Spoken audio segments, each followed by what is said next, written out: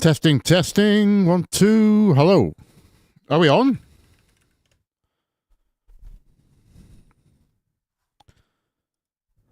Are we live? OBS says we're live. YouTube says we're live. Are you guys live? It says there's 23 of you somewhere. Hello?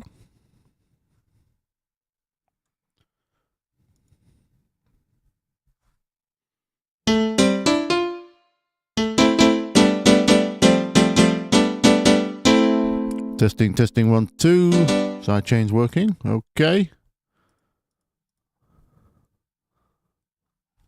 Let's test. We have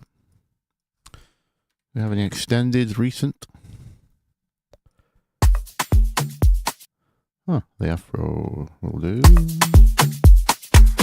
Does that dip when I talk? Yes, it does. Hey, hello everyone. Hello Fuji, Castro, Mr. Browns, Slick, Ripper, Katie,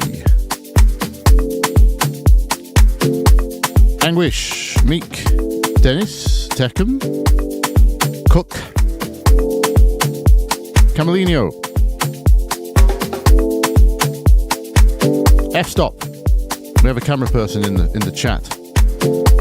Cuddy Walks, hello from South Korea. Hello to South Korea. All of it. Hook Charm, hello Dave. Hello Nick. Hello Jan. Hello Bastifost. Hola.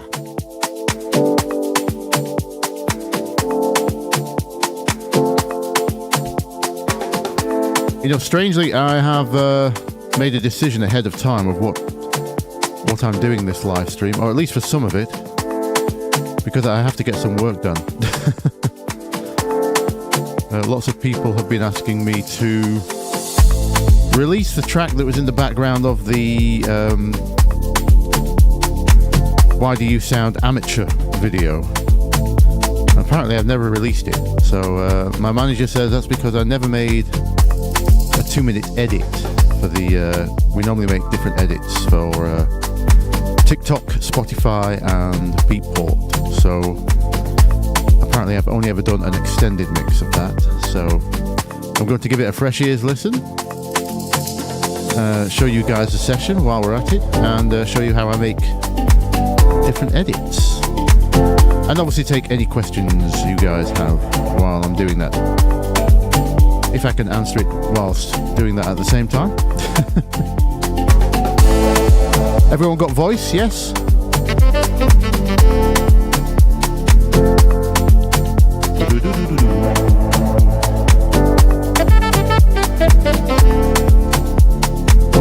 One, two, 1, 2. Yeah, I need to go on to headphones. 1 second.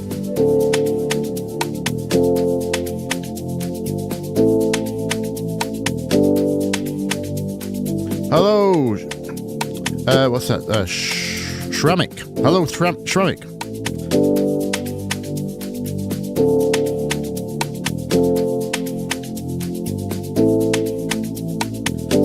Dubs Z representing the West Midlands.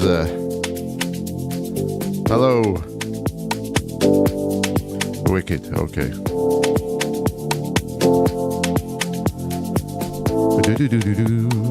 Now, the first thing I have to do is find out what I called the track. I'm sure it was a Deadmau5 tribute. There we go. I think it's this one.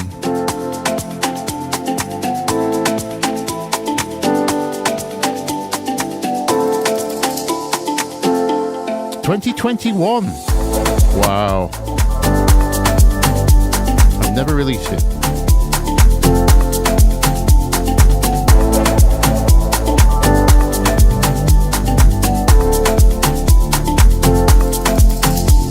Everyone watched the Afro House video? How did you find it?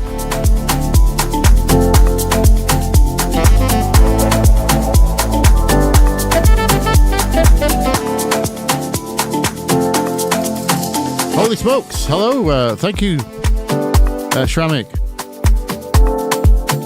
What currency is that, please? I don't know. I don't recognize the symbol. Thank you for 100 of your currency. Hello, is that Luis? Can I call you Luis from Brazil?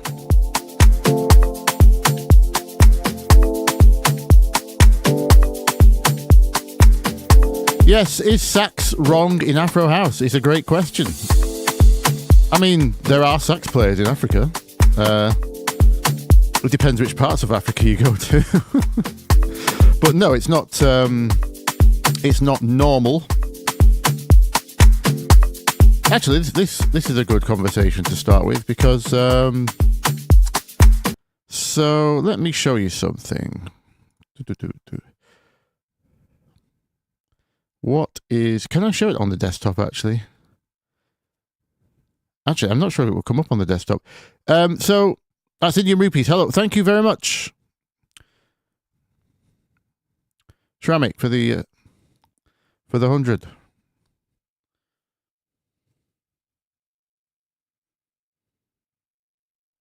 No sax before a fight, says Mr. Brown. Hello, Alex from Italy. It's kind of Afro House, isn't it? Yeah.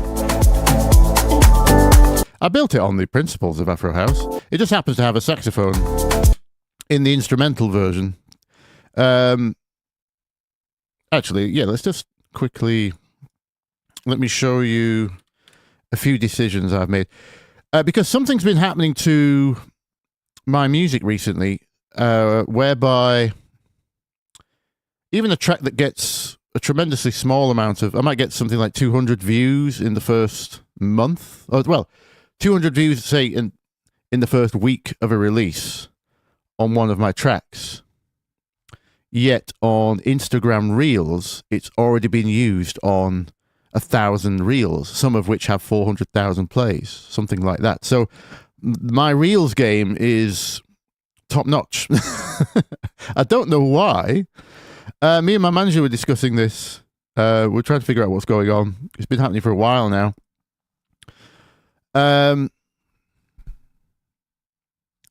Let's have a look at the... So here's the non-instrumental of that same tune. Did we use the saxophone? I can't remember. Basically, what we're going on is just vibe, because a lot of people seem to be using a lot of my guitar-y acoustic tropical house stuff for, you know, holiday shots, waterfalls, swimming. Although it's used on everything from cooking shows to fashion. But I think vibe is extremely important. So we concentrated on nailing the vibe more than copying the references to fit in the clubs, if that makes sense. For stuff like this isn't really... when it's this chill, you're not really going to play a festival with this or an underground club. This is what I would call a sunset mix, right? So this is all vibes. Where's the vocal? There's the vocal, right?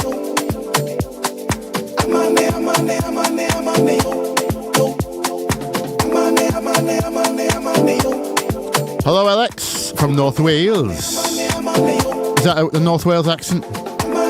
North Wales, or is that South? I'm terrible. I do have a good friend from Llandudno. Tried to say the double L with the chle there, but I can't remember which of the accents is north and south. I don't speak to her on the phone anymore. It's all via Messenger. You'll be something in my life. Press and on me, baby, my thing. Yeah, baby, my thing. Mr. Brown volunteers as a mod. Okay.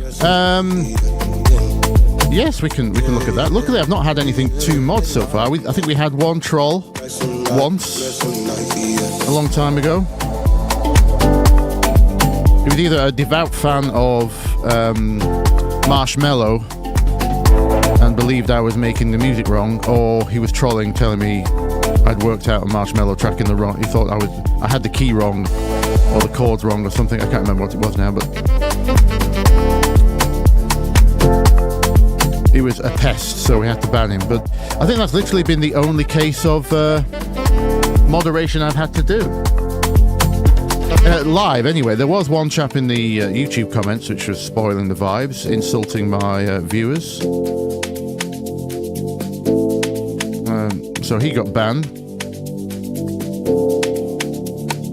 But yeah, it's been very few and far between, luckily. F-Top can vouch for Mr. Brown. Okay. Well, next thing I've got to figure out is how to assign moderators.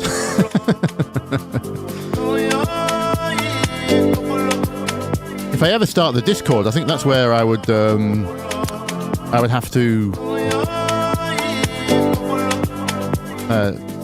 get the mods, really. But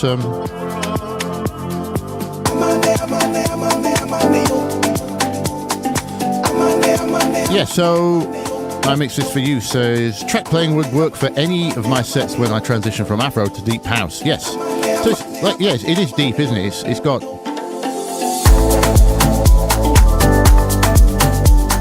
no big drops, no big noises. Pretty slow. I think we're 120, 122. No, sorry, this one's 116. The chords were changing too fast. It felt... Again, this is a vibe decision, so I would normally go 120 because pretty much everything else is 120 for the DJs. But this one, I'm leaving for the DJs to speed up themselves. Because, oh no, this is 120. I'm looking at the Deadmau5 one, sorry. This is 120. There was one of them recently I had to drop to 116 because it just wasn't chill enough. Even though that wouldn't have worked for a lot of people's live sets because they're usually about 120, 122 in this style. Hello, Saad from Morocco. Hello.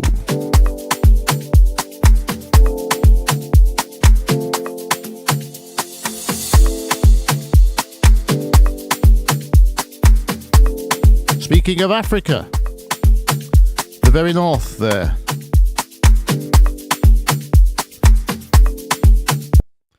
Anyway, yeah, so, did we use sax in that one? Oh yeah, we did at the end, yeah. But I think it's a lot less. The sax one was mainly pulled in to compensate for the instrumental version when we don't have enough vocals. And it was a little bit too... couldn't be bothered rearranging the instrumental. So we looked for other instruments. And that sax just fit the vibe really nice, even though it's not technically Afro house with a sax on it. Well, one of my more popular tracks has been a saxophone track with the great Yarden sax from Israel. In fact, we're looking to work together again soon. Oh, and we have more Africa. So there's Egypt in the chat. Oragai. You're going to have to spell that one phonetically for me. I don't know how to pronounce your name there, my friend.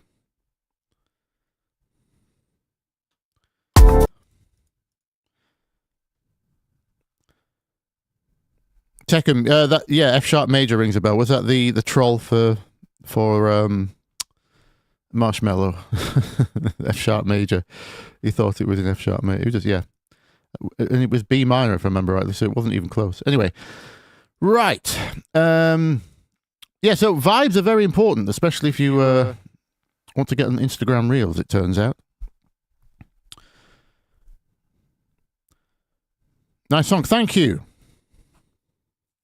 Oh, we have Dad Lecter from South Africa.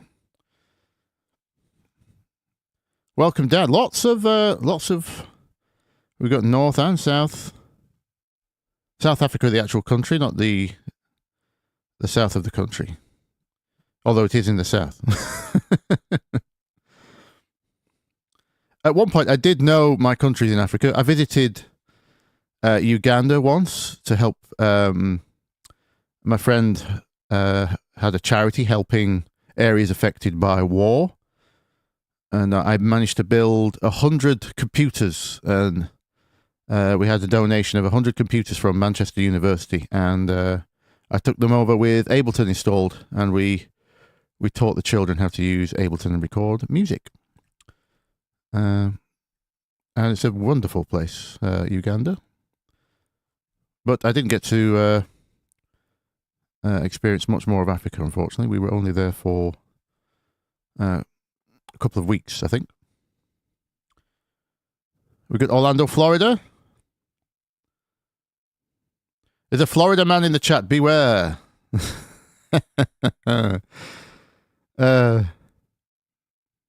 Johannesburg for Dan. Yes.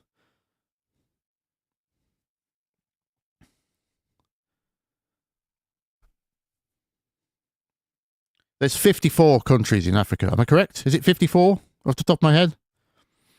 I used to know them all.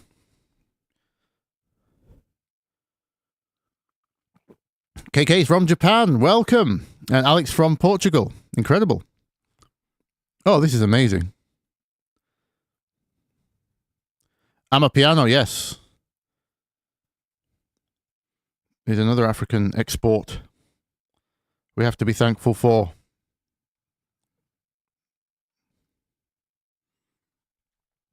Right, what was I going to do? Right, so this is the track people were asking me to release. The one in the background of why your tracks sound amateur. So I think I'm going to finish it.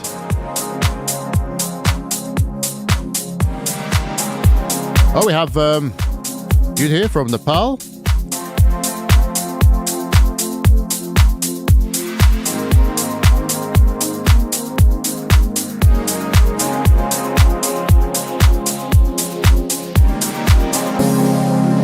Oh, wow. Are you from North Korea? Flight logs. I didn't think that was possible.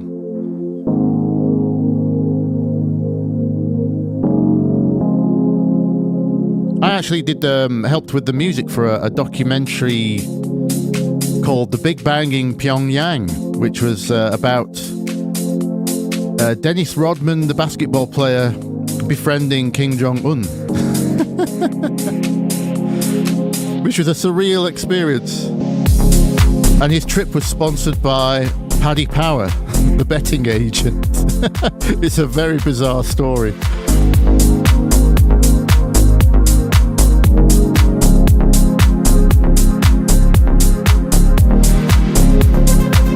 Now, one thing I wanted to do for this track was actually, I wondered if I could get a vocal for it, but the problem is it's not in, it's not a diatonic song, we're not in one scale. So that's going to be an extra challenge.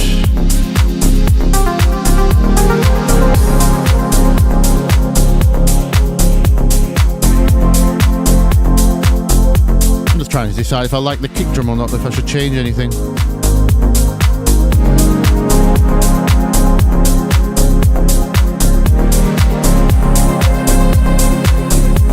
In fact, I think the Big Bang in Pyongyang film was my first ever IMDb credit.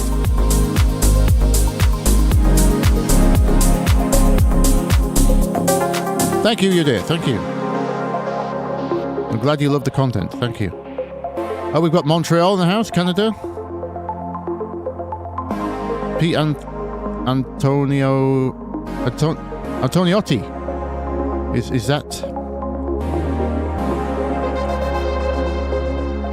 If you hadn't have told me, I'd have said that was an Italian-sounding surname. It's Antoniotti. Antoniotti. Oh, F-Stop saw the documentary. I'm not sure if it did well or anything. I don't know what happened after my contribution.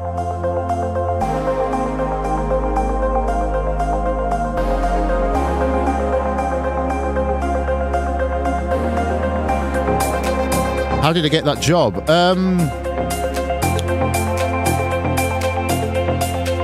How did I get that job? That was... Oh, yeah. So, there was a studio in Manchester called Ear Candy, I think it was. Run by a a great guy called Adam, and he used to hire me to do guitar playing for TV. He mostly made TV advert music. He'd done some famous ones as well, like for Coca-Cola. I think he's WeBuyAnyCar.com was him.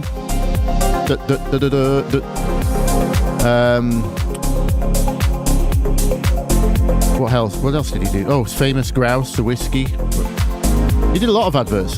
He used to get me to play the guitars, which I always thought was strange because he could play guitar, but and I never considered myself a great player, but apparently I was good enough, just enough to be more convenient than him trying to do it. So he used to hire me to do guitars, and then at some point he was hired to do this film, and he was struggling to meet the deadline. So he asked me if I would help, and yeah, I helped him do a bunch of tracks for the film. Just to. What's your IMDb credit, Mr. Brown?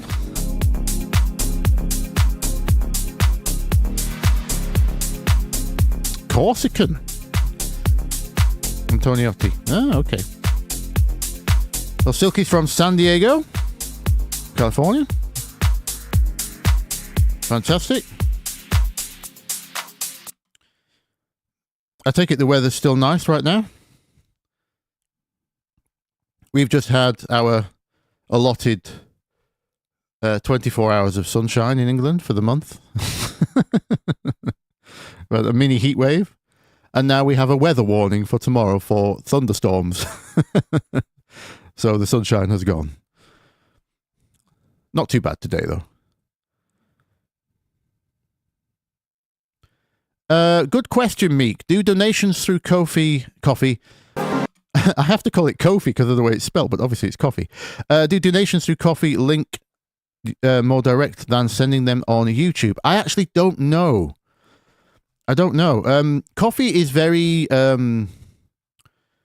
is a very generous platform. They don't take a lot. Unlike Patreon. I think Patreon take 30%, don't they? Ko-fi take, I think, a monthly minimum standard charge, if I remember rightly, and it's not much. So as long as you meet a donation to that amount, everything else is yours, kind of thing. So Ko-fi seems to be good. YouTube, the donations on the chats, I don't seem to have a way of tracking them. I think they just go in with the video revenue. Let me quickly check that, actually. I need to move you guys onto this side of the screen, so I can keep an eye on the chat while I'm doing this. Let me leave that track on rotation for a second while I make some decisions what I'm going to do with it.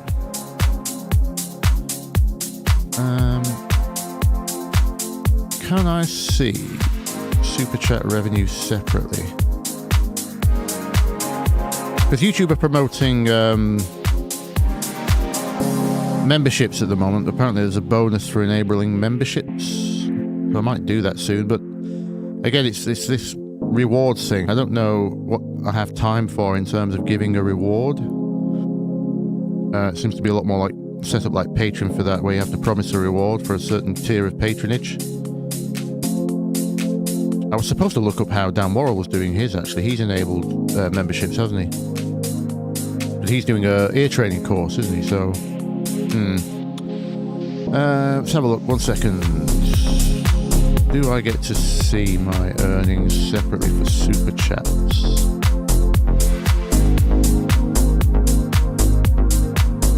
Yes, I do. So there's Shramik's 100 rupees just come through. And the last one was SGT.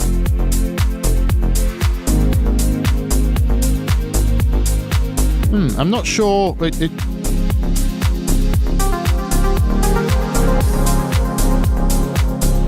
Yeah, everything's very separate in YouTube. You can see your total estimated revenue for the month. And you can go into each individual video and see what it's earned you so far. But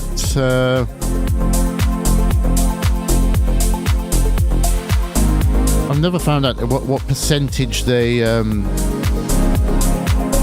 take as commission, if any. I presume they do. They must do. Or if they already take the commission before it gets to you, and that figure is reported as post YouTube's cut. I'm not sure. Oh, we have Gonzo from Finland. Hello, the godfather of YouTube. Thank you. I'll take that as a compliment. Oh, your name is Omar. That's easy to remember. Thank. Oh, Raga E.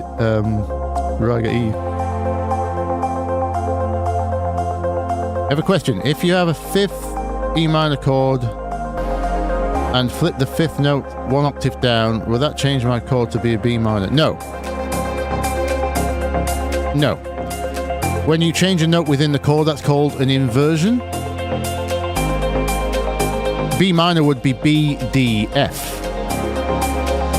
So your chord, if you take the... I'll tell you what, just for anyone else who doesn't understand what's going on right now, let's just quickly explain this for those that might not... See, I visualize notes in my head and I can already hear them, and I keep forgetting people can't do that, so it might be easy to draw this out. So, I presume this is what you mean. If you take... Here's an E minor chord. If you take the B and go down one octave, is this now a B minor chord? No. This is what we call the second inversion of E minor. It's still E minor, it's just a different inversion.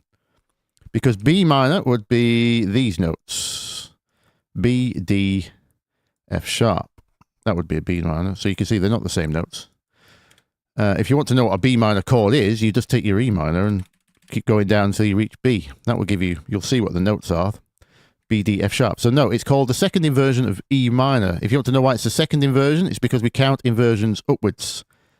So the first inversion is when the E goes to the top, or should we say the G goes to the bottom. That's your first inversion. And then the second inversion is that one. If your chord has a seventh in it, like that, obviously that enables a third inversion. You can go into third inversions, fourth inversion, you know, etc., etc. But for main triads, first what do they call this? Is this just a root triad? I want to call it. I'm not sure what the actual term is for that. Is that just a root triad? Bass triad? Not sure. First inversion, second inversion. So yeah, still E minor.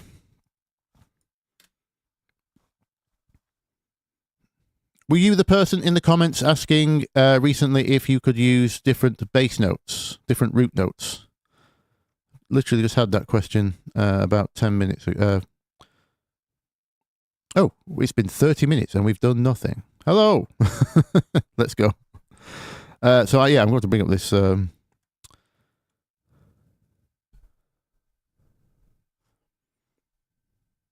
Amix, for you, vocal of incognito, apparently nothing would work nicely. As in an official, is that from a pack or is that from another song? Sorry. Incognito, as in the yeah, that's an official release, isn't it? YouTube take 30%, according to Mr. Brown. Oh, okay. Thank you for the info.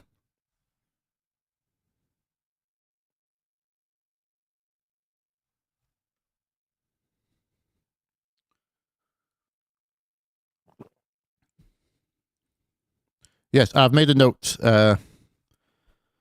Mr. Brown, on the mod thing. I will sort that soon. Greetings from Oslo, Norway. Says I'm going to call you Harvard. I'm not sure what the accent above the A changes the sound into. I'm afraid. Huvard? Is it a who? I can't remember. Or is that the accent above the O? I'm not good with any of the Scandinavian languages.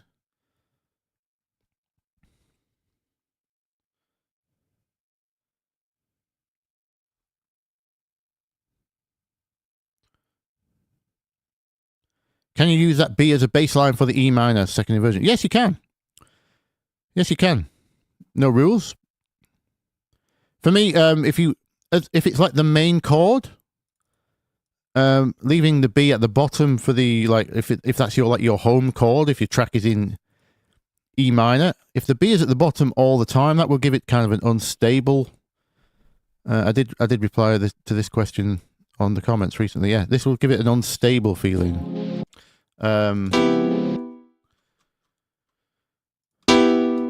If the B is the bass note, it won't sound off because obviously it's in the chord. It'll make you want to resolve somewhere like B minor.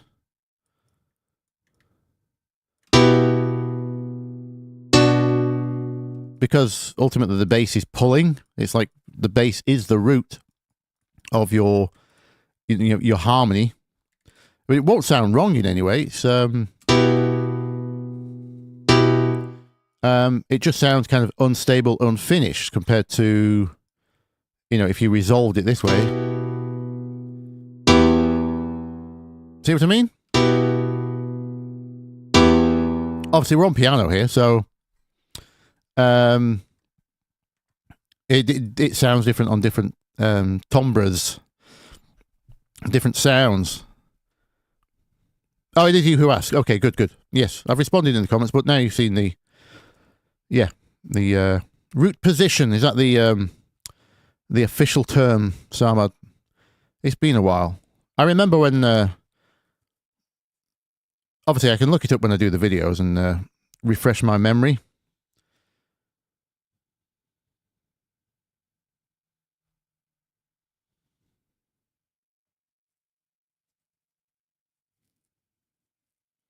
So according to Mr. Brown, Buy Me a Coffee works out best for donations. Is that the specific name of a service, Buy Me a Coffee, or are you speaking about Ko-fi Coffee, the one I have linked?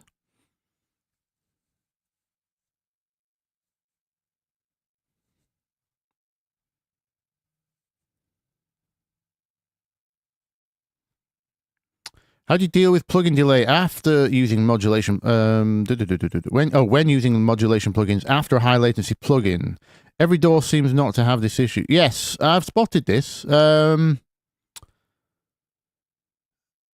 It depends on the plugin, doesn't it?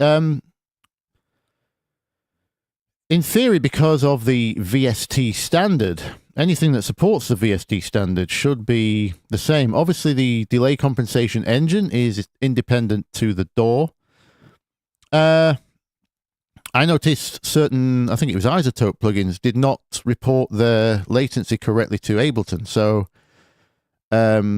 things were out. And obviously, I use a lot of freeware, mostly freeware, and as generous as the bedroom coders are, call them bedroom coders, some of them don't get the latency report right either. So some of those do throw out modulation plugins. You can kind of bypass it by using groups, I've found. We'll see if it happens today, actually. We'll do some experiments later. But there's not always a solution. It depends on the individual plugin and how it's throwing it out. I come across this with sidechains things a lot. Well, not a lot, but I mean, when it happens, it's always trying to get a sidechain to be in time. I think I encountered a little bit of it on the Stutter House video, because that was all timed gates, wasn't it? So timed gating, transgates and the like. I'm pretty sure I encountered some of it on that. We'll see. If I get time later on, I'll have a look.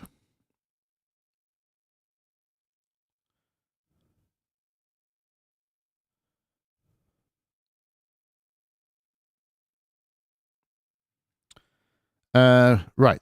Let's go back to my initial mission, which was to find this, make some arrangements for this track, and decide whether I think it's ready to go out or not. Apparently, I have not touched this track since 2021.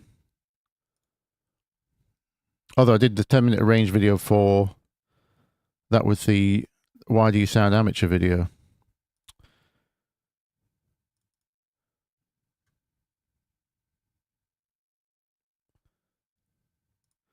Actually, can I just bring this in here like this?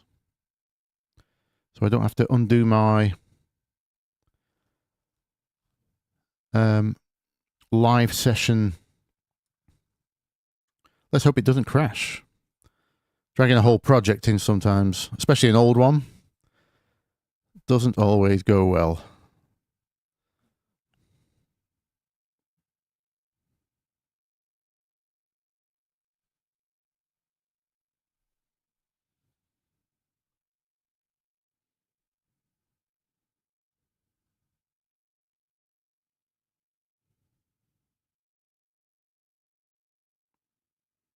Any suggestions how to make basic vocals hook nicely in a track? Oof. Well, if it was easy, we'd all be pop music gods, wouldn't we? God, do I even know how to do it? You really need to speak to a pop producer on what they're hearing when I think I can hear pop, like catchy melodies, but when I've worked with pop producers, they're on another level for they just have the ears for recognizing, ooh, this session looks strange. What's going on here? Right, let's have a look. Let's mute, let's get rid of our Afro house thing. I'll leave the piano loaded. What is it?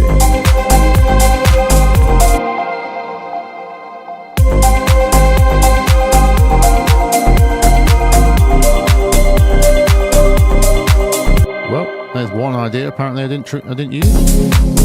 Okay, so here we go.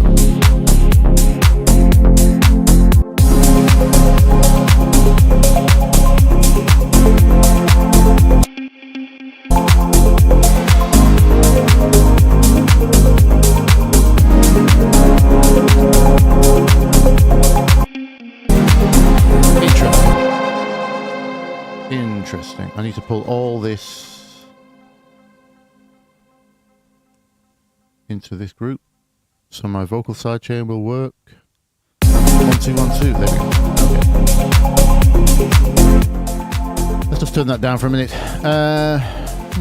So this appears to be the first arrangement I did of it. How long is that? Nearly 4 minutes. Okay. So that's neither here nor there. That's going to be too long for Spotify.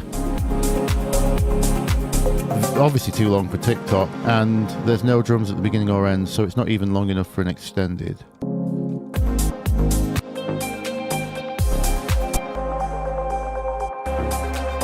There's another one here. Just mark these. Yeah, sorry I have no answer on the vocal hook thing. It's not easy to write good hooks. You can follow all the melodic principles you like. If you saw my early videos on melody, things like question and answer principles, call and response, whatever you want to call it, you know, those can help. Oh, this looks like an extended here.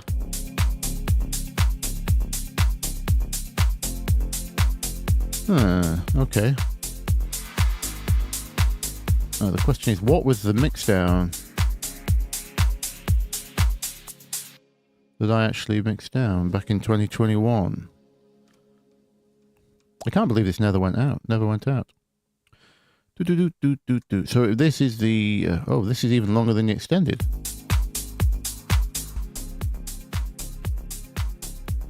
Oh no, it's just because now we're at 120 and the original was 116. I think the original is slow.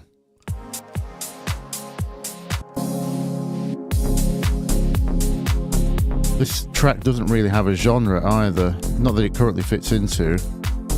So does the tempo matter?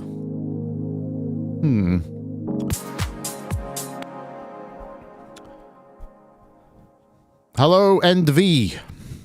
Hello, Lewis, Lewis.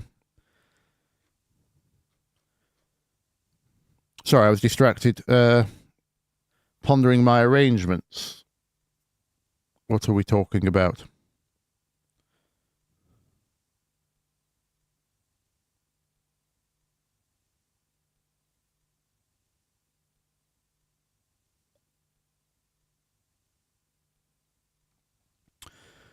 Alexander, there are so many samples and presets on the market. I keep running into the problem that many just don't fit.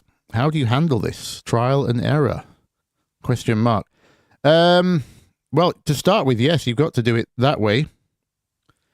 You're about to see some of that here, because one of my challenges today is to take this old track, which was a Deadmau5 tribute, I'm calling it. I've got no name for it yet.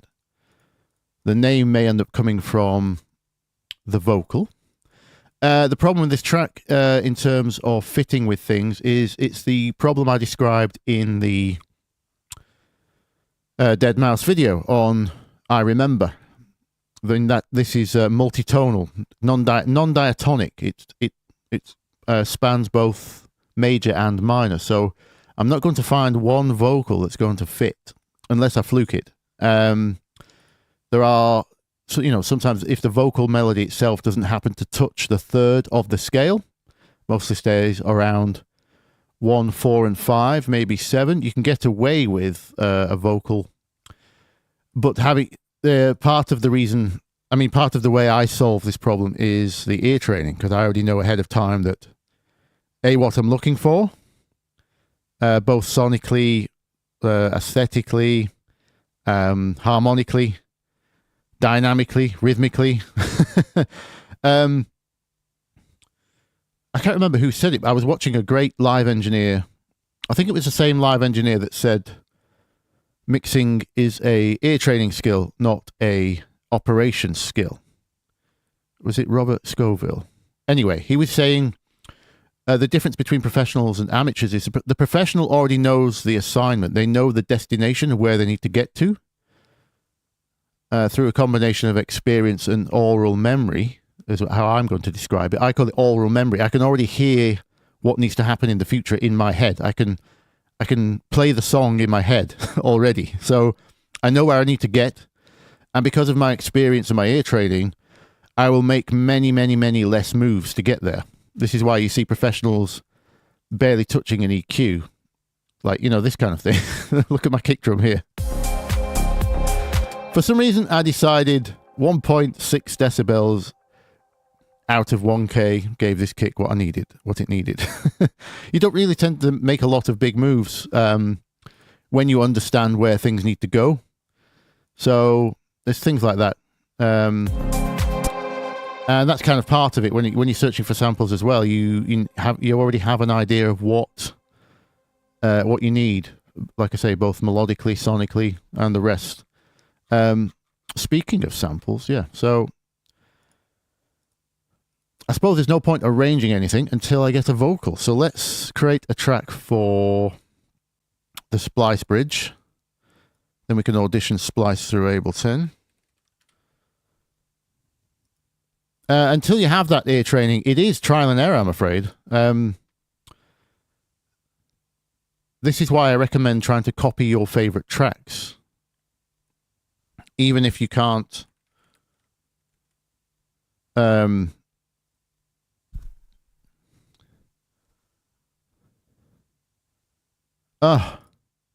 Splice has logged me out. 1 second.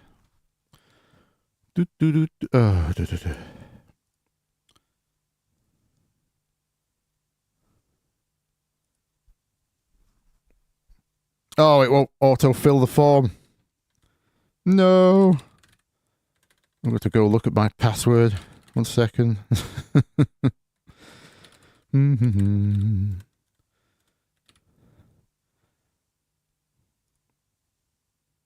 Oh, hang on. I think I remember this. Hang on.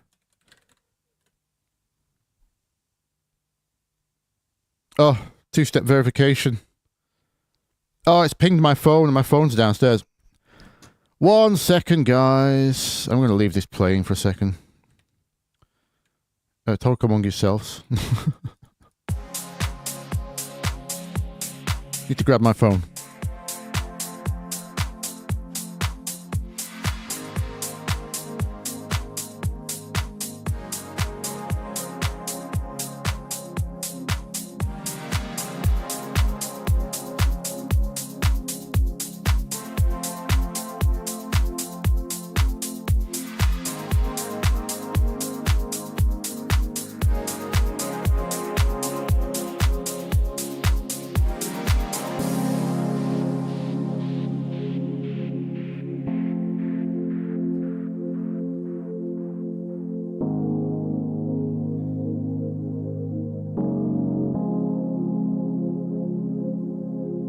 Hello.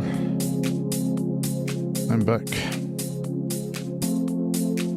Google two-factor authentication. Here we go. Confirm that it is you trying to sign in.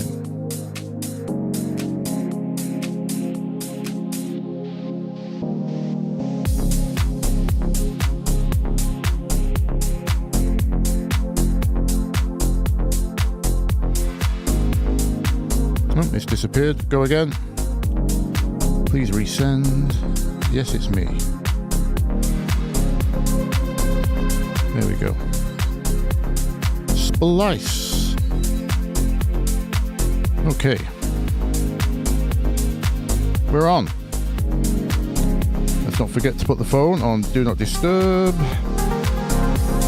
Let's go for... Right, so this... Here's our challenge. First challenge, we have to find a vocal in the key of F wonder. See, I've labeled this... actually,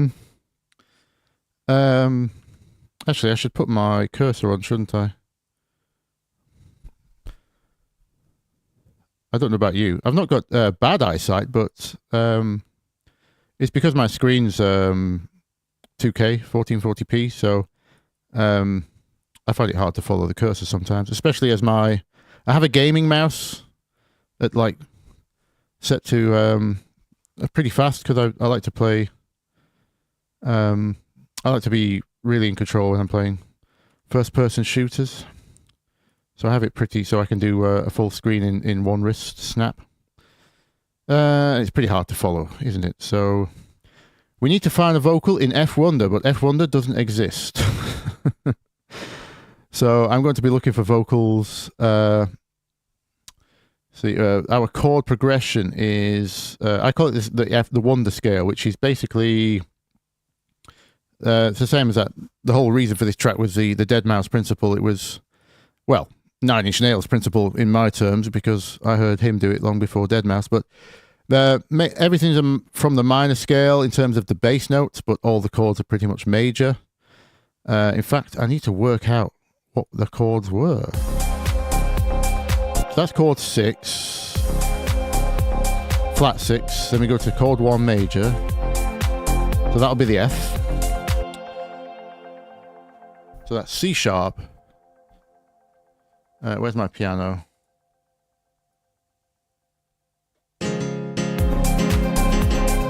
Yep. Yep. And then I think I go to chord 3. 2, 1, 2, 3. Yeah, it's a 3. Right, okay, and then back to 6, but with a flat 2 transition. Right.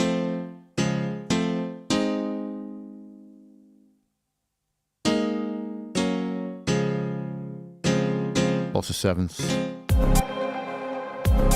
Where's my main pad? It's all here. No. That's a...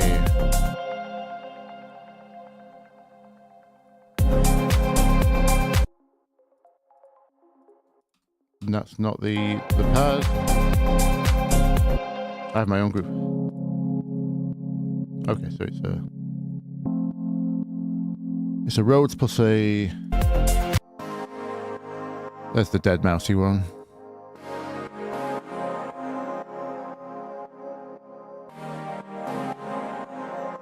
I should save that. I like that falling effect. How have I done that?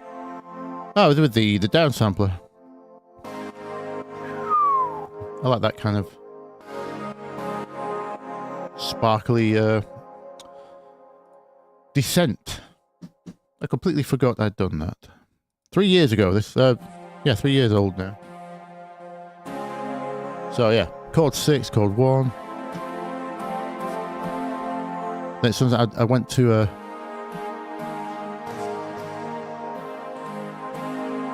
Yeah, add 9 of chord 6.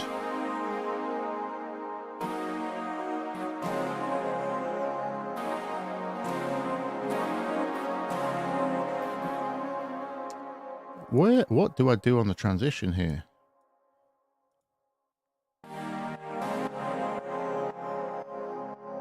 That's the end, so...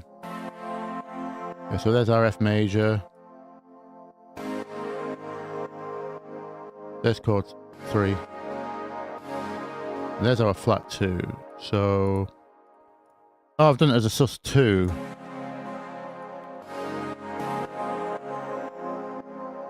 I see.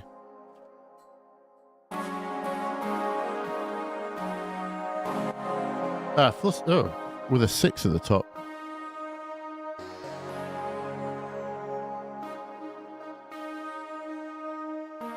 Oh no, it's not a sus2. It's an add 9 plus 6, something like that. Okay, so that's a transition chord. We just need to avoid. What notes would we need to avoid at the end of the phrase? We're going to be looking in F minor mostly.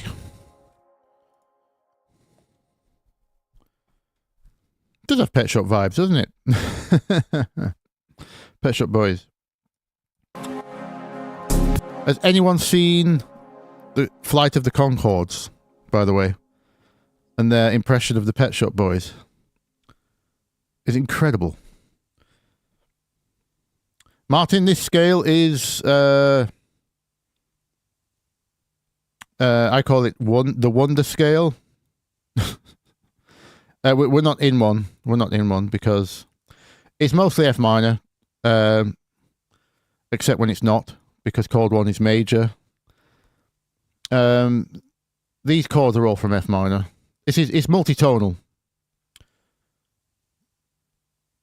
Or as some people pointed out on the Dead Mouse video, you could also call it modal interchange, is another term for it. I preferred multitonal because you've got things like bitonal when there's 2 keys at the same time, you know, on top of one another.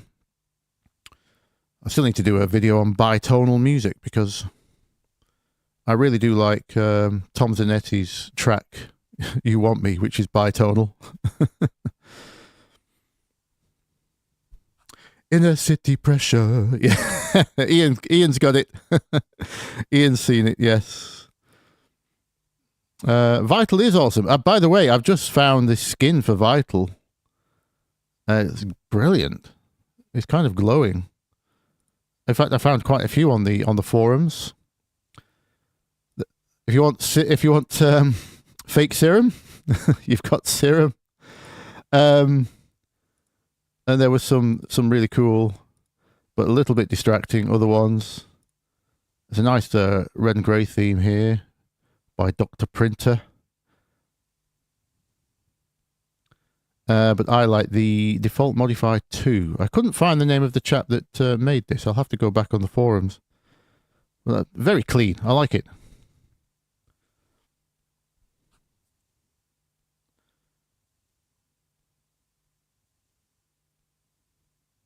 By the way, if you want to make your own, you hold one of the modifier keys. Is it Alt? Yeah, there you go. You can edit all the colors over here.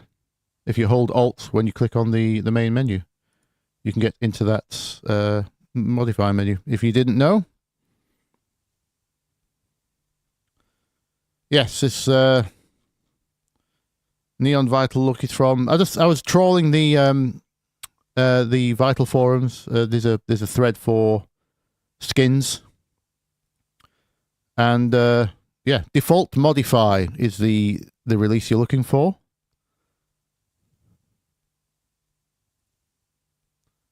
There's also Blue Jedi, Red Jedi, well, Sith or Jedi. I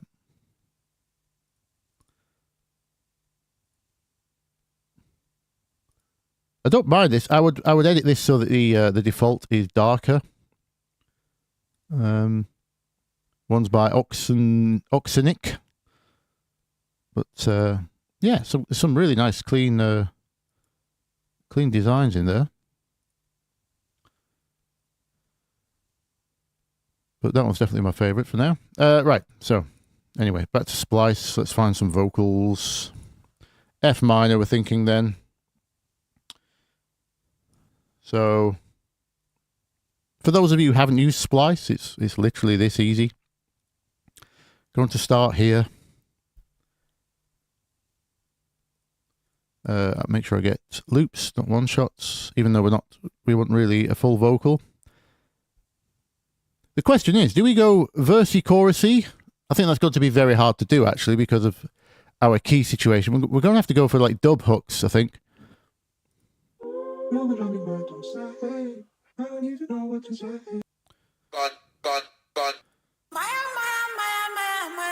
What should we do for tempo?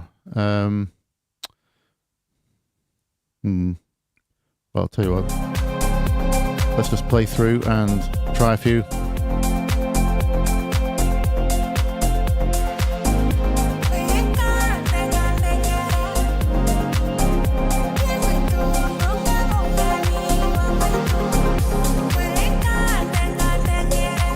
Oh.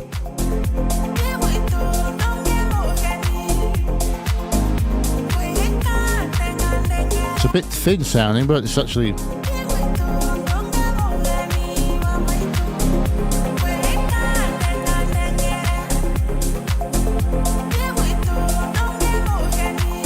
Is that African? It's labelled Mugani.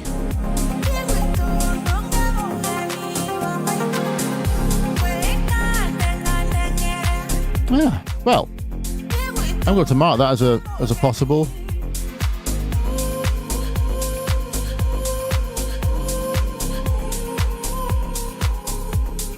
That's not too bad.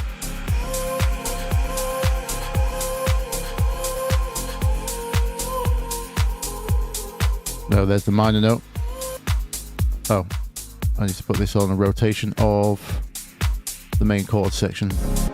Let's go here.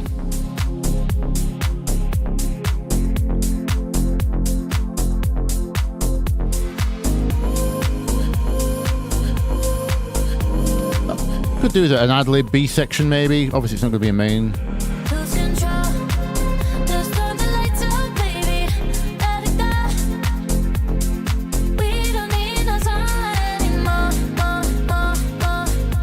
On the wrong side of the beat, but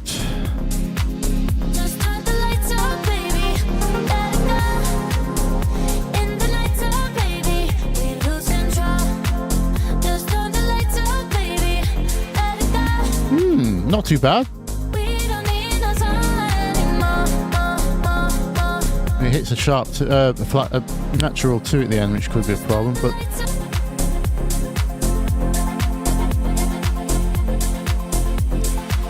I can make one of those myself, no problem.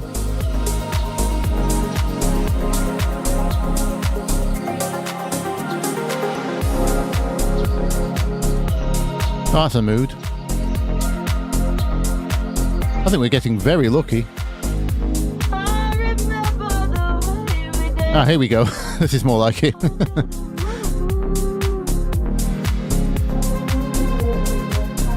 Apparently I already own this one. Let's turn this up.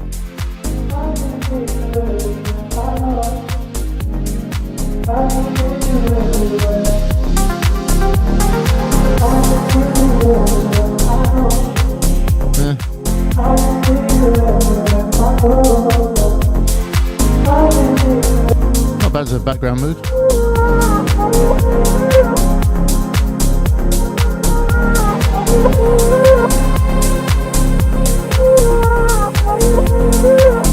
So a lot of these are working because they're not using note 3 of the scale, which would be the major minor bit. If you didn't know, notes 1, 2, 4 and 5 are all the same in major and minor, so we just happen to have found a lot of vocals that sit around those.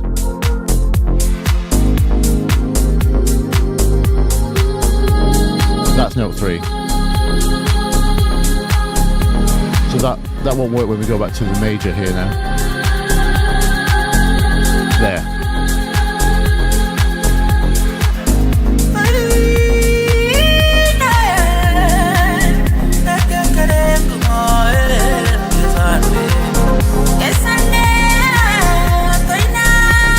I think I'm going to make an Afro house track with that. Not for this one, but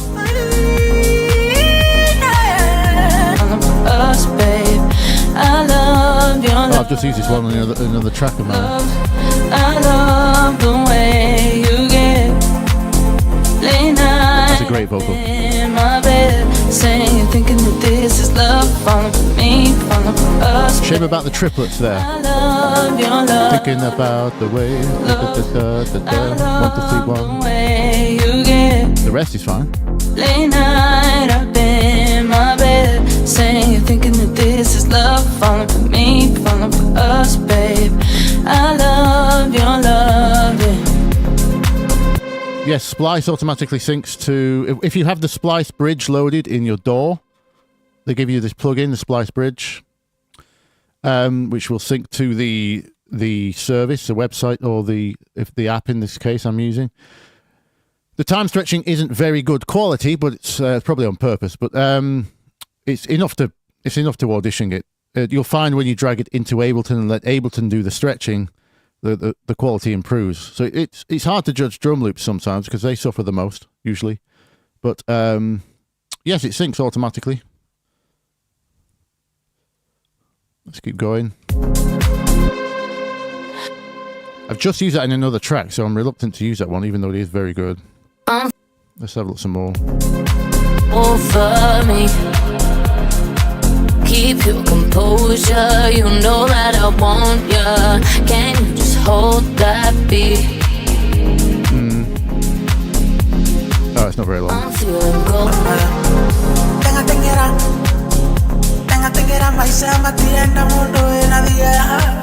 That's another African style. Colder when it's twilight. I've been feeling restless. The right mood with the right reverb. Terrified to see you hiding in the darkness. I'm sure I've already used that one somewhere. Colder when it's twilight. It says I don't own it. Feeling restless.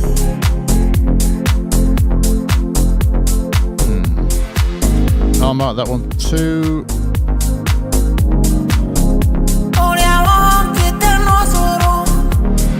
Too far gone, that one was called. Let me just... I'm sure that is in my... Yeah, I have done one with it, with that vocal in. That's a shame. I suppose I could always reuse it. First one.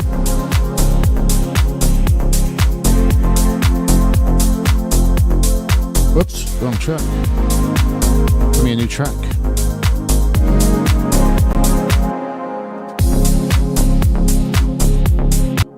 Do you want you to start there, I think. 1, 2, da da da da da da. Oh, it's got the tempo wrong. Well done, Ableton.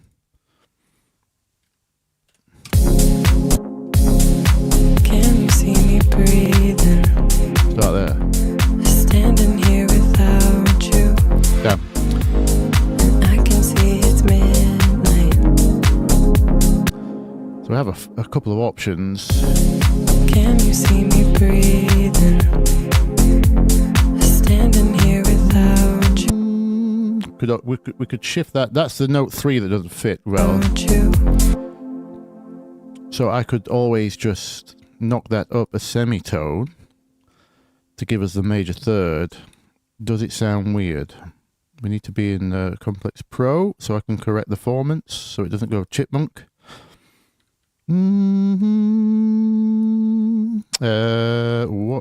What's the timing on this? Can you see me breathing? Standing here without you.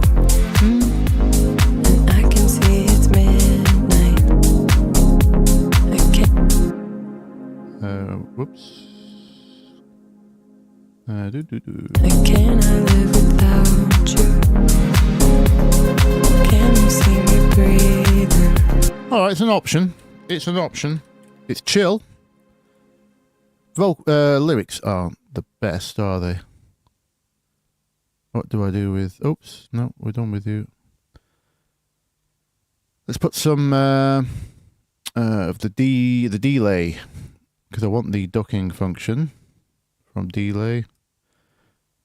I can hear quarter notes. Same tempo as a kick.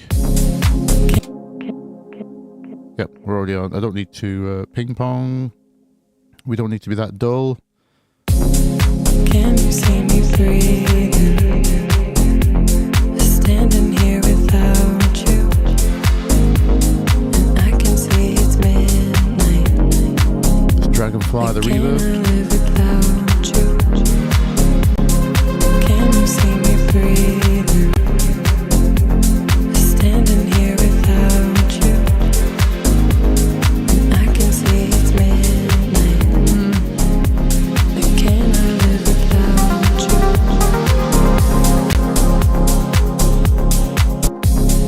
Can you see me breathing? Standing here without you, and I can see it's midnight. And can I live without you? Timing on that last is a bit early. Someone was a bit nervous in the booth. And can I live without you? Let's just pin that one. I think it was fine actually from, I think it's just that one's early. And can I Oh, they're both, okay. Let's just say that. And can I live without you? That. Can you see me breathing? Standing here without you, and I can see it's midnight.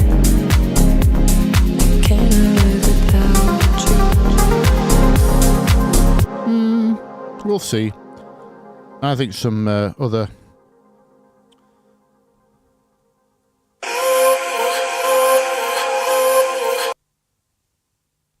Just turn the lights out, baby. That's a bit active.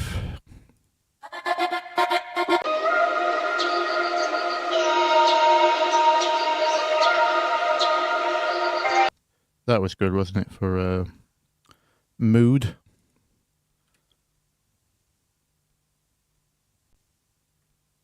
In fact, let's move this over. Just put that there. Hear it through the effects.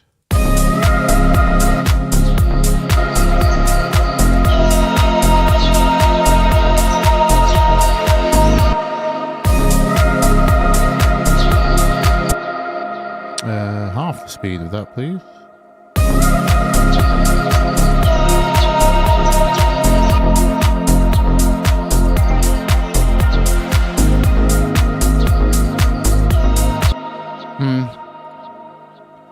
No. The very first bit sounds okay.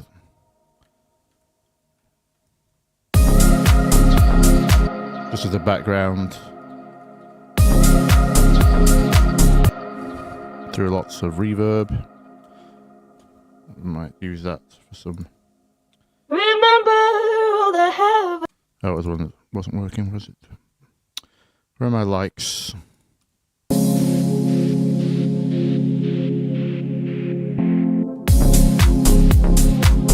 My love in the dark.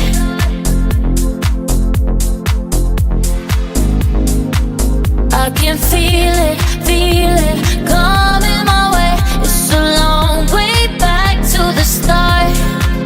I can heal ya, darling. Just say that you want my love in the dark.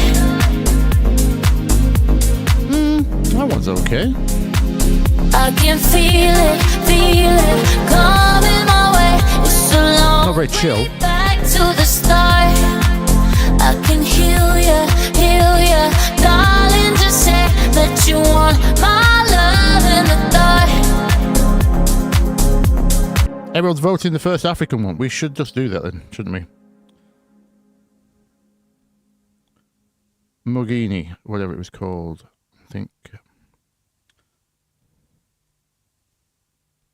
Yes. Let's get that one going.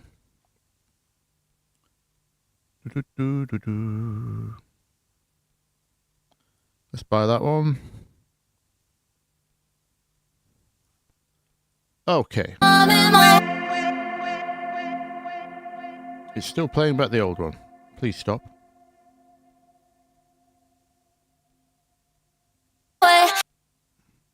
Will it work now?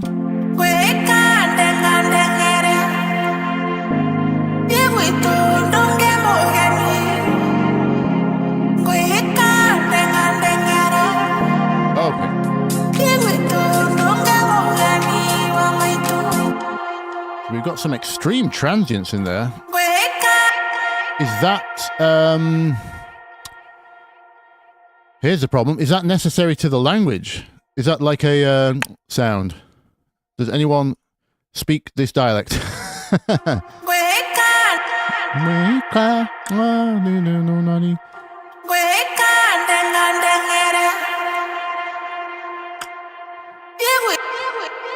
I'm going to add a de-esser anyway, just in case.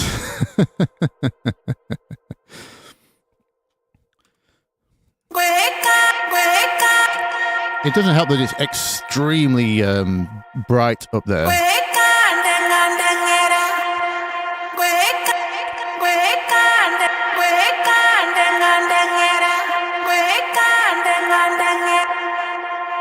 Part of the chilling out process would be to remove a lot of that.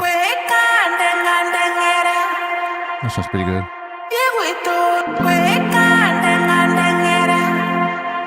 Let's just do this in the groove for a second.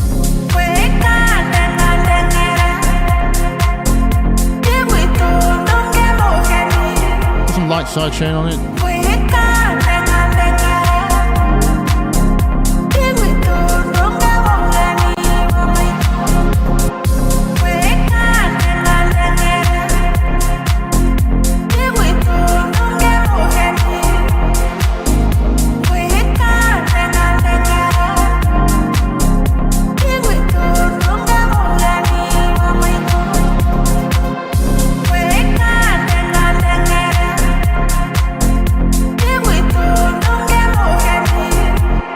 Still very thin.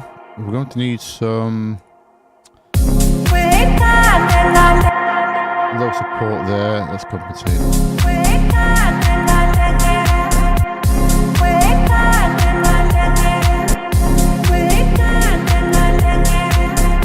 So that low fundamental.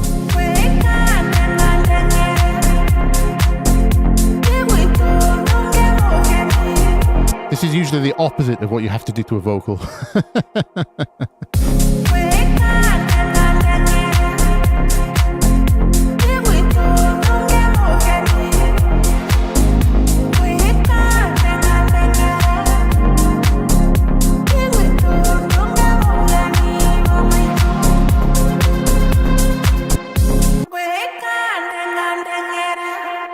Yeah, we don't need to DS anymore. It was just permanently bright. I'm not hearing anything jump out now.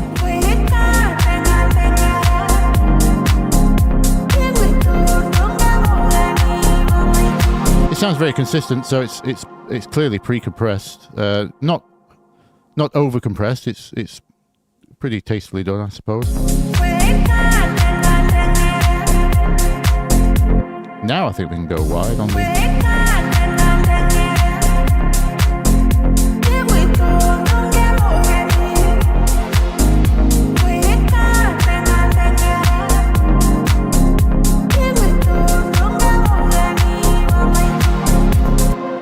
That's nice. What the hell do we do with it, though, in terms of arrangement? So it's clearly going to be... let me just check the pack. I don't think... So for anyone who's wondering, this is from a pack called Kenyan Male Vocals. Oh, it's Kenya. There we go. I'm going to check the pack for other lines with... just in case they have, like, other parts to go with it. So... This is called Mugani.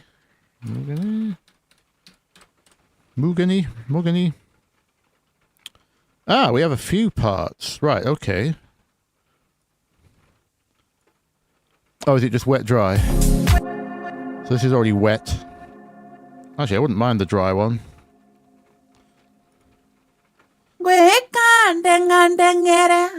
Sounds like it's still auto-tuned, but I will take it.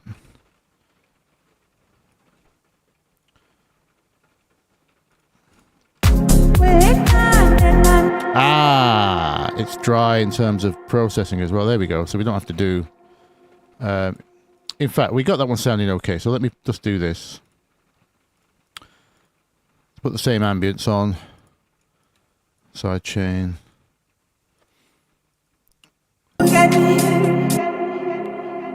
Yeah, you can see both approaches while I'm here. You can see what my ears... Aha, here we go. So... yeah, so it's not tuned.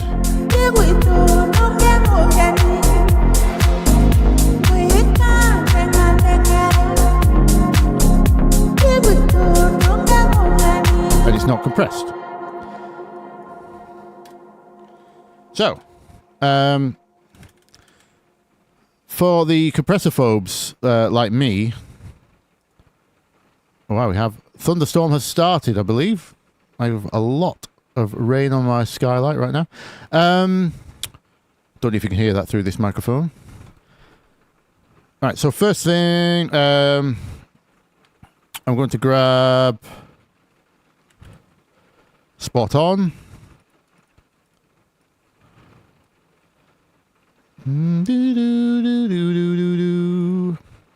So she's mostly singing, or he.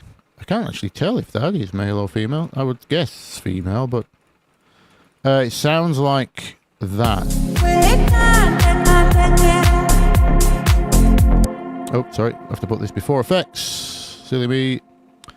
Or it's going to start trying to want to correct the reverb tails. Oh.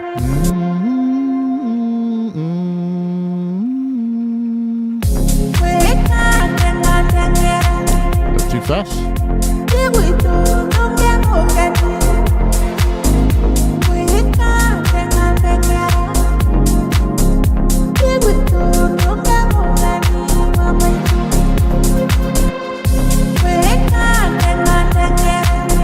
Yeah, just leave it on the pentatonic scale, F minor.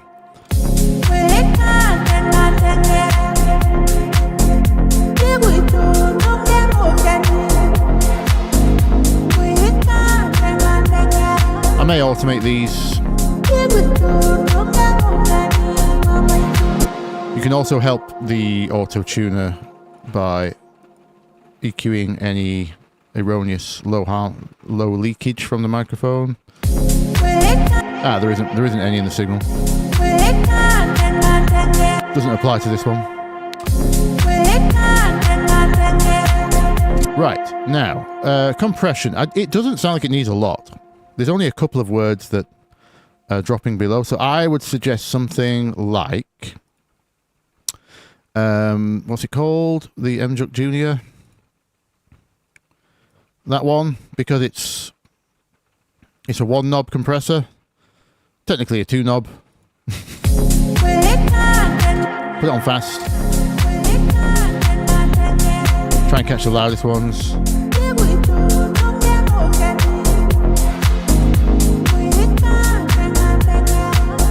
And then compensate.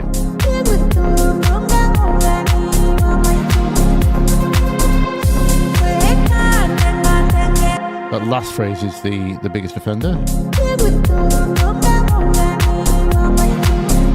Yeah, so it's barely registering on the softest notes. And then compensate.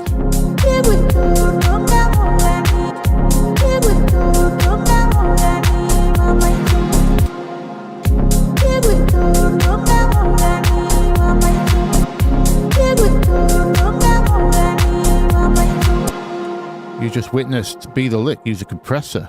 Is everyone in shock? Has everyone left the stream? Oh no, you're all still here.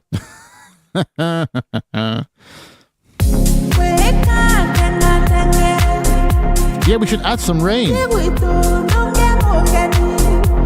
I mean, Halifax, Connor, these days. No, West Yorkshire.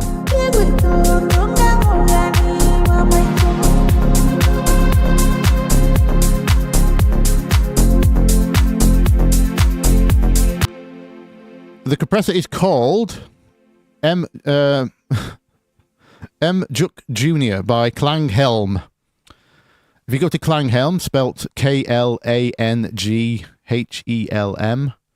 is this resizable? It's not resizable. It's old school, this one.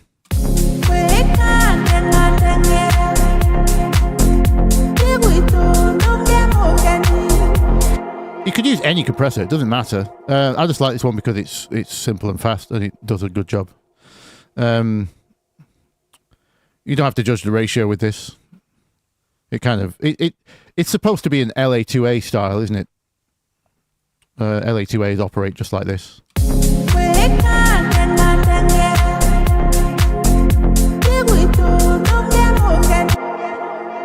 I'll put the model in the chat.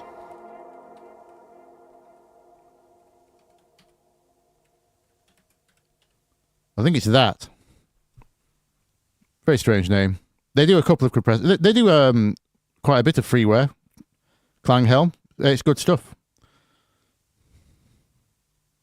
Do I have perfect pitch? No. I have near perfect relative pitch. I would say. If I hear one note, I have to know what the first note is. I can't remember pitch, if that makes sense. So if you were to wake me up in the morning and ask me to sing any particular song in its original key, I wouldn't be able to do it. I would sing you the right relative pitches of the key of the song, I mean, but the starting note would probably be wrong.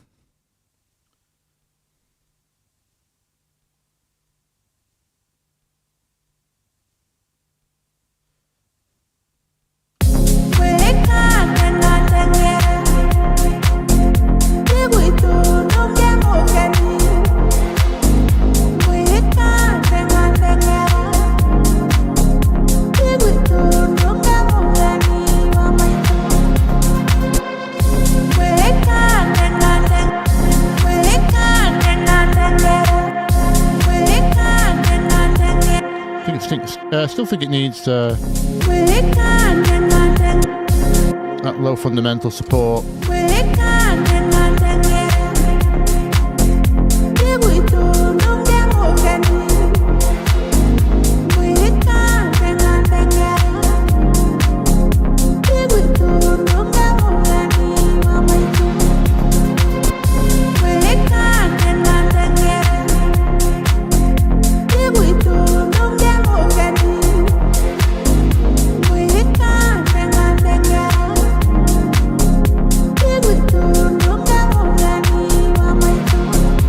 Not too bad.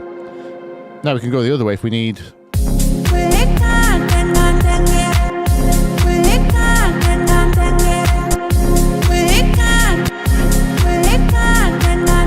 Nope, I think that's all far too harsh up there.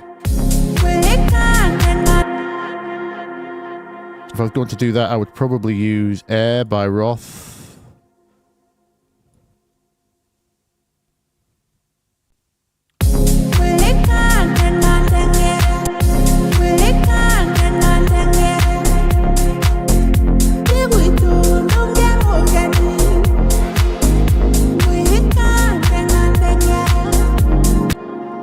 But then, because it's not going to be the focus of the track, in my opinion, it's probably because I don't know the language. I'm feeling this as a background vocal.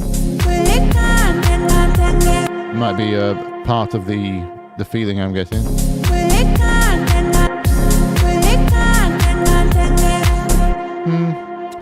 No, I'm hearing.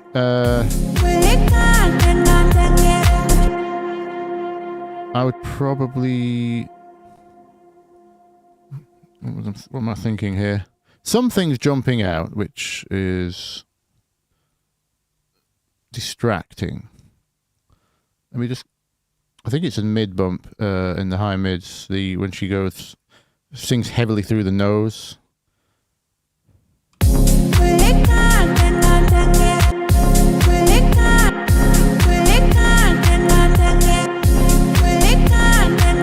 Kind of up there. So I might set a threshold on that.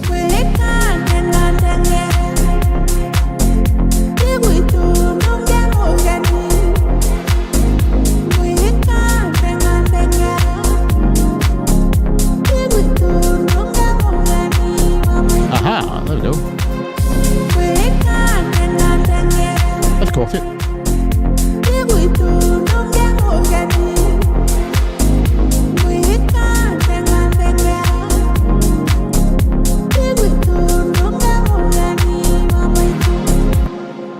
Oh, that sounds nice. Smooth.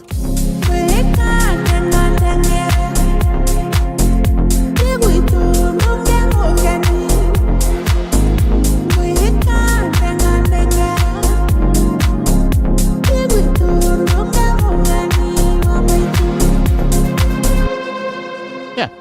Okay. I would say that's fine for now. Let me see what other parts they had. So that's the dry version. What were these other things? Oh, this is a male vocal, it says. I'm a fool. I didn't even read it. Sorry. Apologies to you, sir, who have sang this. So we have... This is classed as an intro, apparently. Yes, intro. Okay. Let me type in dry. And then we should have all the... So that's the bit we've got. We have soulful. Lead. Well, lead and lead soulful. Variant. Melodic. End. So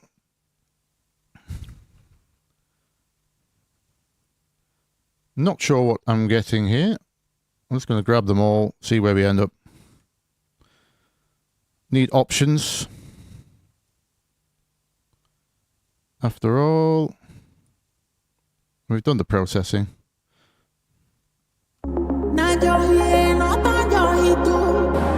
Okay, so we got lyric variation. That's cool.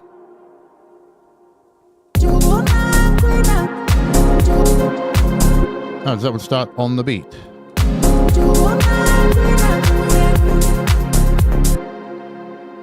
No, shouldn't do.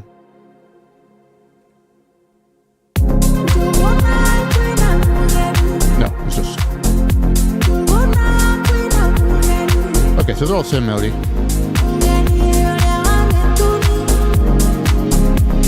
Actually, let's take the auto-tune off so I can actually hear what the melody was.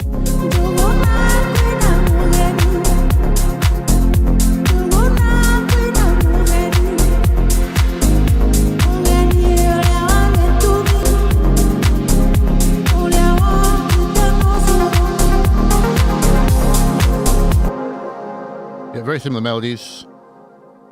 Luckily for us, mostly on 154. 43111. A 3 would be a problem if it wasn't a passing, very quick passing 3. If anyone wants to visualize what I'm hearing right now, so this is what she's, this is what he's singing. Sorry, we're in F, aren't we? It's this basically.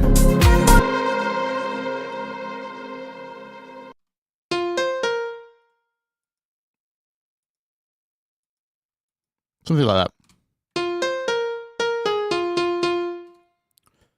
Obviously, and then there's a variation which is just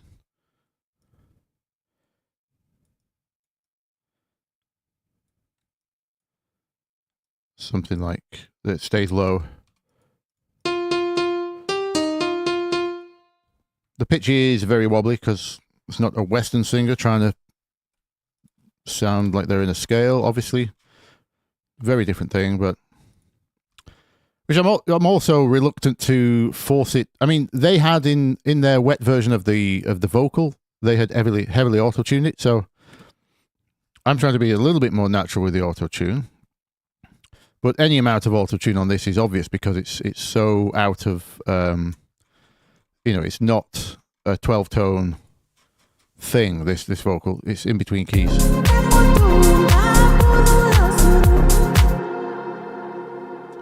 I'd like to keep some of that naturalness. We could probably just back the amount off.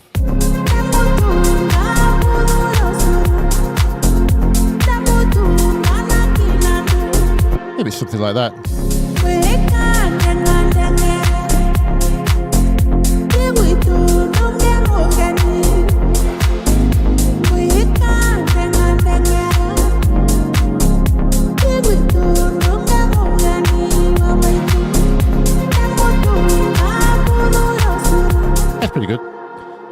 Again, I might have to automate that. It's not the best on all. So what do we have here?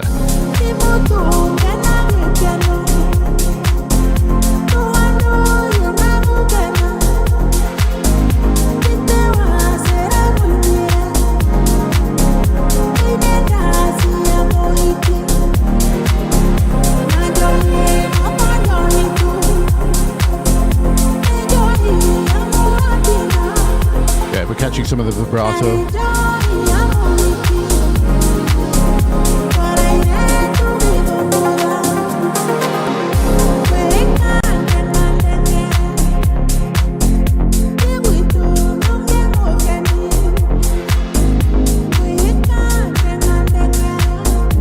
These different.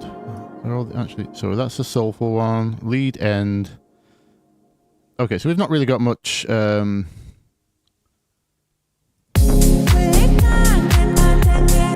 this reminds me of some Indian music structure. Like they would call this the antara, which is like the intro section, even though the melodies are all technically the same. The difference is in the story and the order that it must be put in to make sense lyrically. So this apparently is the hook, or this one, which is the variant. And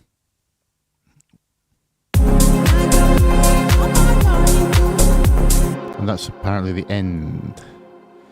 Not that we have to use them all. I can just play ignorant white dance producer person and use this as a aesthetic sound source, not an actual. Since I don't know the lyrics anyway, might just have to go on mood. I said mood at the beginning, didn't I? Spot on is a form of auto-tune, free. It's a freebie. The same people that make this delay, which I'm using here.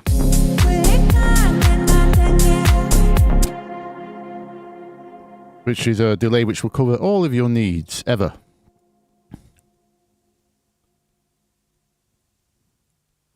If you're asking why not just use Ableton's delay, it's because of one feature that Ableton's delay lacks, which is the ducking feature. So when the vocals are actually passing through, this will reduce the volume of the echoes so it doesn't clutter up the rhythm. And only when she stops singing, which we have these lovely gaps here, you should hear the reverb, the delay, come back up.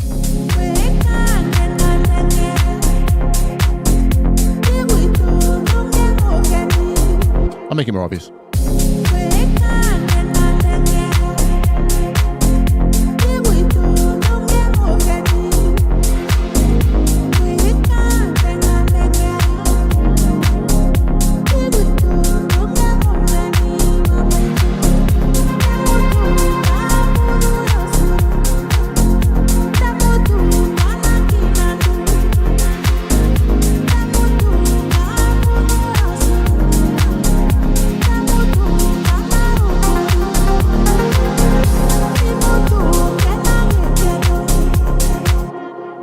Okay.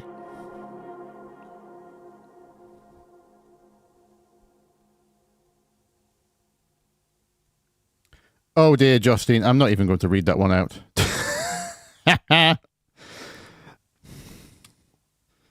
You must read the chat for terrible dad joke. I might be taken off air for saying that out loud. It's such a bad joke.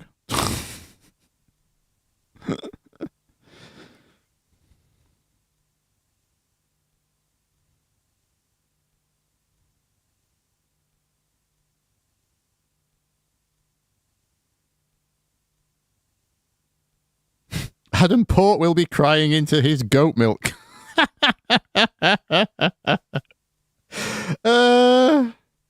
Yes. About what? The fact I got this vocal before him. I think it's been online a while. Wah, wah, wah. That was for the joke. Sorry, not the.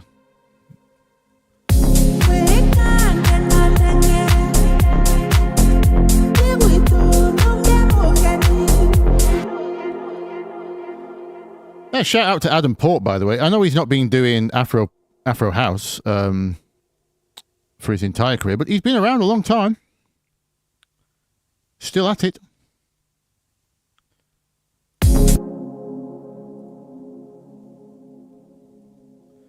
Right, so we've got some vocal things. Now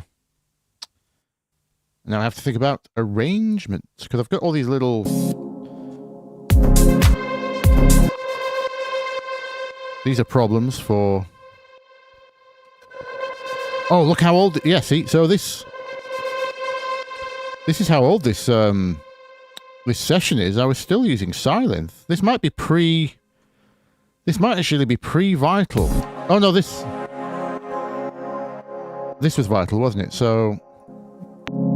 That's just Rose. What's this one? This is an old Silence part as well. So it looks like it's a hybrid. You can see I have lots of sounds lined up ready to use. This is one of my... For those of you who asked about how I plot things, you'll see here I've got...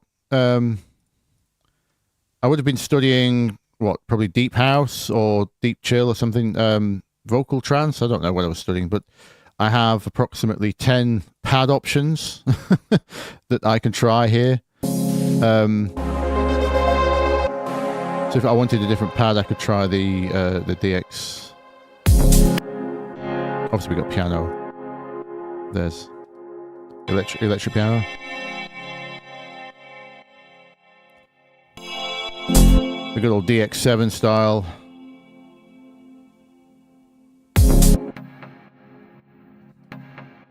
There's a pluck there for if I wanted to do dead mouse kind of things. Where is my arpeg? MIDI effects. So I could do something like chord trigger.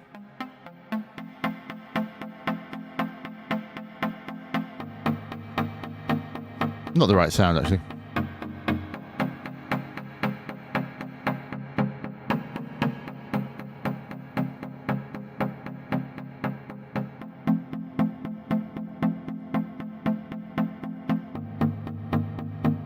It's just probably supposed to be an ARP, but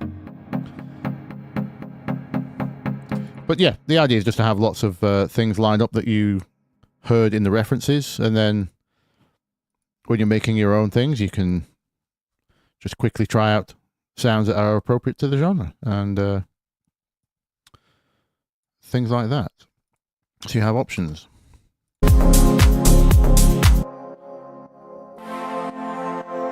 Right. Is any of this automated? I need to check. That's obviously a problem.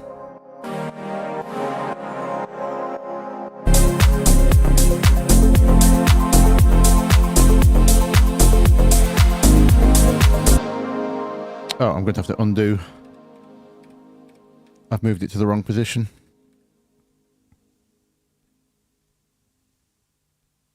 Undo. Oh, thank you, Jason.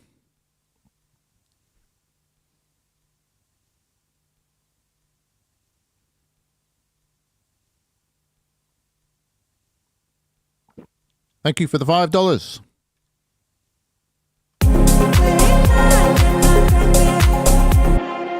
Right. So we actually found some cool vocals to go with that. I thought we'd struggle a lot more than that, to be honest. What I was planning on doing was finding a vocal in major and then hopefully one from the same singer in minor. Kind of splicing them together. No pun intended.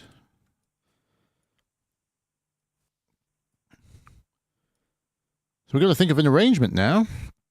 Let me make some room at the beginning.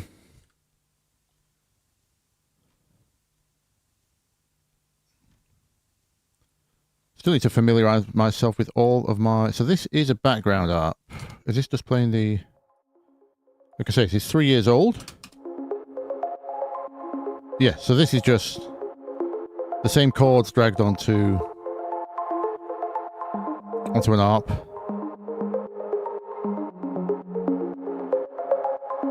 The reverb's doing a lot of work there, isn't it?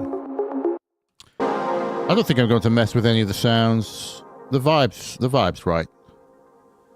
People have been asking me to release this for a reason, so I won't mess with it too much. These lead sounds. So we have the trance thing, and then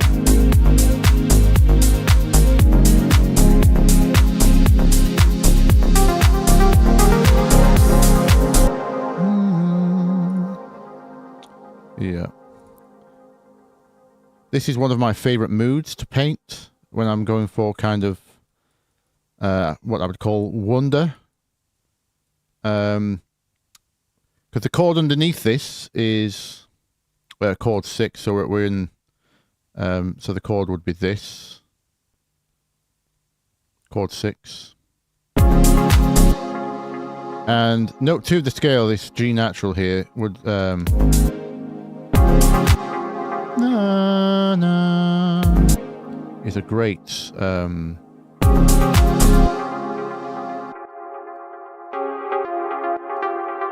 in most scales you don't have a sharp 4 like this. You have a flat 4, natural 4, which would be here, and I think this sharp 4 is the only scale that has it is well, the main one is called Lydian. And I think it just sounds wondrous when you... one of my favourite artists, Devin Townsend, uses this a lot. Note 2 over chord 6. Only as a passing, you can't really... unless you go for lots of extensions, you can't really sit on it. But it does paint this really beautiful...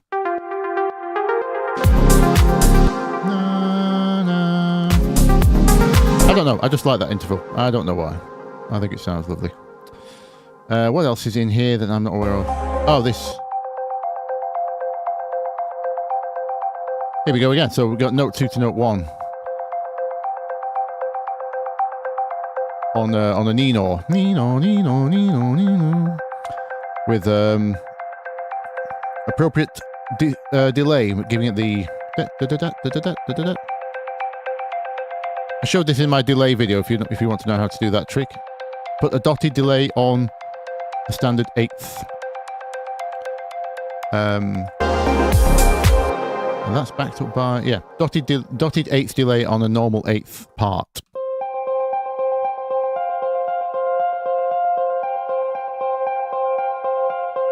This one doesn't have it. Why?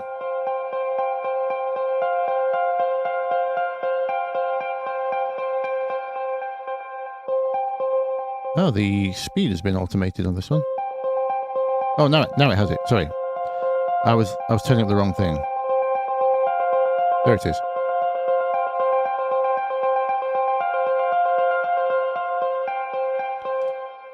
Great way of adding pace to a static square part.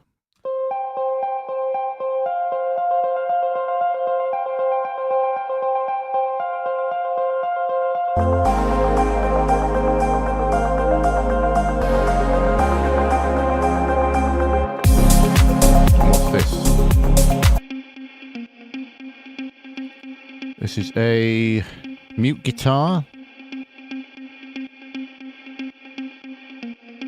Again on this is the opposite way around now. So this is a dotted rhythm. Let me put 16ths on screen. So this is a dotted 8th, which means 3/16. Da da da da da. And the thing that's giving it a skip is an 8th delay. So it's the other way around. Dotted 8th part with an 8th delay.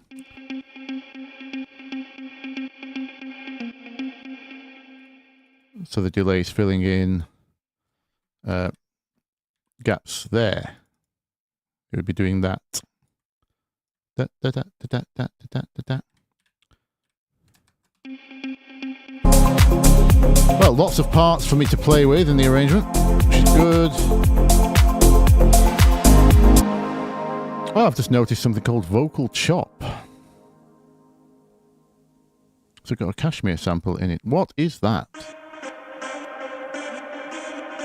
Ah.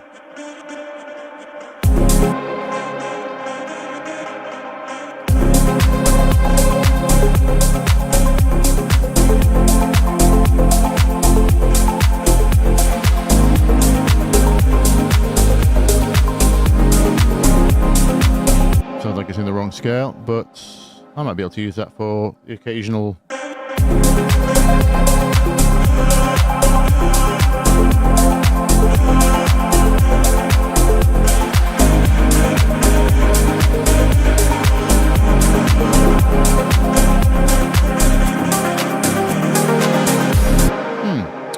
We'll see. Probably not. I think I've got enough already. Right, so the first thing my manager's going to want is a 2-minute edit. If you didn't know, we put out 2-minute instrumentals first, mostly for legal reasons, but also because we get most traction on Reels and TikTok. So doing the short edit first as the release means we put the instrumental down as a 2-minuter, and then if anyone tries to steal it or top line it or wants to add vocals to it or something like that, that means we're already legally set up to own the backing track. Also, it means we can release that via a UK distributor. We use Ditto because American distributors don't pay for Facebook and TikTok streams, whereas by law you have to be paid in the EU and in the UK. So we release via a UK distributor for the short edits, and then usually DistroKid gets the extended. And I will also do a 3-minute one for Spotify, which is more of a normal arrangement that's not trying to be have all the hooks right away. Like the obviously the TikTok edit's got to be a little bit ADHD. I have to decide. So as beautiful as the chords are,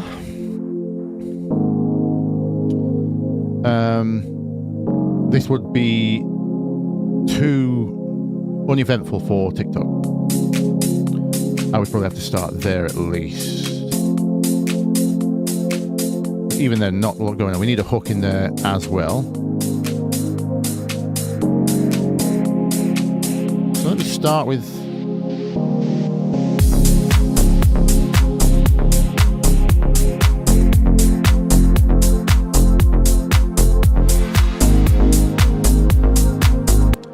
and are we too slow? Is it because of that bass line?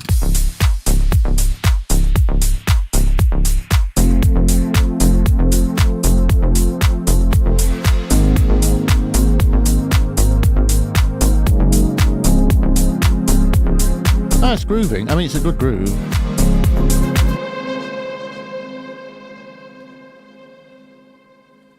It would be easy just to do this.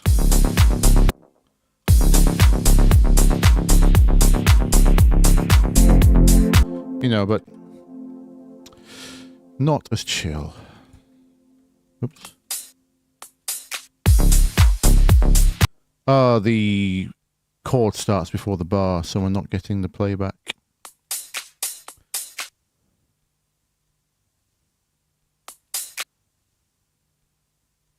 I have to start here.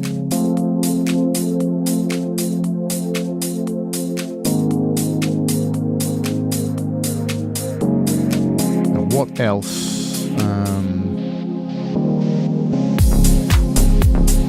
What else would we add for the beginning? Keeps the mood, but doesn't. What about the trance swell thing? Or is that halfway through? Should I put that there? And then have to turn around here?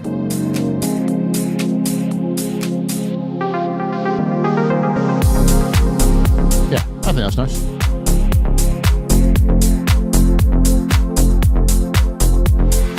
I can hear the ARP coming in quite soon by the second rotation.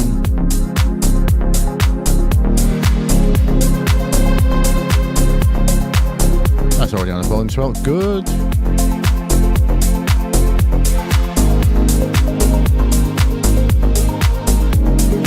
So I'm not going to put vocals in the TikTok one.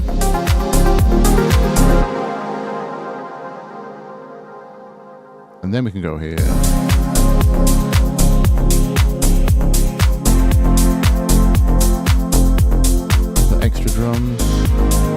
I would bring in the guitar hook thing, the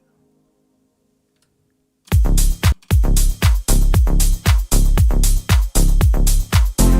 gonna have to keep extending these.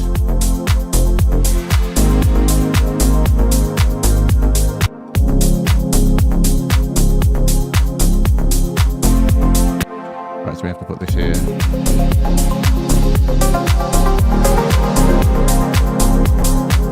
Keep those swoosh effects going.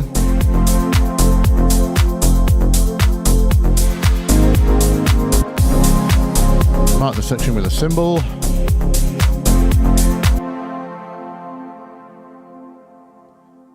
It's not like I'm going to be able to take it very big. It's just not that kind of track.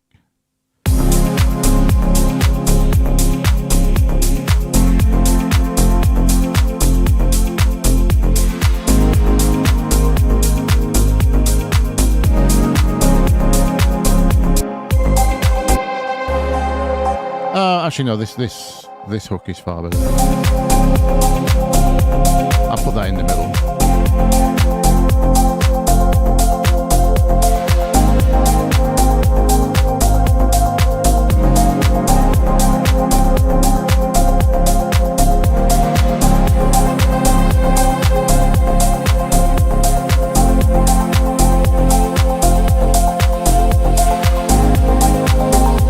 Then we can come down a bit.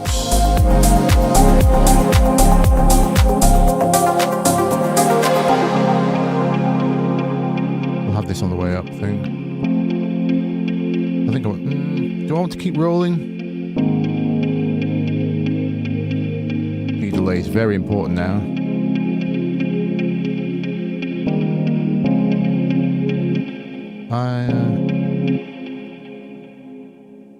Oh, the delay is on the wrong timing. In fact, I'm just going to delete that automation. There we go.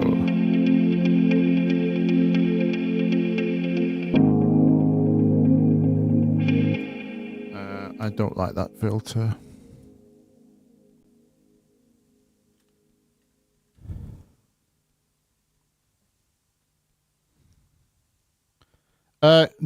Can you get a copy of this? You can. When, speaking of legal reasons, I'm going to have to release it first for obvious reasons, but it will go in the queue very quick. Me and my manager have been talking about getting this one out for a long time, until he suggested, why don't you just do it on the live stream if you've not got time any other time? So I was like, that's a good idea. I could show them how we do the different edits.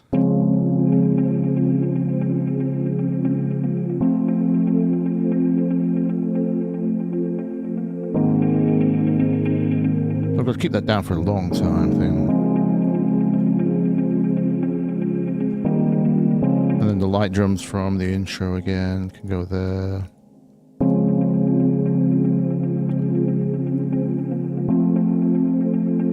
They'll go there, won't they?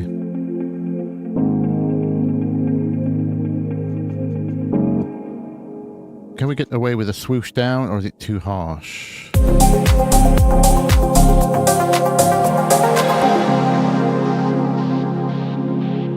That's fine. Oh, I used M Tremolo for that. Yeah, I used to use that for all my sidechaining before STFU was released.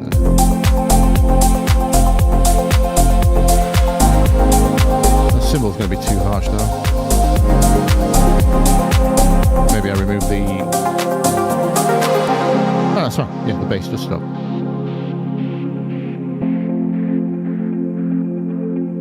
I can already see the underwater scenes. This might be useful.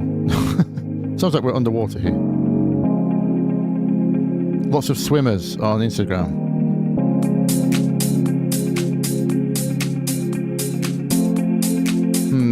What do we pick up with I want to definitely are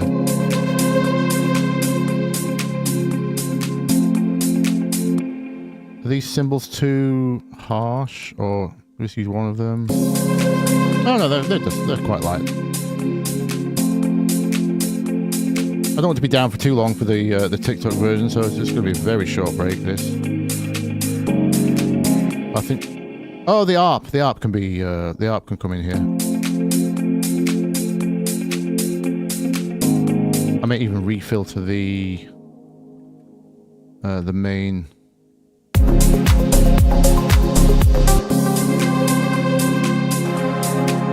that one. Let's get filtering on that, so that can be our build energy. Put a little bit of resonance on it.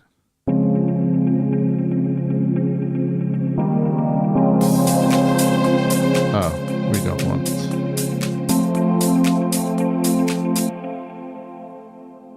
Yeah, I don't want that. I want.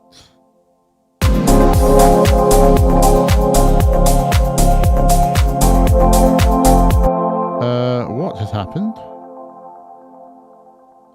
Oh, I'm adjusting volume, not filter. Whoops. Whoops-a-daisy. Undo, undo, undo, undo. It happens.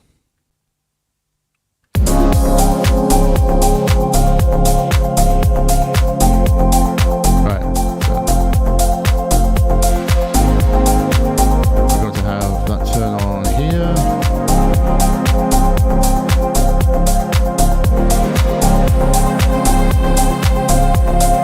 This. Want a hint of it. Maybe it can come in there.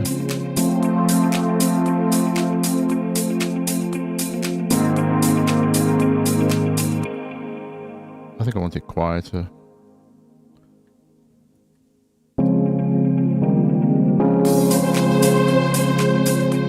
The Rhodes gets very loud there.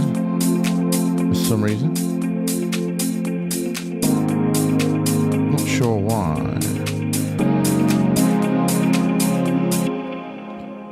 And I think we will have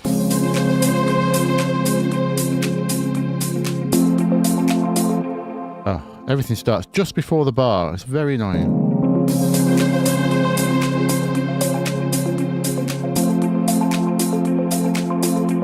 Yeah, so that ARP is way syncopated, so we have to have the beat in. And then we'll go from here, I think.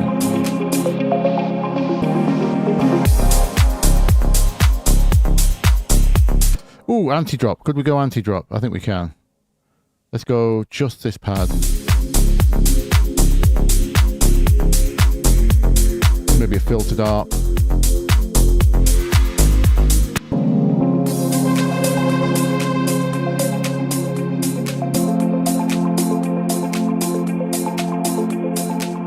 Automation.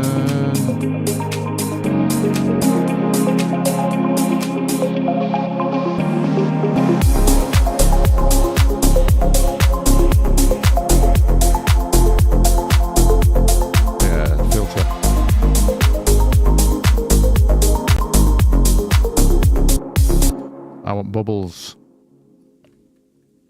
Give me bubbles.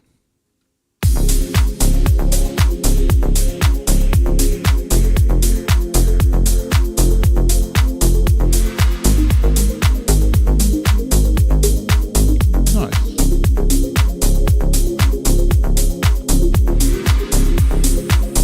That can actually be what time are we coming on to? Oh, 2 minutes, so this is our last drop. Oh no. No, it can't be an anti-drop. No.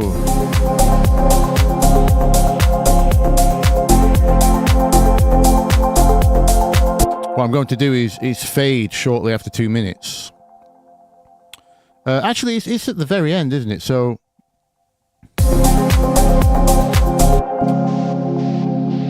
how long are we down for? 20 seconds?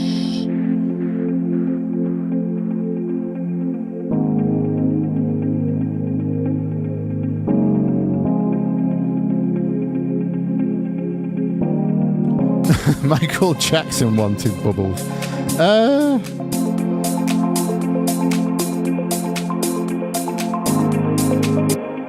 Any issue with DistroKid? No, we've not had any problems. Although, to be honest, I release far too much to be able to scrutinize. There's tens of thousands of pounds waiting in my DistroKid account. I don't know how much of that is accurate. So, no, they're paying me well. I don't know. A few tiny hiccups here and there, you know, spelling mistake, maybe something like that. Nothing compared to the rest. DistroKid were by far the easiest and fastest to release with. But I also think they care a lot less because they just have too much throughput. For example, the main downside with DistroKid is because they can't keep up with all the content ID claims from YouTube. If you use any kind of sample now, like a Splice sample, doesn't matter if you have permission, license, if it's an official sample, if you have, you know, like I say, a license, or doesn't matter what sample it is. If you have sampled anything in your track, you have to declare it on their upload form, and by doing so, you completely waive your rights to content ID on YouTube. So someone could steal your tune, and you would not be notified about it on YouTube. So that's, for me, that's a big downside of DistroKid. We just use them for the extended edits to go to Beatport, because I don't think Ditto released a Beatport. Oh, the other thing DistroKid are good for is cover songs. So if you're doing a cover or a remix, they will seek out the mechanical license that you need. Which is a pain in the butt to do yourself. So they will sort out the mechanical license that makes it legal for you to cover that song. I shouldn't have said remix. That's a very different thing. Just ignore what I said. It's cover songs only. So if you need to cover a song, Ditto, the UK, the one that we use, they can't do that. They require you to find the mechanical license, whereas DistroKid will do it for you, and they're very quick as well. And the mechanical license is about, I think it's £50 a year. Most of the time is all you have to pay to have a cover online. So as long as it's making more than £50 a year, it will pay for itself.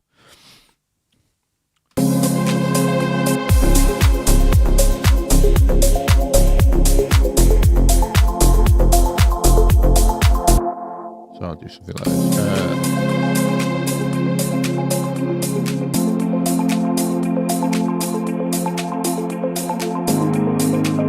Something like this, I think.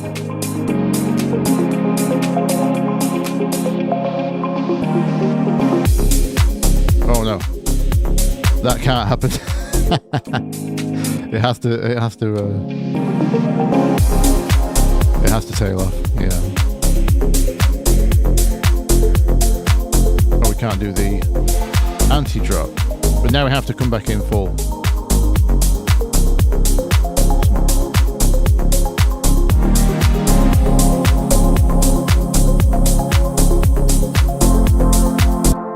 Let's take you off. Oops, in fact, let's just delete this filter. Have a little gap in the drums for that chord. Or gap in the kick at least.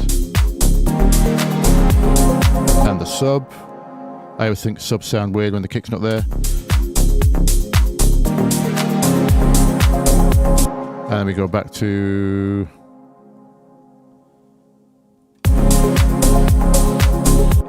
Let's do cymbal,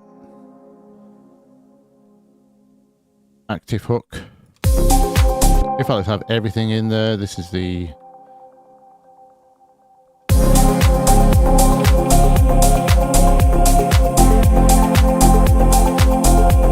a bit messy, but we're going to fade out soon anyway. Actually, we can have the little turn around here.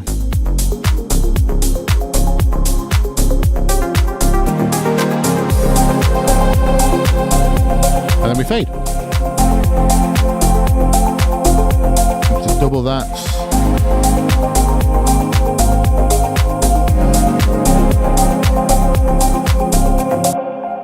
I think we fade across. Probably that.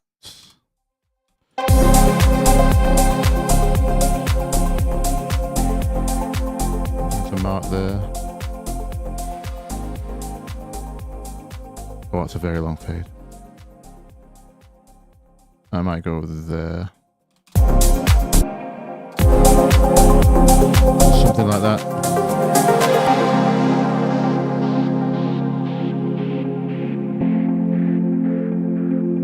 Trying to think ahead of time of the the useful sections that TikTok people will, because you could basically clip out your own section to use on on Reels and TikTok, but it will also automatically clip a section for you. So I'm trying to leave interesting bits just throughout.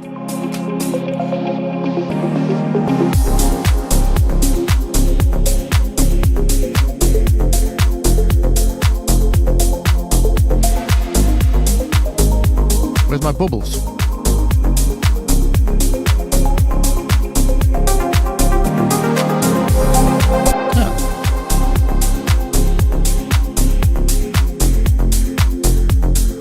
I want them down for longer.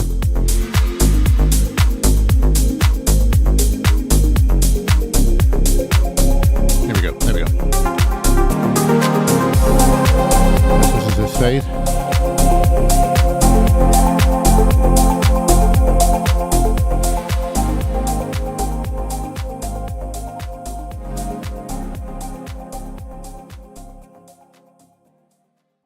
That's not too bad. That's not too bad. Still might be a little bit long for TikTok.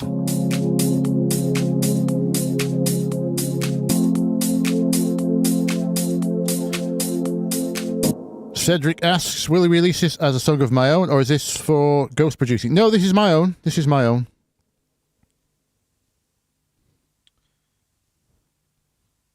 I was explaining earlier, Cedric. So the first mix we always put out is an instrumental, usually a 2-minute-ish. Because we do really well on the Instagram Reels and TikToks. So put a 2-minute edit with kind of condensed, what I call an ADHD formula. Just lots of making sure there's always some interest going on every kind of 4 bars or something. Not something that lends itself to a really chill track like this. You could probably turn this track into an 8-minute if you wanted to, but yeah, that's the first edit we do. We do the instrumental first for legal reasons, because then if anyone wants to add a top line to it, anyone wants to remix it or jump on it as a collab, they're welcome to. But legally, we're safe. We're safe because we already have the registered backing track under our name. I say our. I'm speaking our as in me and my manager, DJ Clips. Because that's the guy behind the scenes doing all the uploading and naming and filling out the forms. And he helps me co-produce some of them when he's in the studio as well, because he's got very good DJ ears. I don't mean mix, by the way. He's not an engineer, and he doesn't know anything about. He's like Rick Rubin. He doesn't know any chords or music or mixing stuff. He knows when he hears things, whether it's good or bad usually. So he makes a lot of good calls.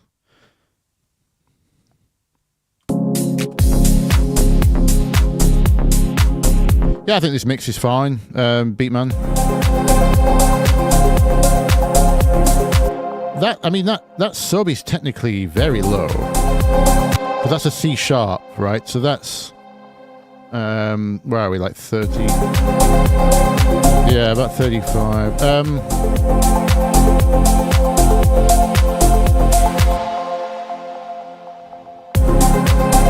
So that's going to rumble on some subs, and we don't have. It's a very short kick drum. It's not kick dominant, this at all, which, it's not really a dance track, is it? It's just dance music adjacent, which is really what Deadmau5 is. It's not the. The side chains mean you're getting plenty of kick punch through. is not lost. The backbeat clap is just, you know, it's fine. It's pretty dry. We're leaning on that off 8th hi-hat thing. Which one is that? What am I using for the clap? Just sounds like a 909 clap, that. I don't know why I needed a loop for that. Oh, there we go. So we get a top loop. That's from the defected pack, I believe. Clearly the... Oh, look at the low frequencies in that hi-hat. They're very low down. It's not really a problem, but... So that's there to accent the softer hat in the... That doesn't have much of an attack, so... Just a little push from that one, because it's got a very sharp onset, as you can see. You could even go further with that. But it's fine.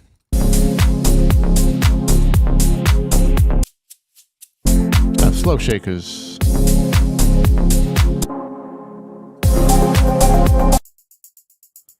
I've got trap hats. Are they from a trap pack? Yeah.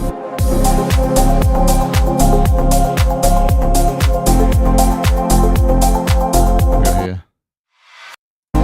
Little reverse clap into the final clap of the bar. Where's the clap reverb coming from? Is that automated? Yep. Oh, I've snipped the clap out of this loop. This was something else, was it?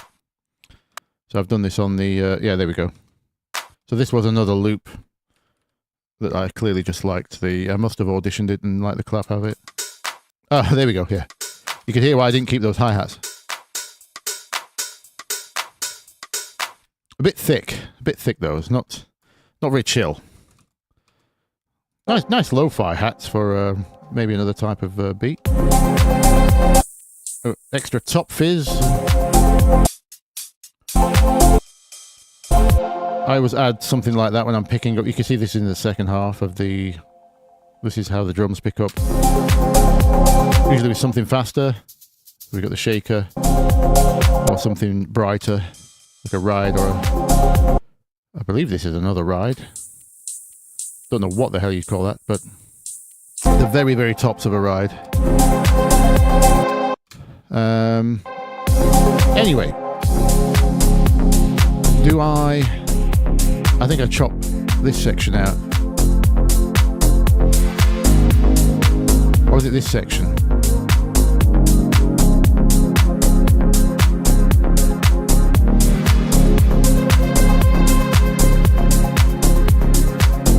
Again, I'm thinking of the TikTokers and them getting bored.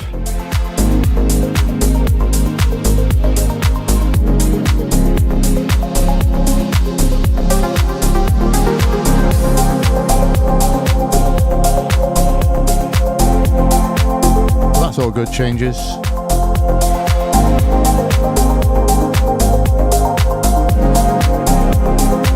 What type of video would I do? Oh, it's not for me to do. I don't actually upload these to TikTok. So these get released by the digital distribution platforms, like we were talking about earlier, Ditto, DistroKid, those kind of people. This will get released by Ditto. It will then go into the database. And for some reason, within literally days of releasing, people will have found my track and started adding it to videos. I don't know how they're finding them so fast. I was explaining at the beginning of the stream that a week, one of the tracks we looked at the other week, it was only out for about 10 days. It had about 200 plays on Spotify, yet it had hundreds of thousands of plays on Instagram Reels. And we don't know how it was found.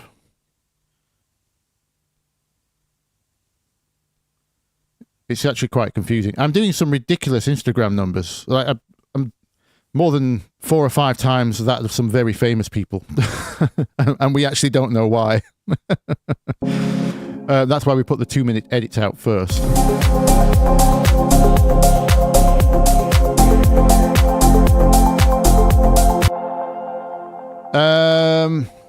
Right.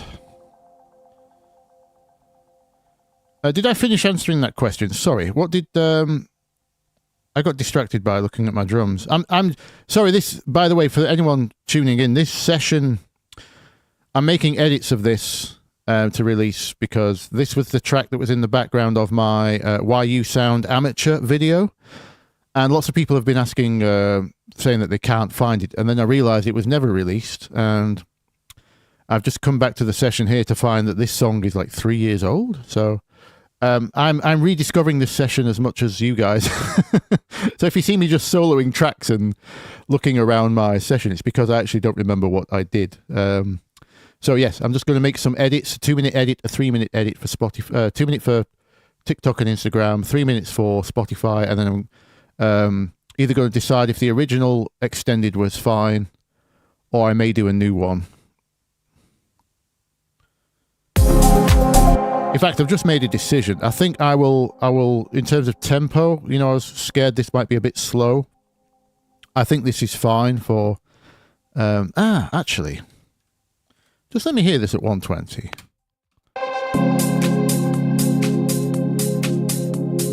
Because it's one chord every 2 bars. So that chills it out by default. Why does the Rhodes keep doing that? The Rhodes just decides to jump out every now and then. I need to keep an eye on that. There's no extra velocity on that. This is all drawn in. And again.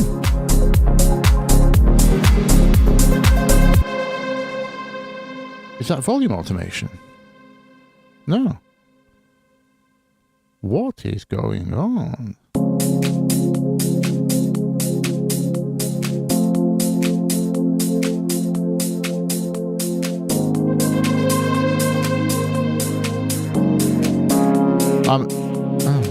It's that chord every time, isn't it?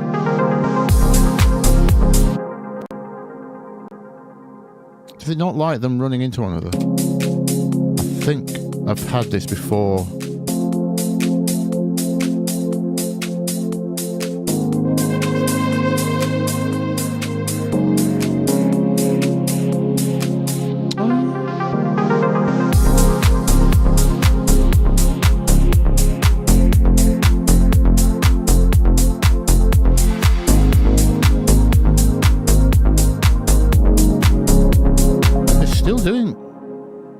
Like that. Whatever's going on. Did I change something? Or has it always done that? Let's test this one.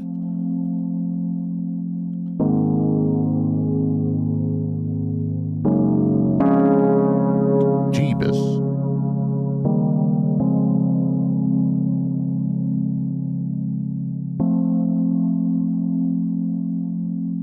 No drive automation.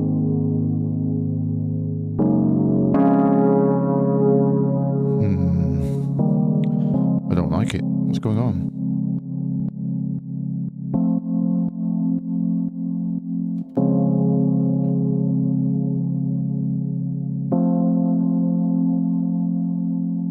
Is it just a bad voicing for this Rhodes model?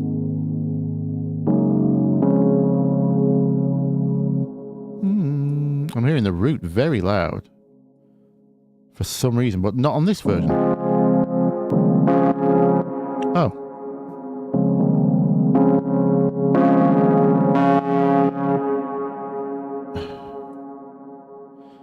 Oh, hang on, 1 second. 1 second. Have I used a sustain pedal? No. This was never played in. Overlapping notes is a problem. Let's just see if that fixes it. And why was it not a problem before? Or just did I never notice it?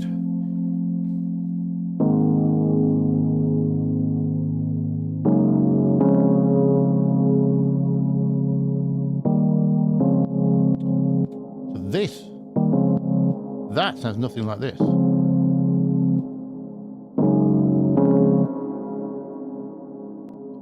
Only after this chord. It must be the gap, yeah. I'm not sure what's going on here. Yeah, it's that.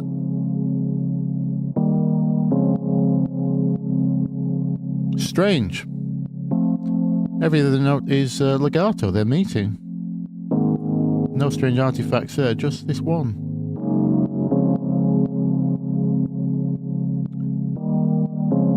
Right, well.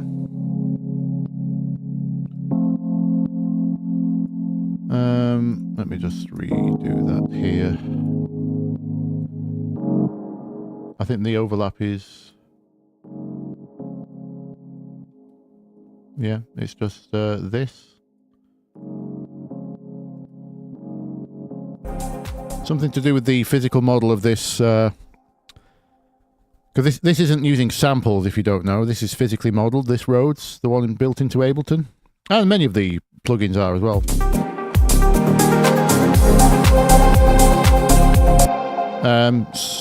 You know, when you stack notes on top of the same notes on a real Rhodes, they do get harsher and harsher.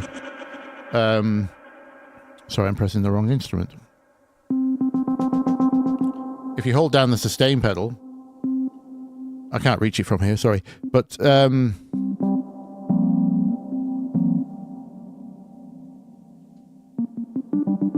yeah, I can't reach it from here. If you hold down the sustain pedal and keep pressing notes, they just build up on each other, but not in like not just a volume way. The actual harmonics of the tines, which are, you know, the metal strips that get vibrated, they start to get out of control and very harsh. So it's kind of it's doing its job correctly, just in a very weird place. It's where there's no overlaps. So it must be like the release of that particular chord.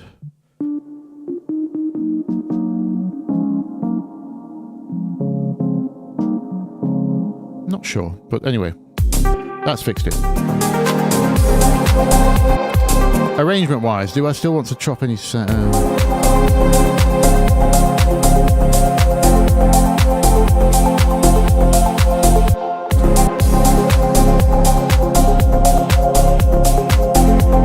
Yeah, I think I'm going to chop this out.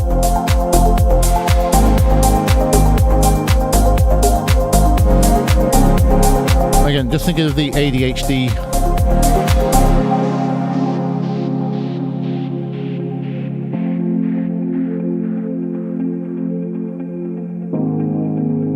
Yep, I think that will be my edit for the TikTok, Instagram Reels.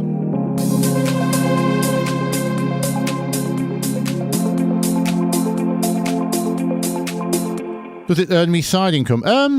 Yeah, it's part of my main income, yes. The best bit is when someone top lines it.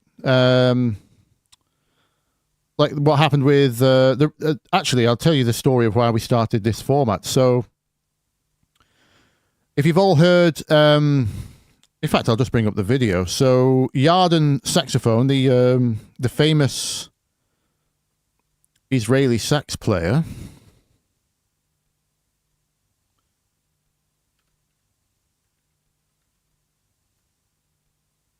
let me see if it comes up.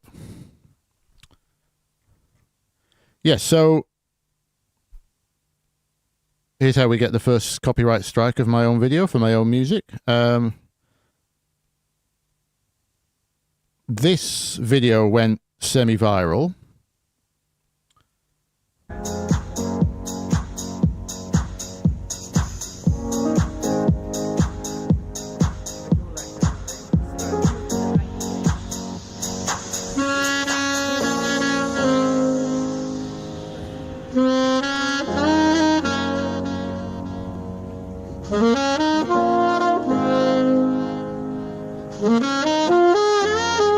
Incredible player. I love this girl. Great player. She does the really soulful,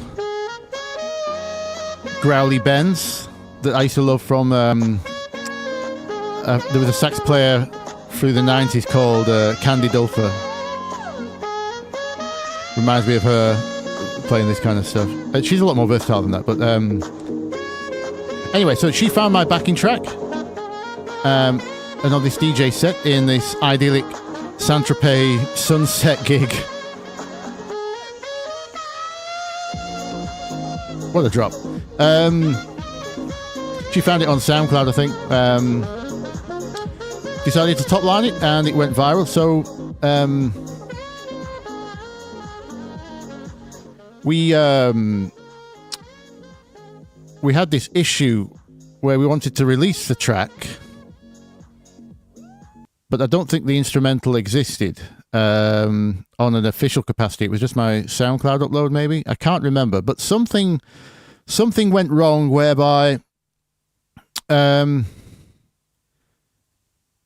because technically her sax top line makes it a cover version of my song in a strange way. We couldn't give Yarden any songwriting on the track when we released it because, like I say, technically it becomes this cover, and a cover a cover song you can't earn any writing from because it's someone else's tune that you're covering, right? So because it got classed as a cover, we had to pay her we basically split the mechanical streaming royalties, the recording side of it. Even though technically she's written her own melody over this, she is owed publishing songwriting royalties for this.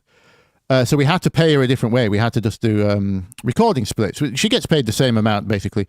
It works out the same, but it does make things a bit messy when it comes to licensing it outside of our own release. So after that, we've always released the instrumental first under its own kind of thing, and then anyone that wants to add to it hopefully will get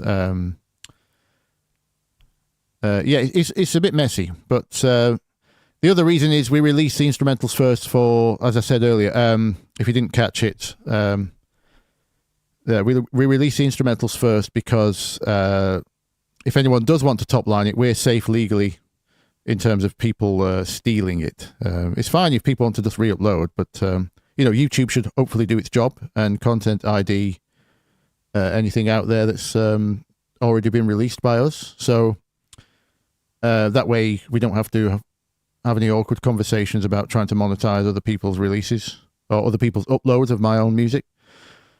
So we put the instrumental out first, usually the short one, because as I say, Instagram does well. No, you don't have to download TikTok, Nathan. I actually don't have it on my phone. I just check it occasionally. As I say, the digital distributors do that for you. They get it on the platforms, and it's very hard for people to steal your music for their videos on TikTok and Instagram, because it will always get flagged as the original artist. Well, I say always, usually gets flagged as the original artist if you have released it officially via your, as long as it's got an ISRC code, which is a international recording code, which is what happens when your song gets released properly. You're given an ISRC code, which is a unique identifier. Then once it's in the system, anyone that uses it, it should automatically get flagged, and you get credited and paid. And if you missed what I said earlier, make sure you release via an EU or UK digital distributor if you want to get paid on Instagram and TikTok, because American digital distributors will not pay you, because it's in American law, it's not required. In the same way that the Americans never got paid for radio play. I don't know if any of you know this, but radio play in America wasn't, you didn't get paid for that until very recently. Whereas in the UK, it's always been the case. The UK and Europe, you were always paid for. We actually have separate royalties called performance royalties, which are different to what America classes as performance royalties.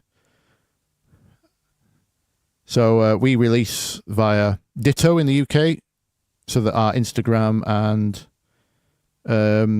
TikTok reels are paid. Thank you, Danky, for the $5. Thank you, Danky. It sounded like I nearly said there. Hey, Bthelick, been studying your stuff for 6 months and finally got my song signed. Excuse me, I just burped. Hello, brilliant. Thank you. Well done. In just 6 months, that's incredible. I'm not sure I'm responsible for that, but well done. Did you have to get it signed, or could you? You know what my opinion of record labels is. I can't give you 100% congratulations, but no, that's a great milestone. Well done. I hope they didn't give you a bad contract, but great. You've got some stuff out there.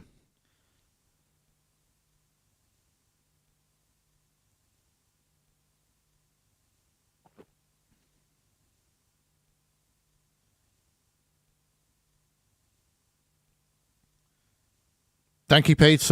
You paid some people to dance to your song, and it went viral. I've seen that before. Yeah. One of my clients, when he was coming up, and one of the reasons I stuck with him, I could see he was more of a promoter than he was a DJ.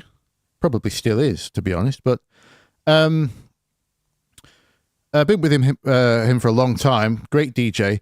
One of his earliest gigs, he did the same thing. He just got lots of friends. He put a night on at a local club. He booked himself as the support act, and they paid Judge Jules to be the headliner. You know, big guy. So he played just before Judge Jules went on.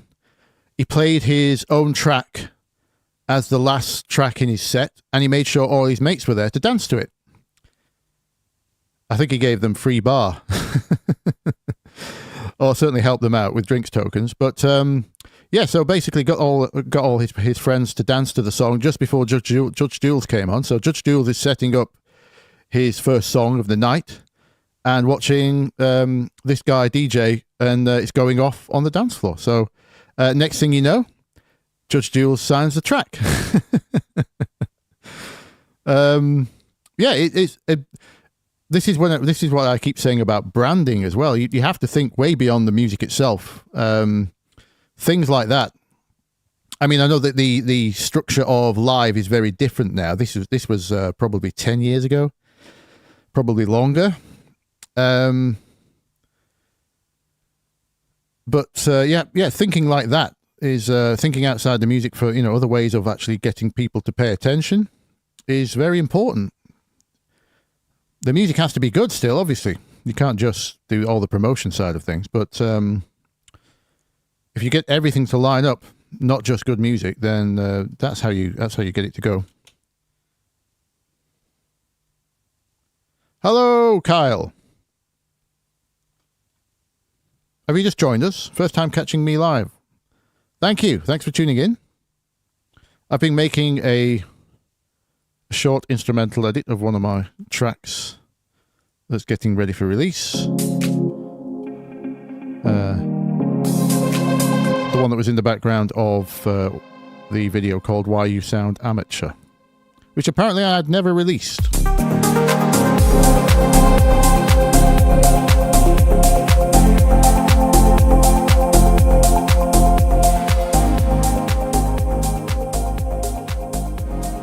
Question is, what I normally leave this to my my manager, DJ Clips. What would we call this? I want to call it something like the chords of inspiration. The chords of hope? I don't know. I'm terrible at names. All my names are far too muso. DJ Clips is very clever. He'll just call the song something like Waterfall by the Pool, or that, call it Waterfall by the Pool, but in Spanish. And then next time you go on Instagram, and everyone who's filmed a waterfall or any kind of holiday pool shot has used my track. And that's how it spreads. So I'll leave it to him to name, I think. But if it was up to me, it'd be some muso. Having said that, we called the piano track from the Common Tone tutorial. We just called that track Common Tone, and it did really well. So who knows? This is very much a muso track. It's not exactly a dance track, is it? I mean, I've got the groove as nice as I could get it. Now, how long is this? I measured this before, didn't I? Is this the 4-minute one? Let me start that at 10 so I don't have to do any maths. Starts at 10, ends at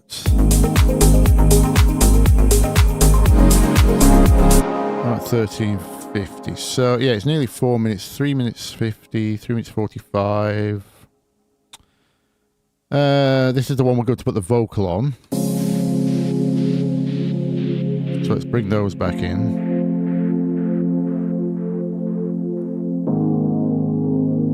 In fact, I'm going to hit save. Oh, I've got to do the edit on the Rhodes piano. So the vocal's got to go in the intro. Has to.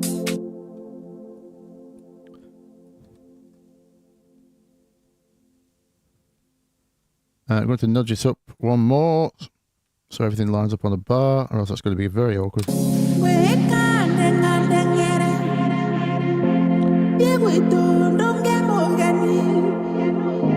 Oh yeah, I turned the delay right up, didn't I? Let's back that off, and I think I'll take some top frequencies out of the delay as well.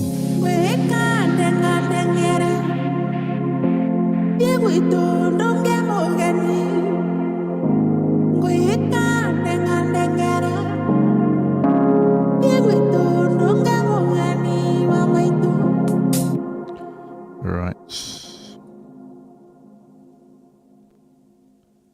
If we make one edit to the extended, it's going to be this, isn't it?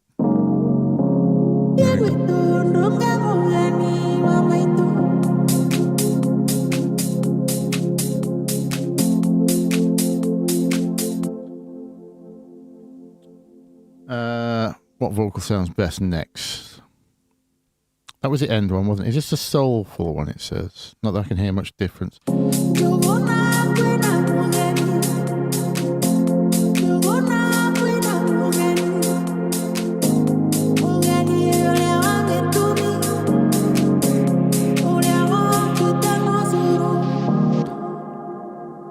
What? I'm forcing notes here on the auto-tune. Let me just see what notes were in there before I put that auto-tune on the first. Ah.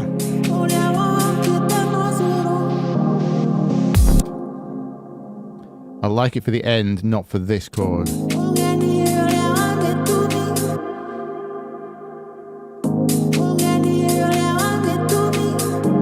Yeah, we need to go. Right, so we're going to have to alternate between two auto-tunes there, I think. I don't think there's a way of editing the scale on this one on the fly. In fact, I could just force this one on top, can't I think?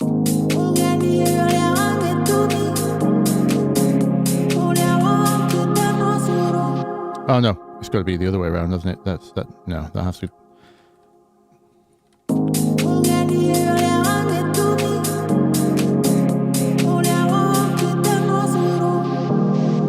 There's that note 2 over chord 6 I was talking about earlier that was in the transarp thing. That's what he's singing there. I keep saying she. It's a he. Sorry, but yes.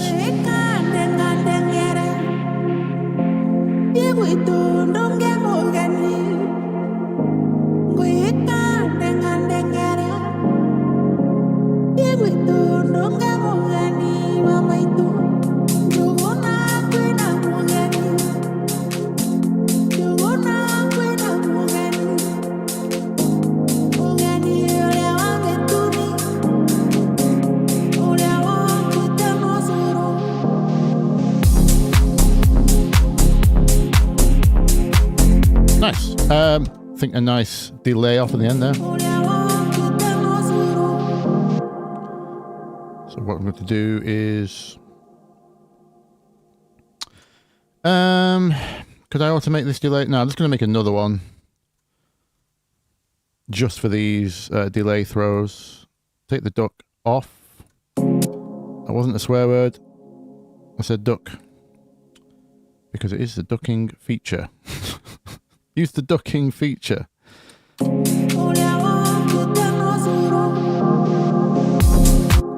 More high frequencies for this one. Lots of repeats. And I think half the time, isn't it?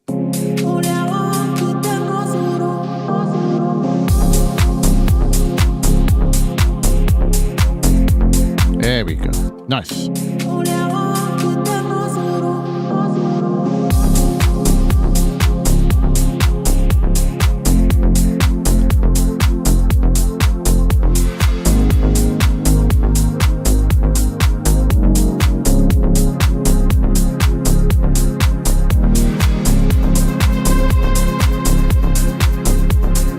So far, so good.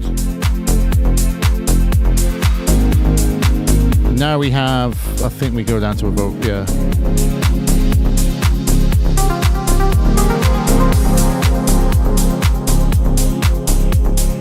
So I think we calm the drums down here. I'm actually going to just duplicate this section. I'm going to take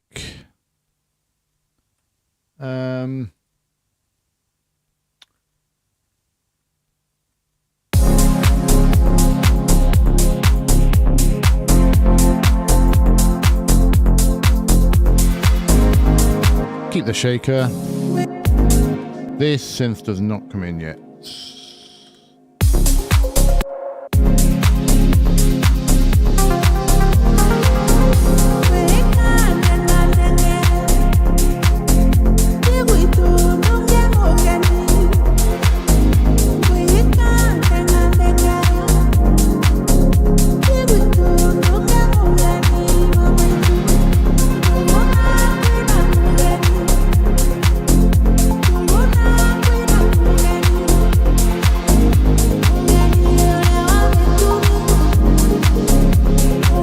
Okay, thanks, Binary Solo. If you still have changed your name, it doesn't show up. You're still Binary Solo on my YouTube, by the way. I know you said you changed it. Have you gone back? Anyway, thank you for stopping by.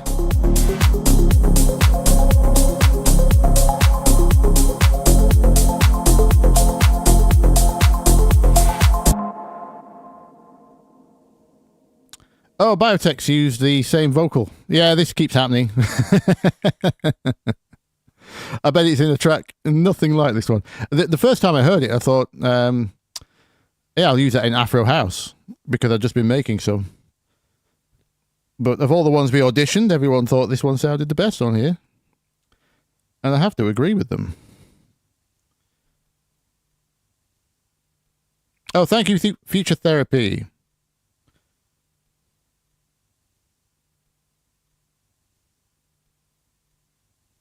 You're very welcome. The why you can't finish tracks and how not to master your music. How to not master your music. It's the other way around, isn't it? Yeah, I've really helped you. Well done. Thank you. Yes. You're welcome.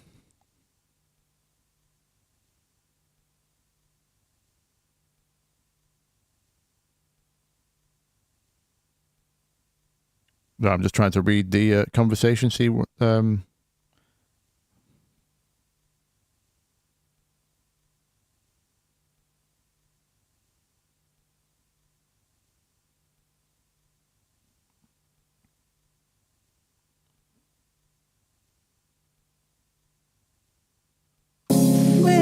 Right, hang on. Let's have a look.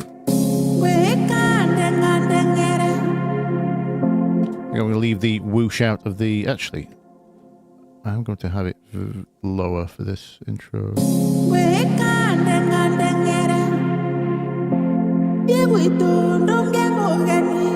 Let's get out of the way of the vocal.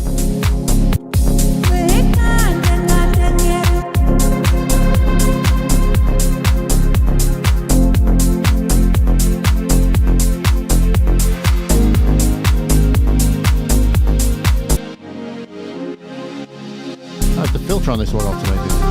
Oh, I didn't realise that. I should utilise that in the TikTok edit. Ah. I didn't realise I was automating the filter on this one. So that should be up. But not that high. Oh, I thought that was the noise earlier. It's the filter.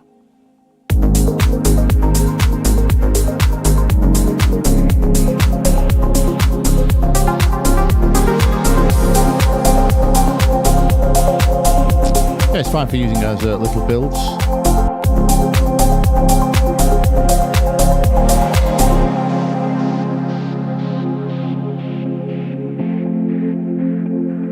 That's good, yep.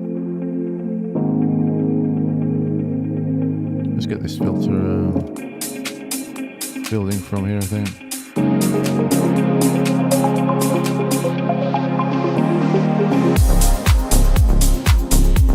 Oh yeah, we have to.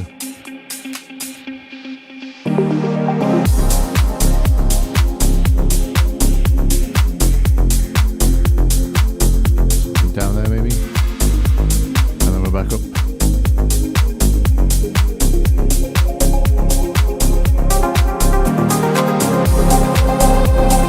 And the other pad comes in anyway, so that's all good. And that's a fade out.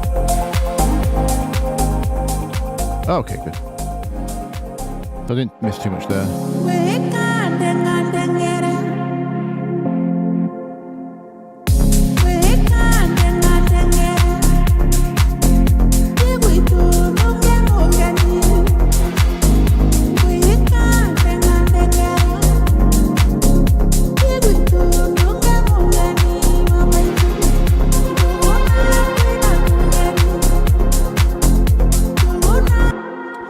Synth is in the way of the vocal. Let me just mute that one.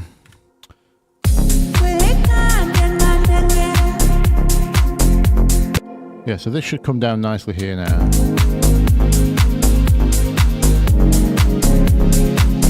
Not that bright though.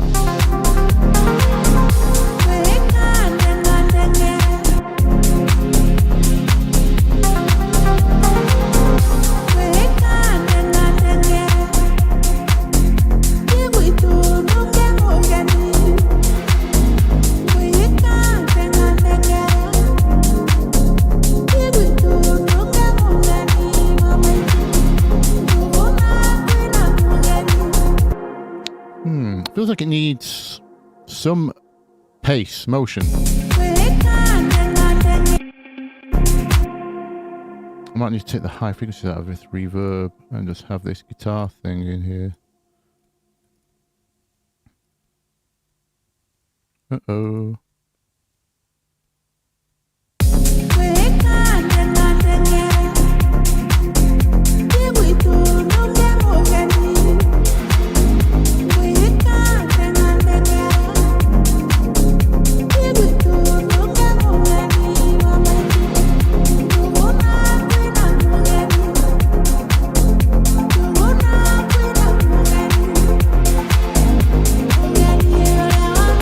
Nice, I like that works.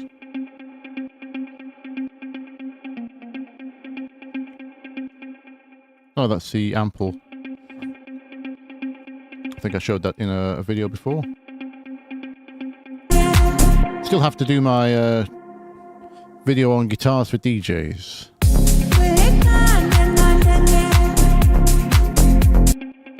There's something in the middle I'm not sure about. Let's just do it versus the vocal.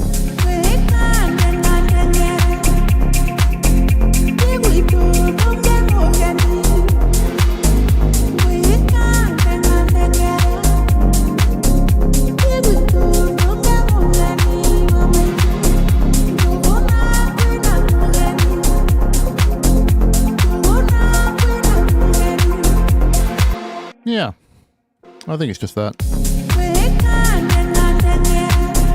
I'll put that on for that section. It still needs some of it because that's where the attack's coming from.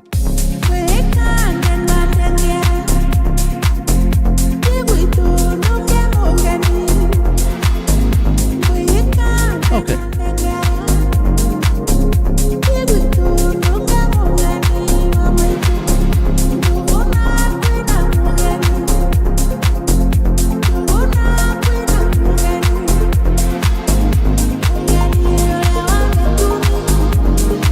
Are we down now?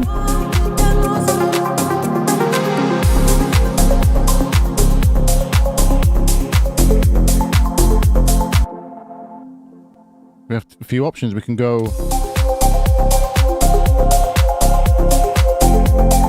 into the second art section.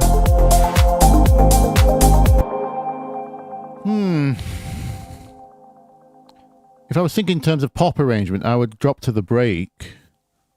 But because this is a, it's not supposed to be a pop track. I may just roll it into that section.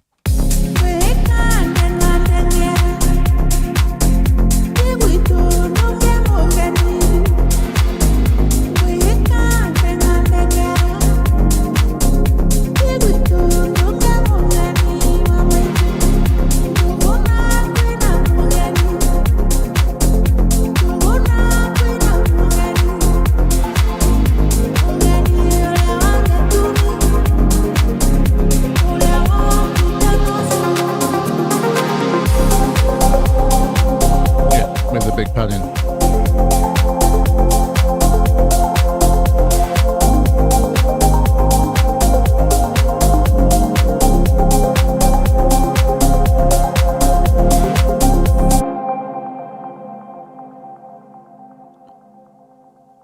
Nathan, when are you done with, when do you tell if you're done with producing and move on to mixing? I don't really work that way.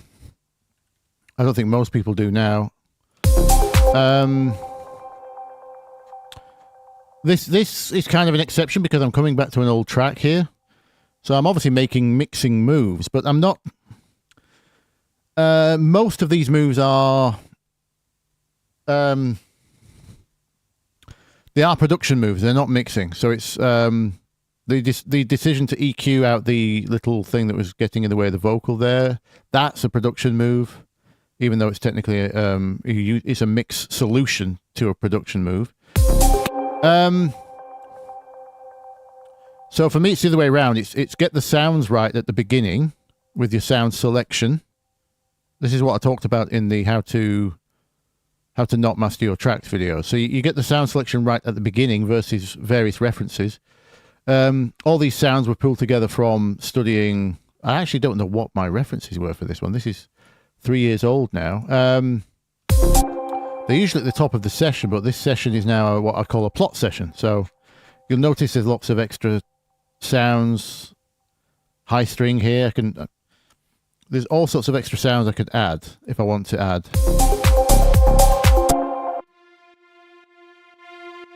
There's just sounds ready to go if I need them.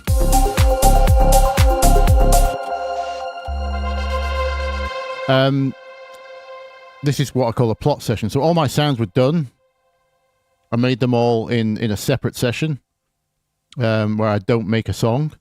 I just gather lots and lots of sounds and maybe some MIDI parts for ideas, either ripping off the references so I don't forget what the point of the sound was, or not, just my own part that might be inspired.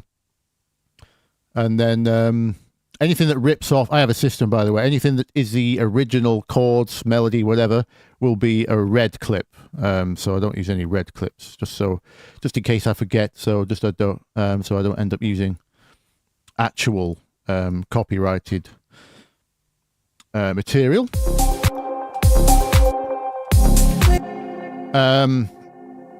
Yeah, so all my sound selection's done, which means all my mixing's pretty much done. As I showed in the video, you sort the bottom end out.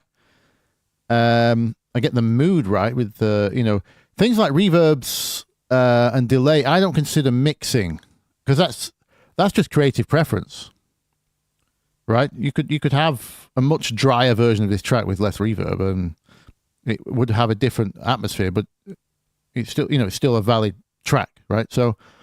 I see things like ambient effects like delays and reverb. I don't see those as mixing. That's kind of creative preference.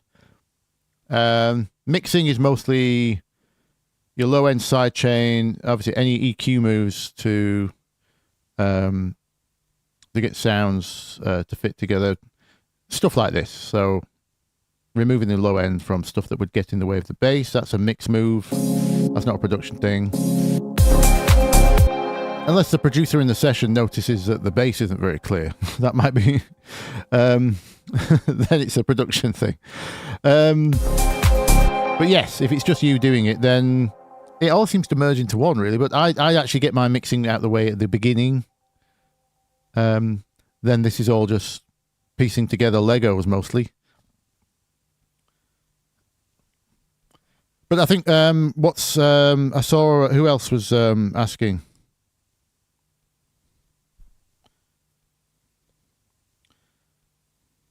Someone asked a similar question, which I was about to answer in one go, about what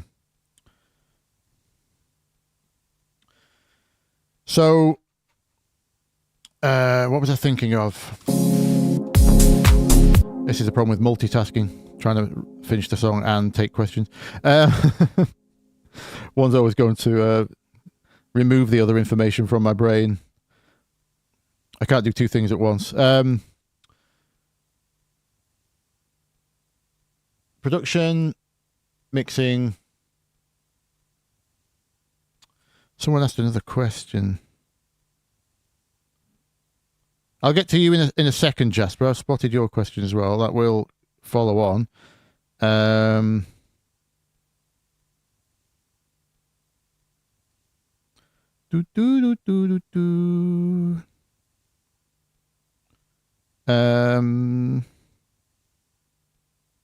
No, I can't remember what the other. I can't see what the other question was.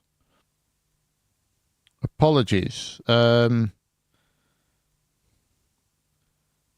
Jasper asked, have some kind of general guidelines for what you use on instruments in terms of processing. No, I don't. Sorry. There's absolutely no general guidelines possible. Sound is just too complex for that. It's much better you just develop your ears on your tastes on what you like. If you're making club music, there has to be a degree of what you know works live. So you have to be going to clubs and live or festivals, whatever, to find out what translates. Obviously, if you can get the DJ to play your things, even if it's just for the sound check, you'll be able to hear roughly how your things translate. I had a lot of learning to do in my first years. My first dance tracks were terrible, but they still got played. Because luckily the DJs I was working for were inviting me to the sessions and I could hear them live. So, widening on synths, it was one of the questions I saw you ask there. There's no rules, but I'll tell you what I do as a general rule. Do. I always do. No, not always. Where is it? Because obviously, Vital. Vital by default is at maximum spread. It's all gone very adult all of a sudden, hasn't it? A lot of the times I will have this down to half. The width on, again, there's no general rule you can take from me that it will work every time, always, this, blah, blah, blah, blah, blah. Because sound is just too complex. What you need to do is listen to your song in stereo. So that pad was at maximum spread. So what I'm going to do is listen in mono. Does the pad, obviously it doesn't feel as wide because we've gone mono, but in terms of the mood of this mix, what the mix is trying to achieve, right? I don't even want to say mix, I just mean the vibe, right? Listen to your emotions more than your frequencies and your... As a vibe, does this pad achieve the same thing? Is it still roughly in the same area? Is it completely lost in the background now? Is it still audible? Does it support the main sound correctly?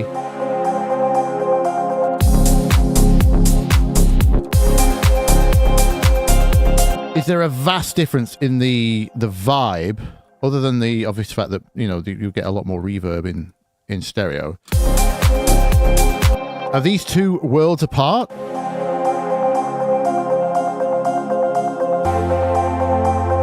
No. So I'm happy that I don't have to go any wider, any narrower. You will find a lot of lead sounds. Pianos are one, actually. Let's have a look at this piano that's in here. Here's a good example. Because width is like top end. It's very seductive. It's very easy to... It's like sugar. It's very easy to have too much and be addicted to just creeping up more and more and more and more. And then you listen back in mono and you've got a completely different track. And if you're asking why is mono important, it's because some clubs still play mono because it's... do I have any leads here which would be... Let's have a look at this thing.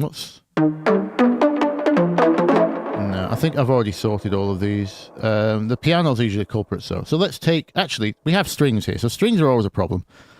Let me just put this pad sound on strings.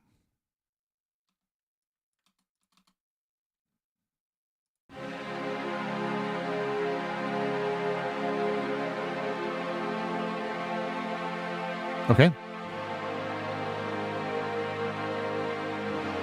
And most string sounds sound terribly mono.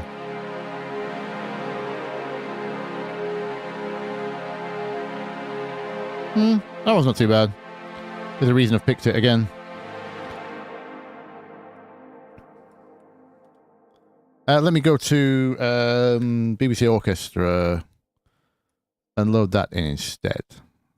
Hopefully it won't crash the session. I always get paranoid on live sessions because I think OBS takes up a bit of extra memory and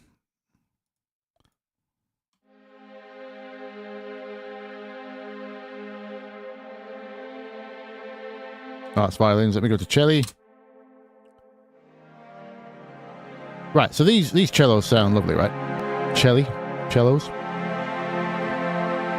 Now this is in mono.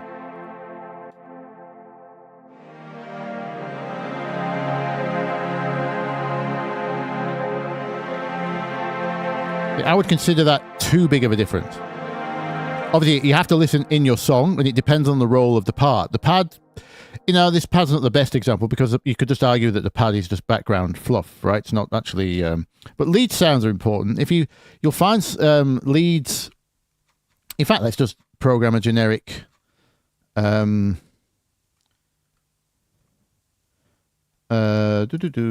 just throw... a default detuned saw trance thing onto here.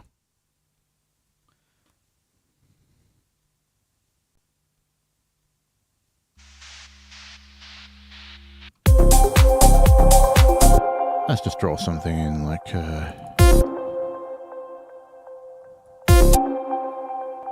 I'm hearing a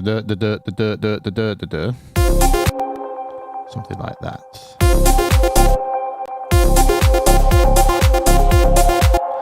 So we just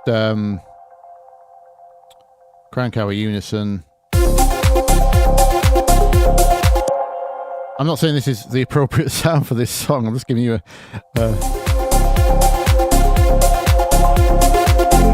that should be pretty cool in the background. Oops, I didn't loop that, did I? Let's loop that.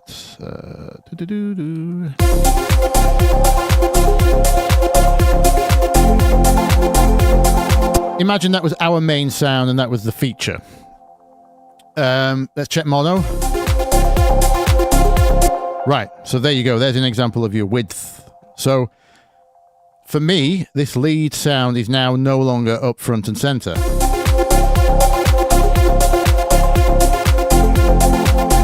Hear the vast difference in volume, not just the fact that it's stereo.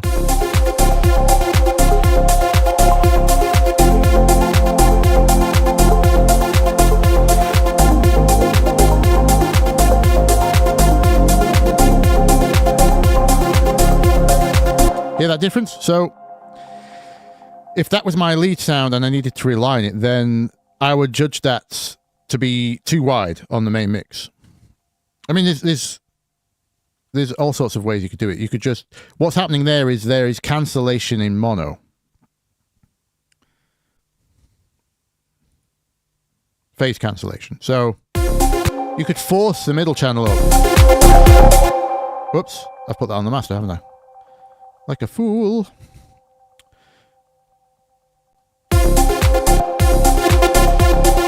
Yeah, it doesn't sound too bad. Sometimes you find the mono channel is actually just too weak, too cancelled, too phasey, too thin to actually survive. So you end up having to do other things. But here, if I crank the mids, probably a little bit of the mid channel, by the way, not the mid EQ. Some of the sides down, and then we listen to the difference. That for me would be more acceptable. You're not losing your main focus point, your lead sound there. So you just got to listen for that. So there's no general rules on width. It just depends on what sound, how wide it is, what you're trying to achieve, what role it plays in the track. Try to think more like that. It's not, you can't take fixed rules for like, always have your width at 65%. Anyone who tells you those tutorials, just please run away. Don't take any of that stuff seriously, because I know it's nice and easy and it's convenient to have a number that you can just remember and always go to, but it's just not the case. Sound is just, it's like saying an F major chord will always make you happy, and then Coldplay releases Fix You and you're in tears. So there's just no fixed rules or solution. It's sound, it's emotions, it's too complex.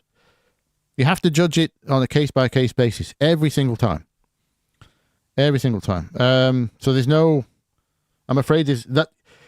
Again, I'll repeat Robert Scoville. Mixing... Hang on, let me find the clip.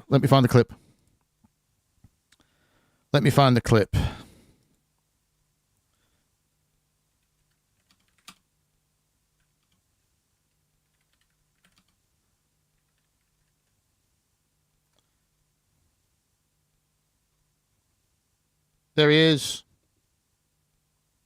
Mixing is a listening skill.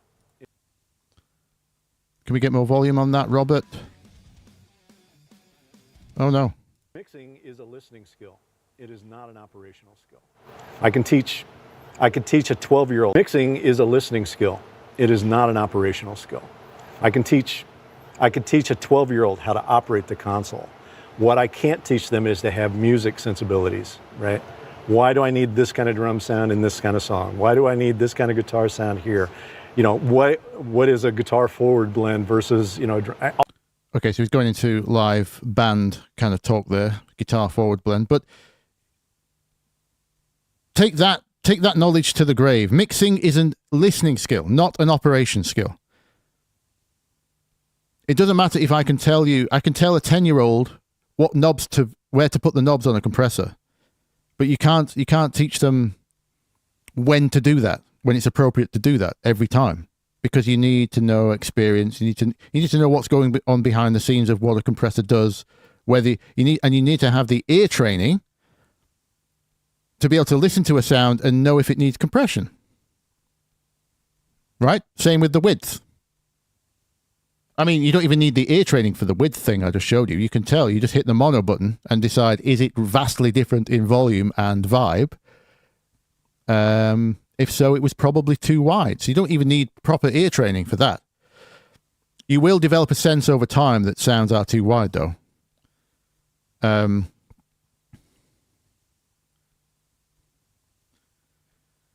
Yes, Hendrix, I actually have a keybind to mono, but it's not on Ableton. I use I have a button on my RME which is preset to mono, my actual main output. You guys won't hear it though. It's going to my headphones and speakers. But yes, it's so valuable to have a mono button. That's for the width thing. But yeah, it's the a great example was someone on one of my recent videos commented something along the lines of, do you not cut frequencies around 200 to 300? I've noticed most people do, but you don't. And likewise, do you not boost 50 hertz or something like that? So I don't know what tutorials I've been watching, but I mean, I said my answer was you dip 200 to 300 when you need to dip 200 to 300. You can't do that every time and it always work and always be good. Sure, that's a common area for sounds to overlap and build up on, so I can see why that advice gets thrown around. And it probably will work a lot of the time, but if you don't know why, if you can't hear that it needs to be done, then please do not take someone's advice that it has to be done, because if you're then making that adjustment, how do you know how far to make the adjustment? Because you couldn't hear it in the first place to know that it needed to be done. So now you're operating, you're changing something that you can't hear. So, you know, this is sound we're talking about. You can't take advice like that. And the why don't you boost 50 hertz or so, 50 to 100 it was, I think he asked. And it's the same problem. So particularly in the bass, you'll notice I don't really have, I hope I don't have any EQ on this bass. Like I say, this was 3 years ago. So there was my kick EQ. Let's look at the bass. So we should have a separate subtrack, don't we? Where's bass, bass, bass, bass, bass? I've lost my bass.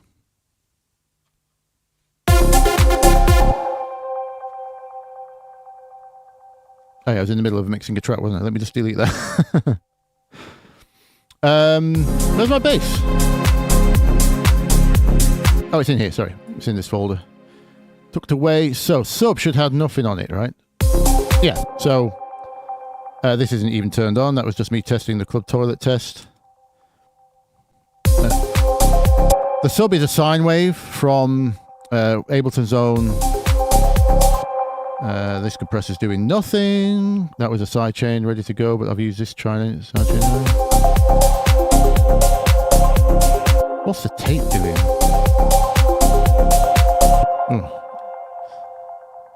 Nothing. It shouldn't be on the sub. And the actual bass. So where are we at? Right, okay, so look at this. Interesting. So we've got, I was trying to find a spike, a nice pokey wave. And this is EQ I ended up with. So obviously it was too muddy in the low mids. So I did dip.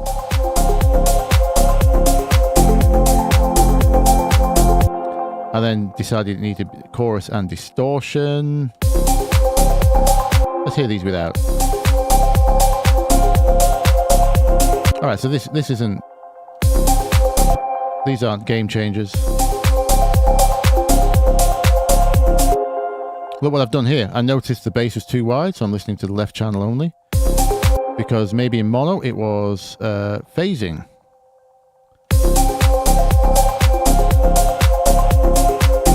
And I've used the chorus to put the width back on above 180 hertz-ish. More EQ here. Yeah, you can hear how muddy the bass was on this. When I use Vital, I don't actually end up doing it half this much.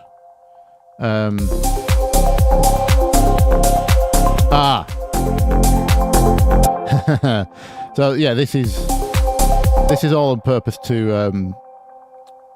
I only want the tops to spike the distortion. So this is a little bit advanced. This is more than I would normally do. You'll see on my other tracks I don't tend to do this much. Well, we got sidechain over here. We have more distortion. Oh, I remember what this was. I remember what this was. So I tried to make an emulation of Stephen Slate's tape machine because I loved the Slate tape. I actually own it. It's up here, but me and my manager don't always share the same plugins, especially if they're paid plugins. So this was supposed to be virtual tape machines from Slate Digital. I kind of tried to copy a bit of an EQ curve and emulate some of the saturation. It didn't go well.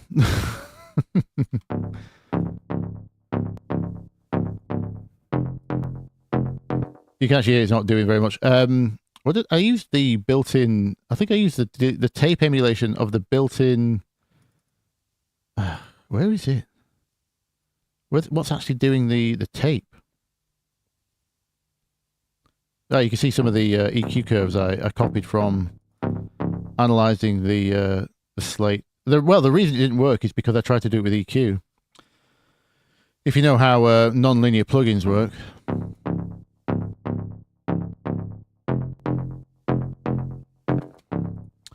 What I've ended up doing is basically just enhancing the delay a bit.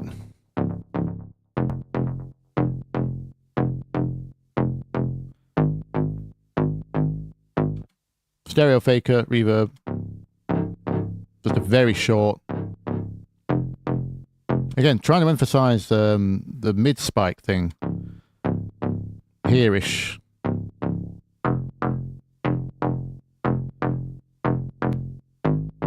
So I'm enhancing in the time domain here. A bit of pre-delay on a very short reverb, so you get this like room bounce on a very bright, like a brick wall. Something that reflects a lot of high frequencies. Anyway, then I decided I needed more bounce. So all this has ended up doing is slightly saturating it to, yeah. I could have just used another saturator, but... Yeah, if you know how non-linear plugins work, you should never try and model their EQ output, because the EQ is a result... well, in plugins like... you'll see Dan Worrell use Plugin Doctor. He's mentioned this in the past as well. Be careful of trying to copy EQ curves or judge a plugin via its EQ curve, because the analyzer is showing you the total result of everything, including the harmonics. And so if it's a non-linear plugin, i.e. something that's well, not static, like anything that does saturation is a classic example of a non-linear plugin. Anything like that, you can't judge the EQ that you're seeing in those analyzers, because the harmonics are part of the result of that. It's not actual EQ that's being done to the sound. There may be EQ done to the sound, but it's not what you're seeing as the, you're not seeing the whole picture. It goes back to what I was saying about trying to judge sound by looking at meters. It doesn't work. So, yeah, I made the mistake in the early days of trying to emulate the tape machine with EQ curves. I'm sure there's saturation in there somewhere. I just can't find it. We've got pre-compression. I think a lot of this is running in parallel. Oh, yeah, there we go. So I've got saturators. I don't know why. Oh, yeah, there's two different types of tape. So we've got two saturators that they don't run in series. They're one or the other. But yeah, it was a failed experiment. It looks like it's on. So do I actually? I don't think I need this limiter. Oh.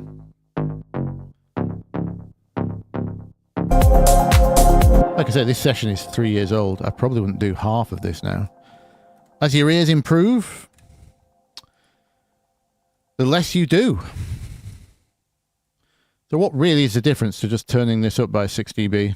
Is that all I'm using the limiter for?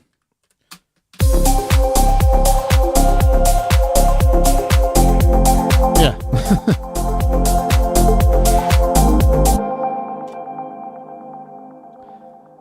You see, some of these are sounds dragged in from old sessions, from other sessions. So maybe I had to limit the bass on another song because it was distorting the vocal, maybe something like that. So, I don't know. But some of these things I will just drag the sound in, program a new part. If it sounds good, I move on. I don't really. This is also not doing anything, is it? The filter, because there's no automation marks on them. So back to what I was saying about bass EQ. Sorry. Let's just do it on the bus. If a tutorial tells you to boost a sub-frequency in a sound, let's say the best example is probably 55 hertz. That's not. I can't see my keyboard. It's gone dark. Right, so say a tutorial tells you this is a good idea. Well, all you've done at boosting 55 hertz, 55 is the note A, right? So yes, it sounds like you've got more bass, but only when the bass plays the note A or near the note A. So if your song is not in the key of A, why would you boost 55 hertz? And even if your track was in the key of A, then why would you want the home note to be louder than the others? Especially in the sub range. In dance music, we want consistent low end. We don't want notes jumping out above other notes unless the A note is specifically designed in the part that you've written, that the A note is key to the groove and you want that one to jump out slightly. maybe then you would EQ out A, but I would just do that with velocity in the MIDI. I wouldn't do that with an EQ.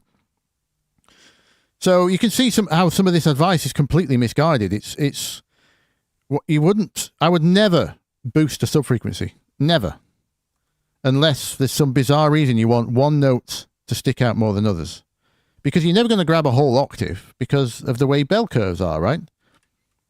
You put this at a Q of 1, that should apparently be 1 octave spread. So 55 being the center. Again, anything in the middle of that curve is going to be louder than the extremes of the curve. So if you've got the bass line that's changing notes, or if it's not a one note bass line, like you see here, this is a C sharp, we move to F.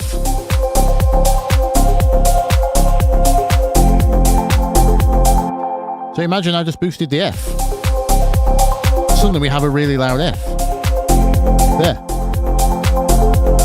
And when it moves away,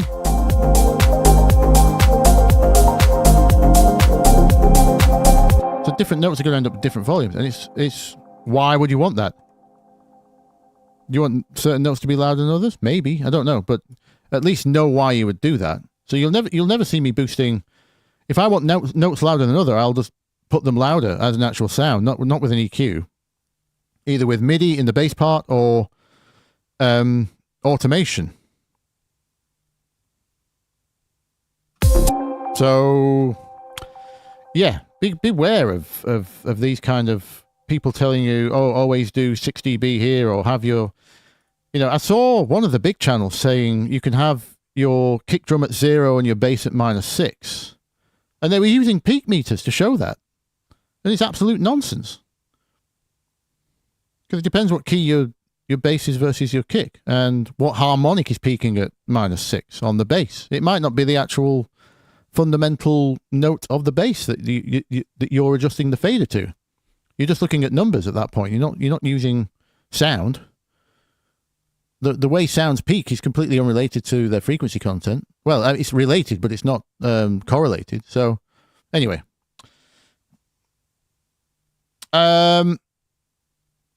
sorry, yeah, off on a rant. Flexion, have I tried Ableton 12? No.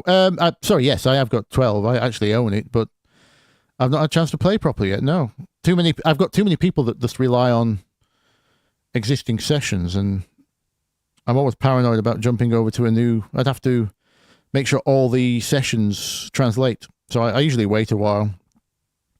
I really want to play with raw amongst the all the MIDI, random MIDI things, but yeah, I've not had time. What is what skin? Herods, sorry. The skin for Ableton, or what is our skin? Are people talking about skins? Sorry, I don't understand your question. Give that another go. I may answer it. If you're asking what a skin is, it's a way of changing the visual of either your software or your plugin software. What is this skin? If you're talking about my Ableton, it's just a color scheme I liked probably about 10 years ago when I made it, and I've kept it ever since.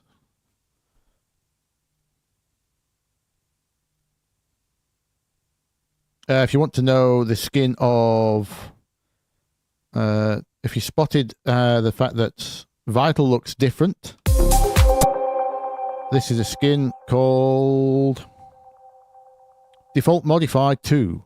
It's on the Vital forums, the skin thread. Can't remember if they call them skins or themes over there.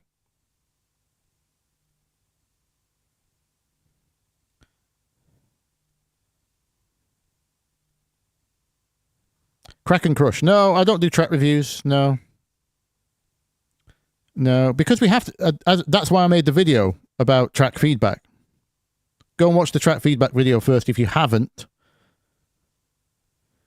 But in a nutshell, it's because I can't give track feedback on the track itself. I have to know lots of other things. We have to get into a whole conversation about what is your goal in life? What's the plan? Like, what's the brand? How does the track fit into the brand? What's the story? What are you trying to achieve with it? Who's it for? What's the psychographic and the demographic of the people you're aiming this for, or the DJ, or the set, or the point in the set of which you want this to work? Is it indoors, outdoors? There's a million things you need to consider, not beyond the music itself. So I can't judge the music itself if I don't know what it's for. We'd have to do a whole like branding consultancy thing about what you were trying to achieve as a, again, because I'm coming from the professional perspective. I always think in terms of when you make music for a living, you change your thought process a little bit to how it will be seen and how it will be received. You have to, because that's what keeps the lights on. So there's many other decisions. I would say at least as many decisions as there are to the music itself after the music, in order to understand why you're going to cut through.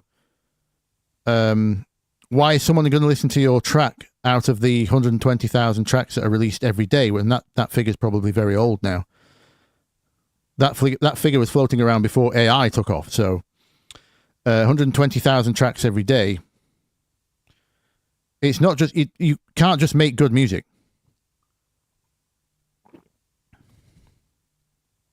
Right, Niles, why does clip to zero not work? Great question. I've answered this in the comments of the How Not to Master video several times. Clip to zero can't work because if you clip one track to zero, this isn't going to be the best example. But the simple science of it is if you have one track clipping at zero, as soon as you add another track clipping at zero, you're back to +6. 2 zeros doesn't equal zero. That only works in mathematics. In sound, 2 zeros equals +6. So you've not saved yourself any problems at the master bus. You're still clipping at the master. So you've got the problem is then you're clipping the master bus and you're clipping the tracks. So you're clipping the clipping. So you're adding exponentially more what's called aliasing distortion, which is what clipping introduces, right? Because it's an infinite series of harmonics. So, and it's the worst kind of distortion. So you're doubling down on the worst kind of distortion, and you're also just rounding off the waveforms. The reason my clipping sounds completely transparent and you can't hear it is because I'm letting micro transients through. You have to let those through, or else they're not transparent. If you clip them off, you've rounded off the waveform. And now the clipping at the master bus sounds infinitely more obvious. The more clipping you do before the master, you don't save any level by clipping.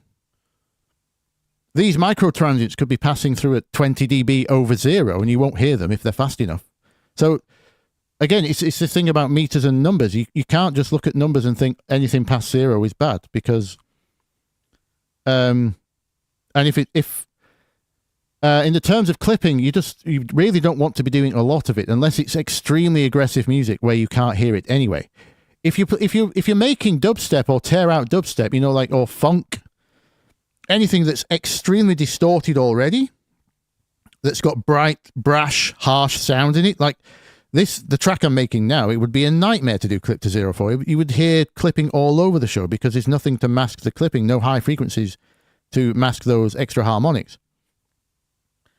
So you can get away with it, but it's still, getting away with it is still not good. You know what I mean? You could just do it much easier by clipping once at the master and sort your tracks out dynamically elsewhere that need, yeah. So clip to zero doesn't work. The only way clip to zero saves you any level is if you have one track clipped to -6 and then you add another track and clip that to -6. Then you'll get to zero. But then as soon as you add a third track at -6, you're back to +6. So then every other track has to keep creeping down before you save your master bus any work. So you're not saving any work at all. For some reason, if you've got very, very weird rogue spikes, like, what was it? It was a few months ago. I had a kick drum, which I really liked the tone of. What was going on with it? Yeah, the kick drum was perfect in terms of it fit the aesthetic. You know, it wasn't too hard, wasn't too soft. It sounded good. It was the right length, and it was the right frequency at the bottom versus the references. But for some reason, it had this horrendous spike at the beginning, and it didn't sound like it had a lot of attack. So the spike was probably a waveform error from some digital process in its conception or something. But so in other words, it was peaking extremely high, and it was causing headroom problems. But you couldn't. But because it was very low in waveform, it was taking up so much headroom. You could actually hear the. You couldn't hear it when you played the kick on its own, but when it was in the track, everything just sounded like it was struggling because this kick was peaking weirdly. So I clipped the kick drum just to get rid of that weird wave spike, and then exported the kick drum as a new sample and brought it back in and just used that one. So it sounded the same, but it didn't have the. It sounded slightly better because it had a little bit more attack from the clip, right? So I brought that back in as a sample. So that was technically a kind of clip to zero scenario, maybe, but that's not. If you do that on any other things that aren't sub frequencies, you're not saving any level at all. They're not worth anything. So you clip if you want to clip aesthetically, like if you want an aggressive sound, but it's got nothing to do with saving your master bus any work or any level, because the sounds all have to add back up again at some point. Remember, digital summing is perfect.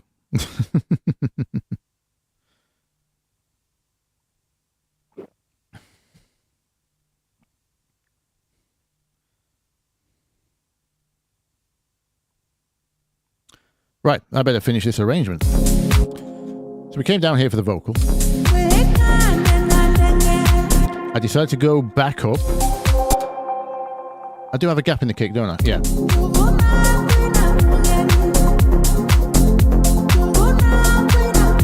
And we run into this ARP thing.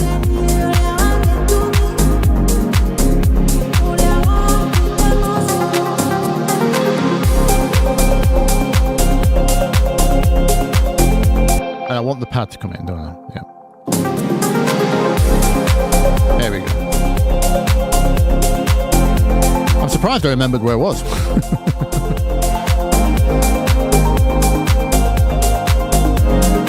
Yeah, and many of you will hear the clip to zero rant before.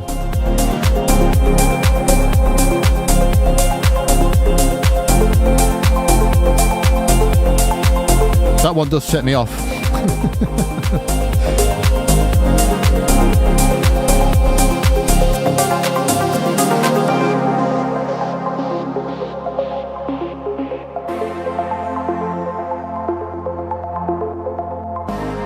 Whoever's asking about chords, just watch one of my videos on chords. I think the way I explain it, doing everything in A minor or C major, is easier than those posters Splice is talking about. Because the problem with the posters is sorry, it's HG, wasn't it? The problem with the posters that give you the chord cheat, the cheat sheet charts. Say that 3 times fast without saying shart. Cheat sheet chart. Cheat sheet charts. The problem with those is they have you memorize that. Chord 6 in F is C sharp, and you don't need to know that because you're already in the software. You can just program everything in A and then use a pitch transpose to put yourself in the correct key, as I show in literally every one of my chord videos. So you don't have to memorize chords or scales. Unless you want to learn a real instrument, that's a different conversation. Sorry, it's fine to want to learn scales and chords, and there's different reasons you would do it. You don't have to if you want to make music in a DAW like this. But if you want to maybe learn guitar or piano, or for the sake of playing an instrument, not Remember, playing an instrument and writing music are two different things.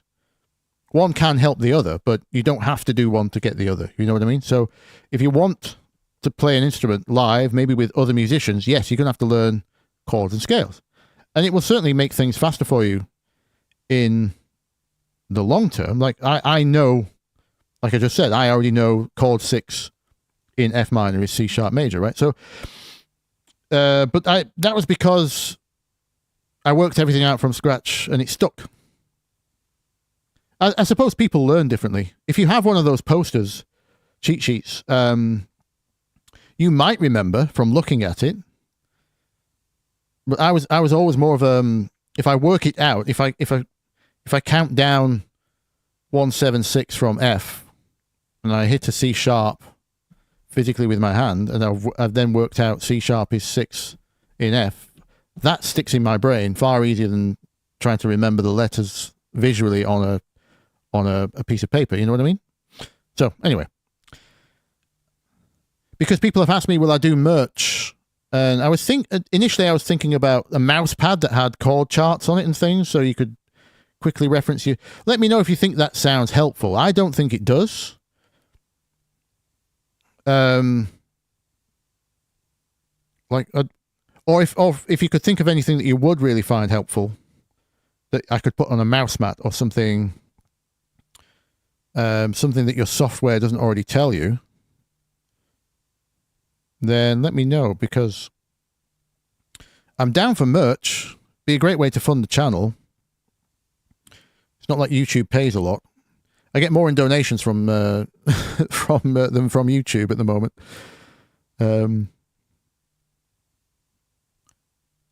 So yeah. Anyway.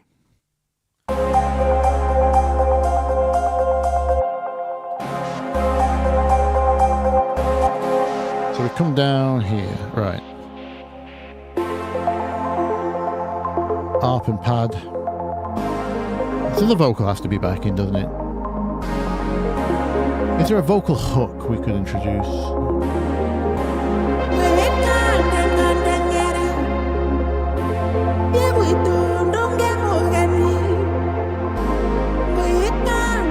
That synth has to go away.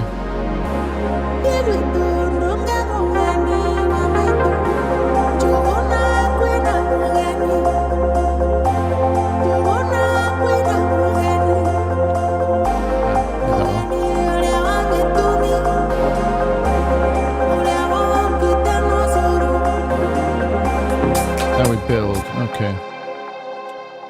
I want the echoes back.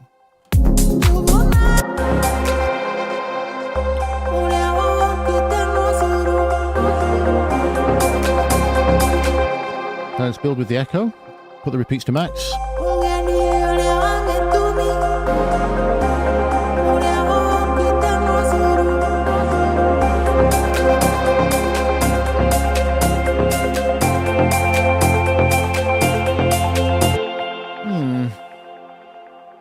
Oh, I've gone max repeats on the wrong delay. Yes, stay smart. I also hate promoting my, well, I don't actually promote, I just don't do it. I suppose my YouTube is my promotion.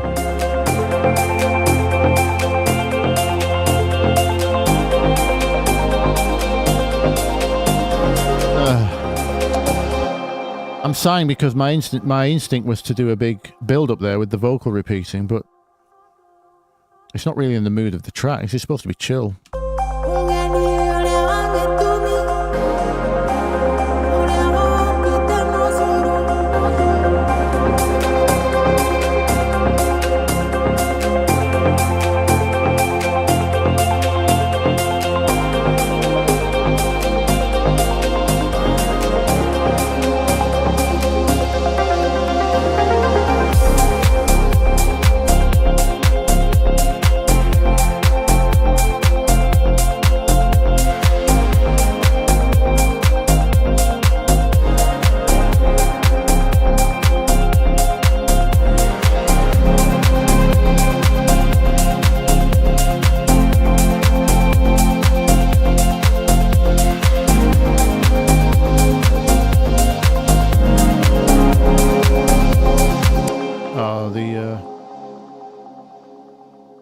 Did we do the thing? Yeah, okay.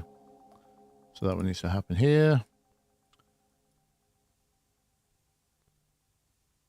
There we go. Ah, okay.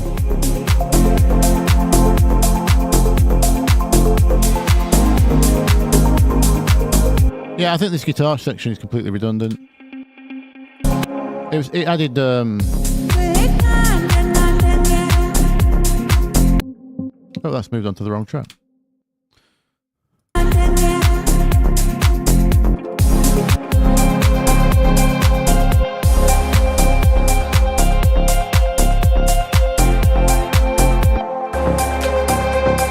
think we need to drop with percussion in.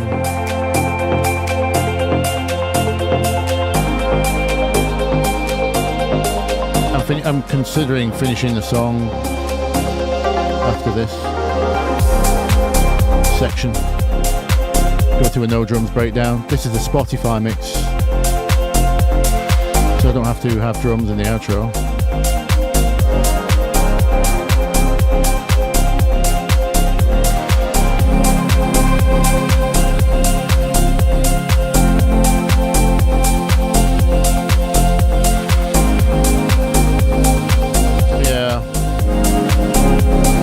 Go to a pad bass. Let's just mute these. That's nice, yeah. Take the big pad down.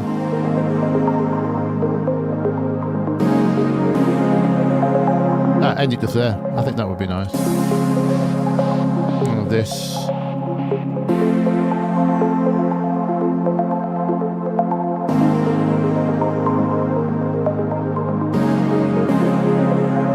The last chord. Let me edit the MIDI on this so that is the last notes. So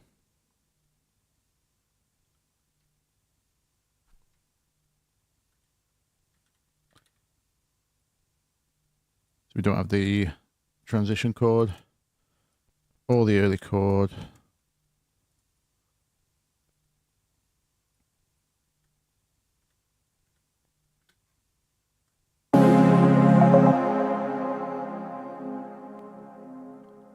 Finish on a chord 6 major 7th. Very dreamy. Oh, we have to. What do we do with the ARP? That just has to go away, doesn't it? Let's filter that out, I think.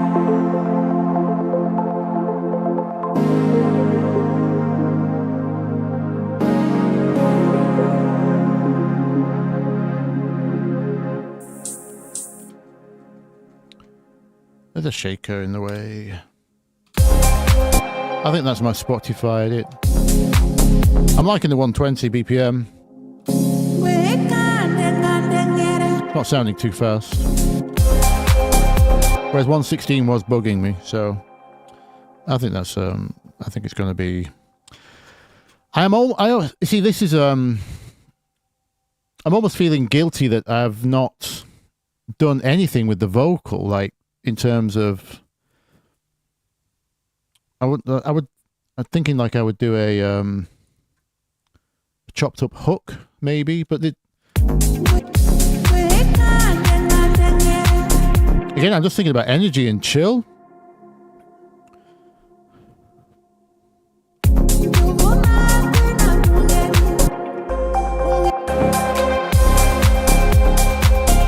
Maybe.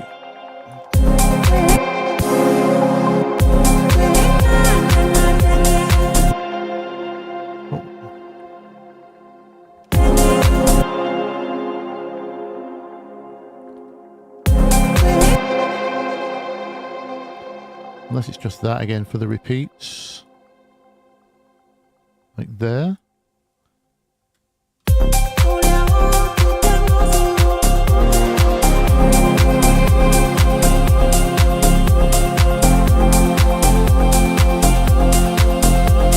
No. On beat sounds too hype.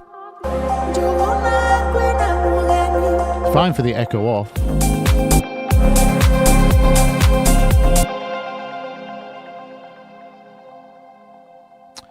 Maybe a background. I'm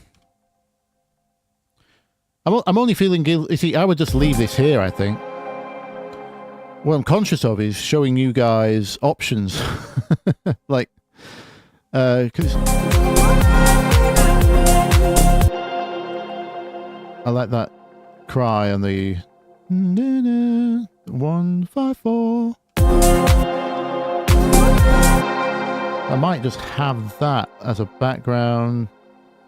Like we go super wet. Take some of the dry out. No pre-delay. Put the high frequencies back in.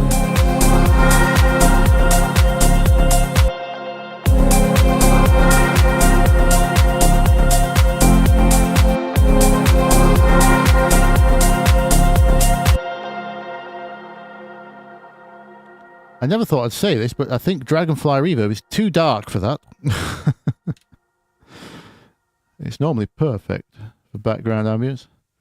I might try... What other reverbs can we try? Good Atmos reverbs. Oh, what does Endless make of this? The DDMF one. I do like that for... This basically turns anything into a pad.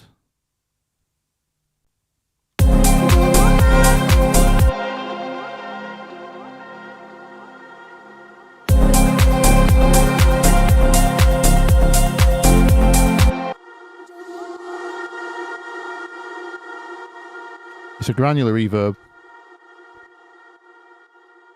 which you don't really have control over the length of. As you can see, this is not 100 milliseconds. This is the that's just kind of the bit that it grabs before it. You can add octaves for this pad sound.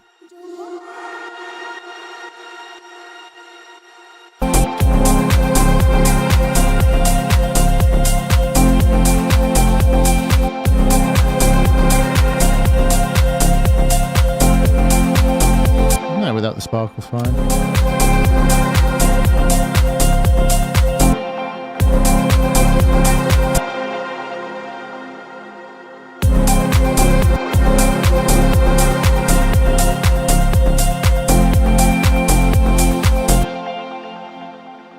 That's the kind of thing I was going to do with that other vocal earlier, this one.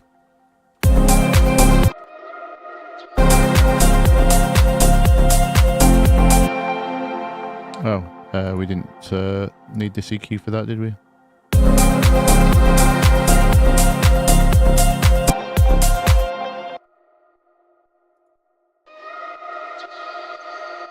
I just literally want the doo-doo. First beat. In fact, let's have that as a turnaround. 2, 3, doo-doo. You probably barely hear it. It's nice little atmosphere. And then that in the background. Is it too mad for the outro? Let's have a look. Too much, I mean. Yeah, it's a bit mad.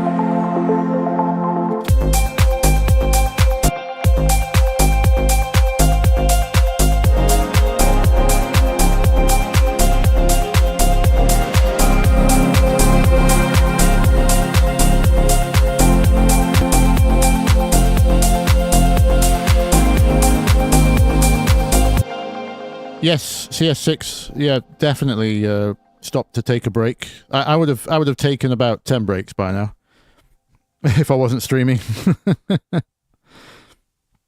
You have to. Yeah. I don't reference anywhere near as much on stream, mostly for copyrights. And yeah, I don't take breaks anywhere. Yeah, I would take a lot of brew breaks, making a brew, cup of tea.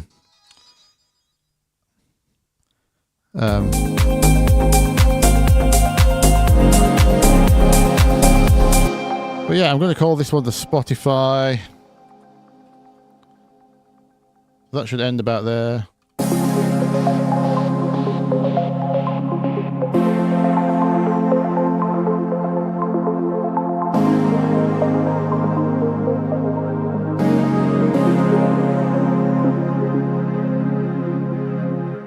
I think I want the pad to be filtering down.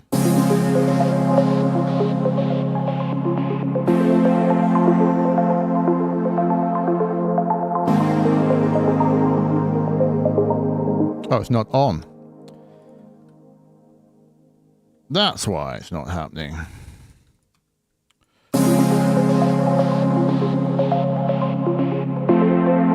There we go.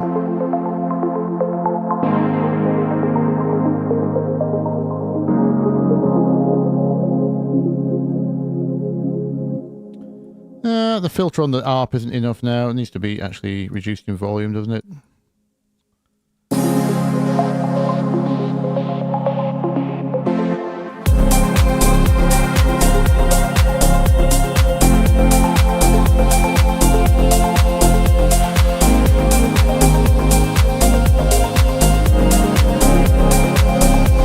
Something like that.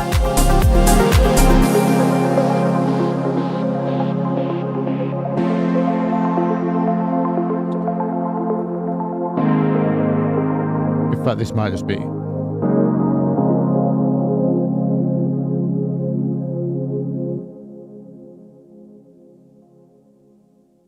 See, I'd love to leave that reverb tail and fade about there, but the I can already tell you ahead of time, a digital distributor would reject that. And the reason is everyone plays things on obviously some kind of playlist chain now, so they don't like big gaps at the end of songs because it would take too long for the next song to start. So they usually reject those now, which I think is a bit of a shame.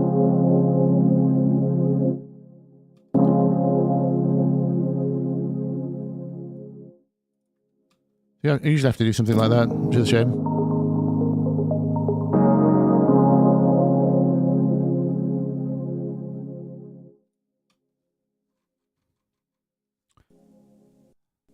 Let's put that pad to the end of the bar.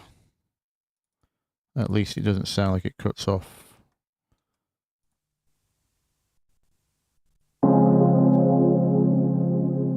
A little fastidious, doesn't really matter, to be honest. Here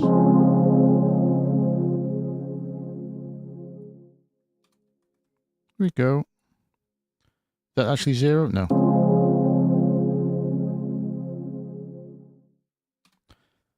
So that's the Spotify arrangement. Unless DJ Clips comes back with notes on adjustments he would like to hear. Yeah, I mean, actually, while we're here, I will just quickly discuss, if I was going to make a vocal hook, I don't actually think it's appropriate for this track. Make a new MIDI track.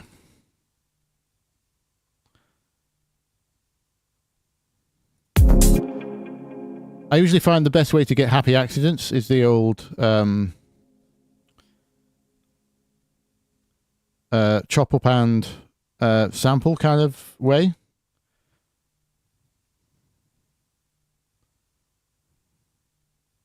Oh, no, sorry, what am I doing?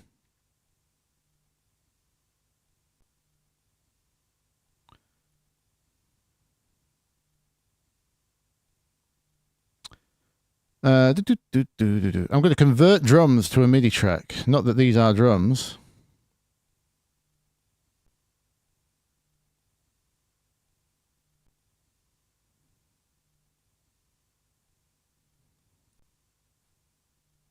Let's see what it gives.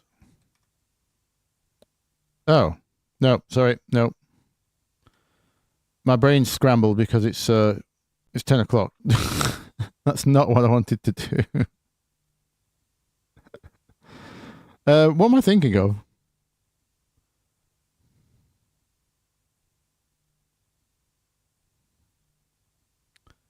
It's not the converts. Oh, it's slice. I want slice. What am I doing? There we go. Slice. So yeah, let's try every eighth note, something like that.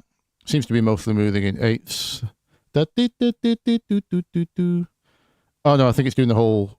It's doing the whole thing.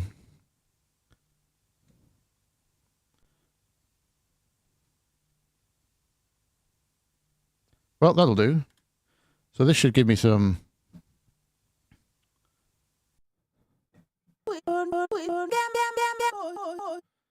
Let's take the loop off.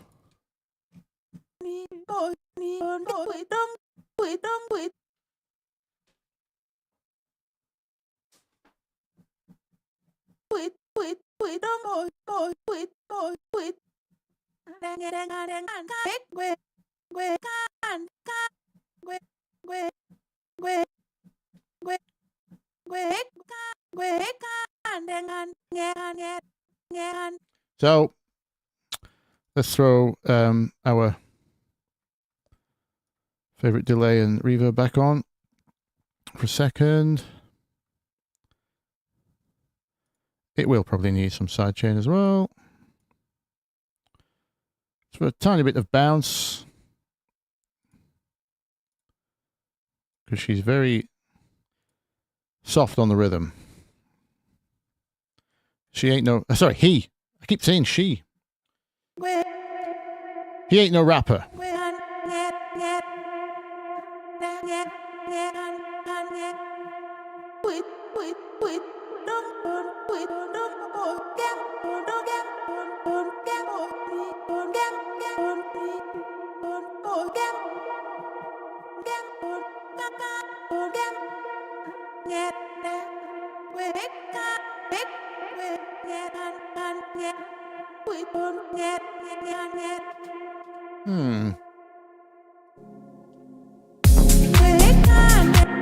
Oops. Let's just do this section for loop for now.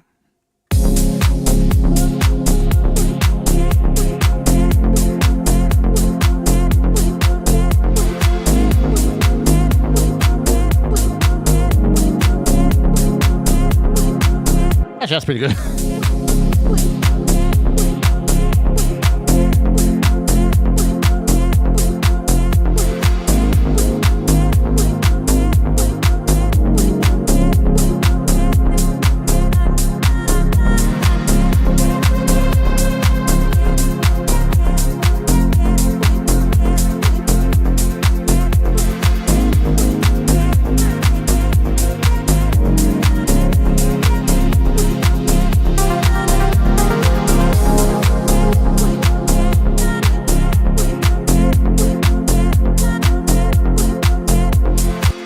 Playing around with one of the words sounds like a rude word in Russian, does it? Oh dear. It's these things that matter. I think Russia's well, obviously it's a very big country. It's a big market as well. I believe Russia, as one of my audiences, is in the top 10. I'd have to get my Spotify for artists breakdown, but yeah, I'm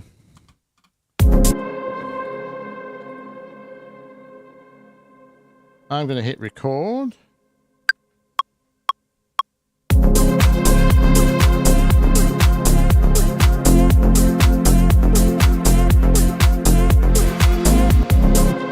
Put that in.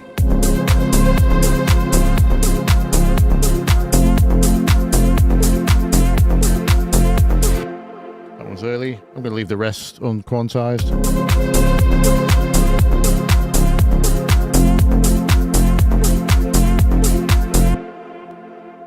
There's a good one down here that I want to use as a turnaround.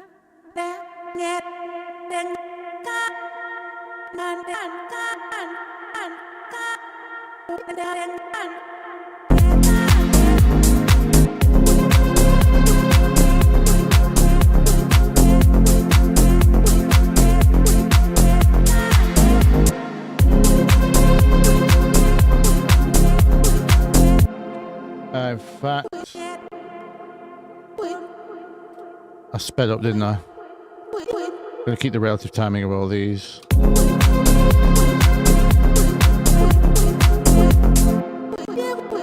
Which one is it? One of these words, by the way.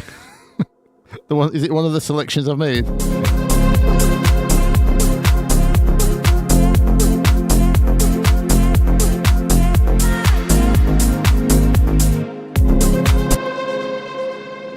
The beep. Does Russia have a BPM law? I thought that was Chechnya.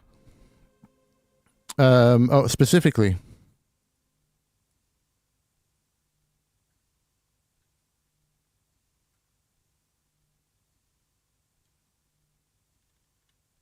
It was Chechnya, wasn't it?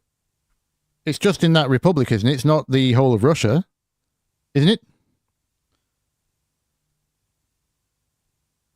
I know they banned. Yeah, I think you're right. It's anything faster than 118.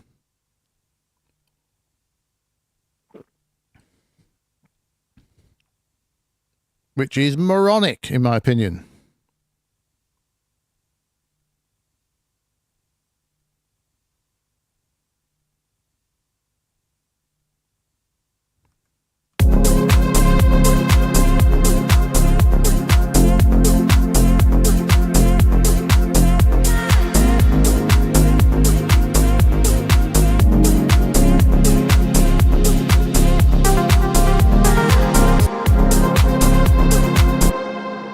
Stop it for the trans turnout. It's also mostly present in the highs, which I don't like. I need to make sure it's good in the mids, because it needs... If you don't know, by the way, one thing to consider, whoever was asking mixed questions, one, you need to think four-dimensionally. So, obviously you have top to bottom, which is frequencies, like your y-axis. You could think of your x-axis as left, your width, kind of. But there's also a z-axis, which is front to back. So, obviously, things like reverb without pre-delay sound like they're further back. Because if you imagine someone stood in a church, if the reverb bounce from, if they're stood at the other end of the church and they speak to you, you're going to get more reverb than them, right? Whereas if they stood very close to you in the church and they spoke, you'd still hear the reverb, but it would be later than them. So that's where the pre-delay thing comes in, right? So that moves them forward in space. If you put pre-delay on reverb, so you let the sound happen before the reverb happens. But also frequencies do determine position, because air absorbs high frequencies over time. So people stood further away, you won't be able to hear their sibilants as well as if they were stood right next to you. So you can push things further back by reducing the highs.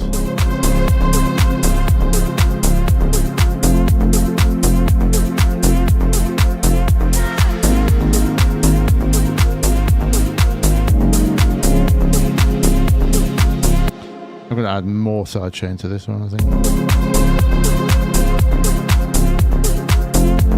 How are we, mono?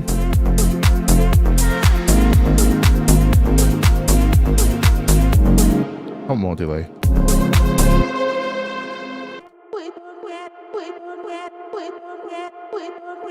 Right, okay.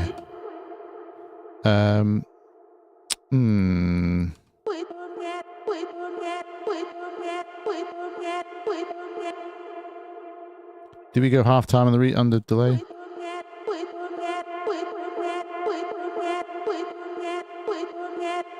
Oh no, we should go dotted.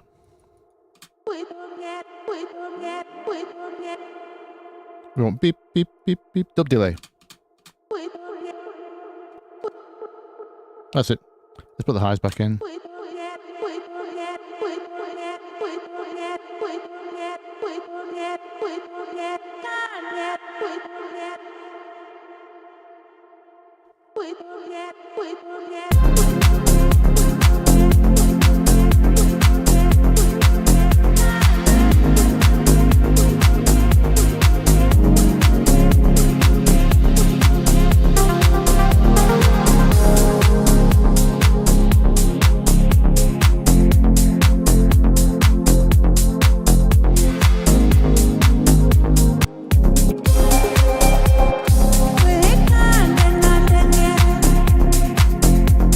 Where does that go? That's I think it goes there.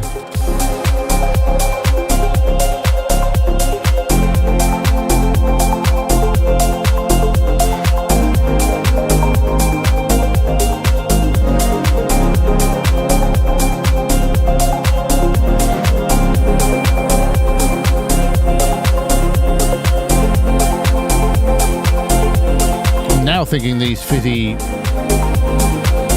things are far too low. Don't need that much fizzy shaker. Okay, so we can't hear them behind the guitars without the high frequencies.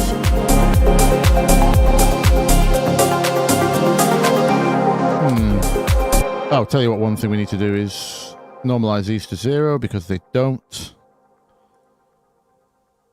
That way at least we've got some headroom to turn them, well, the other way around. 0.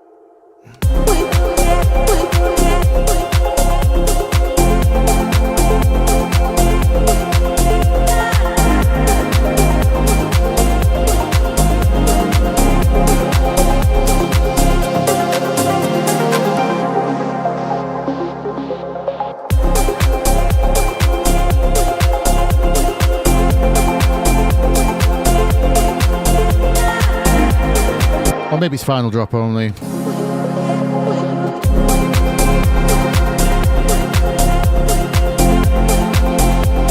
might have to sleep on that one.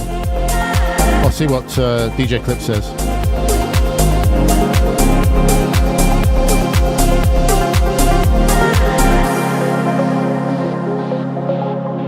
I think it also needs a touch of that compression.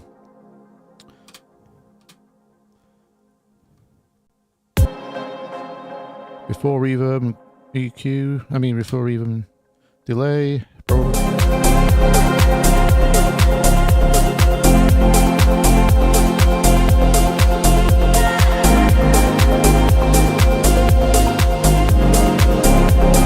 I think the track's busy enough. So it's going to be a background thing, if anything, in my opinion. That's what I'm hearing. Again, focusing on vibe. So that would be the, that's the Insta, the shorts, whatever you want to call it. That's out by then, yeah, that's good.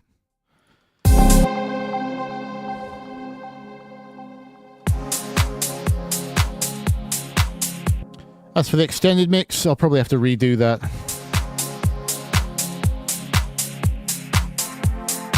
I don't think I want to start with the chords. DJs don't like mixing chords in. This was a naive extended mix. The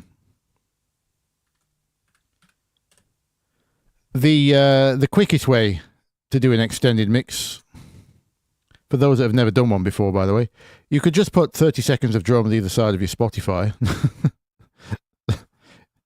Well, you wouldn't leave this beatless end here. You'd run the drums through this and then have 30 seconds of drums.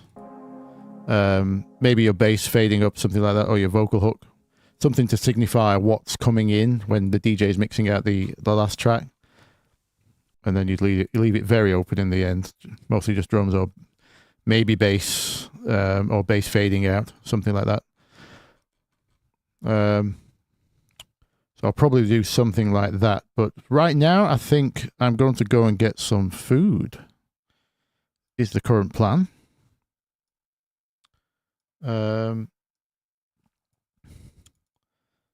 That's the wrong browser.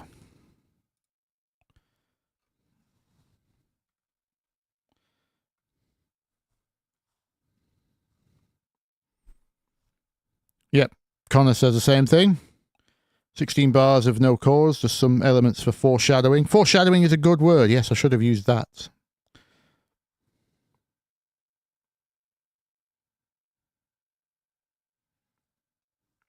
Oh, which word are we which word are we talking about? Sorry, I've just spotted Nick There's a rude word in Russian and Ukrainian, apparently. Is it in the chop?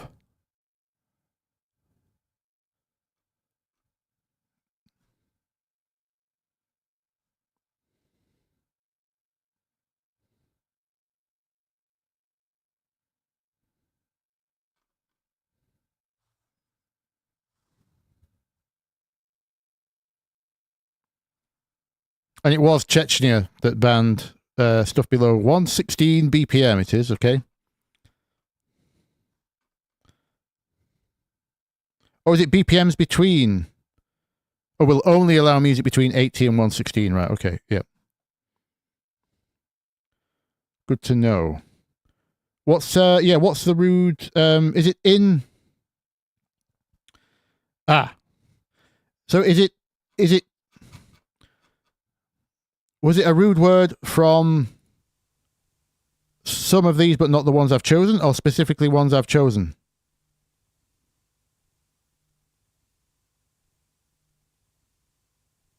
I don't want a chill track to have penis in it.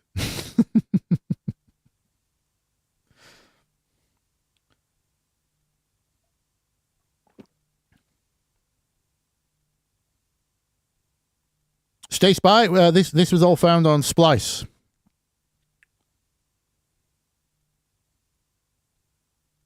I found this pack on Splice. Kenyan male vocals. As much as I keep saying she, it's right there in the title. All.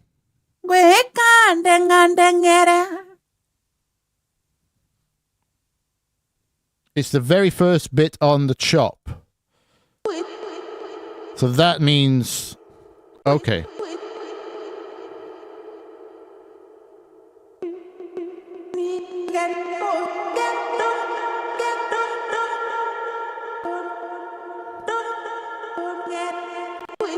I just need an attacky one, don't I?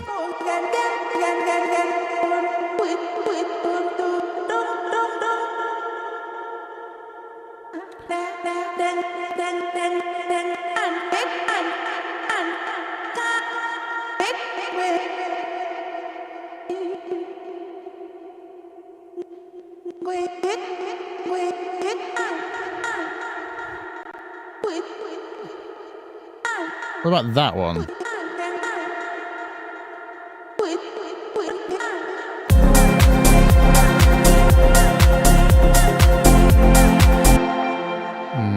Might have to go down in velocity. Is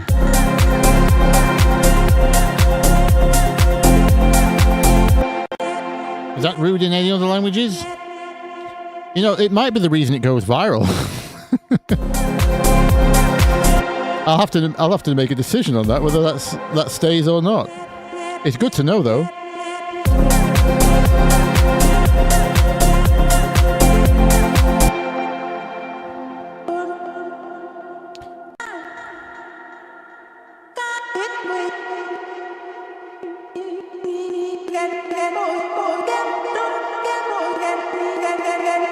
That could also work if I chop it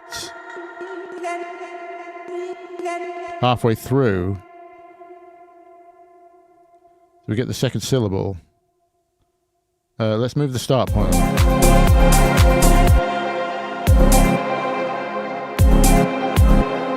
That one. Move that there.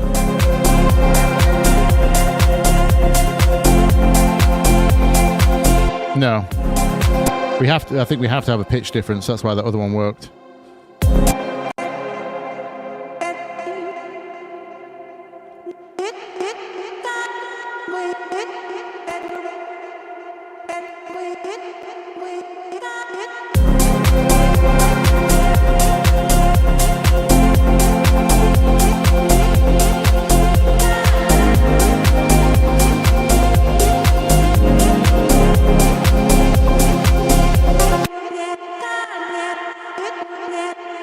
Maybe we pitch it.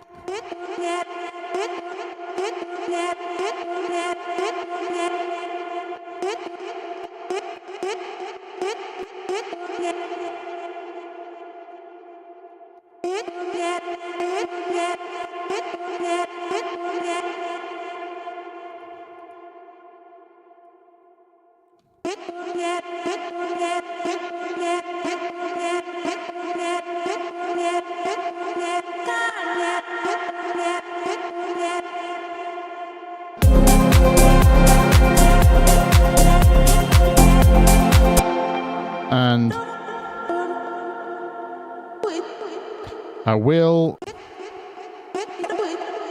leave that one ghosted, so if DJ Clips wants the rude version, he can have it.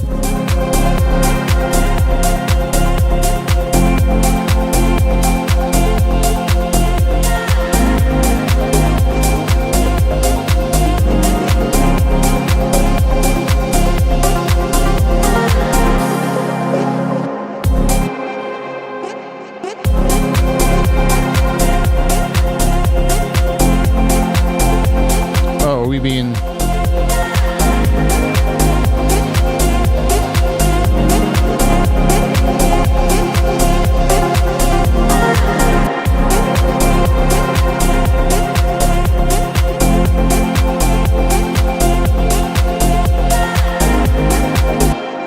That's too loud.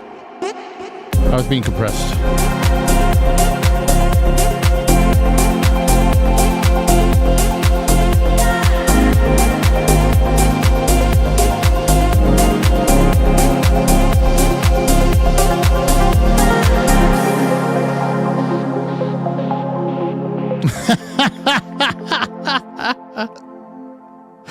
Connor, yes, just name it Member. It is a tribute to Deadmau5's I Remember.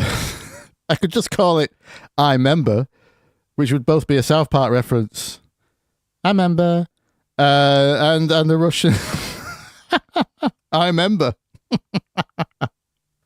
Track name is done. I Remember.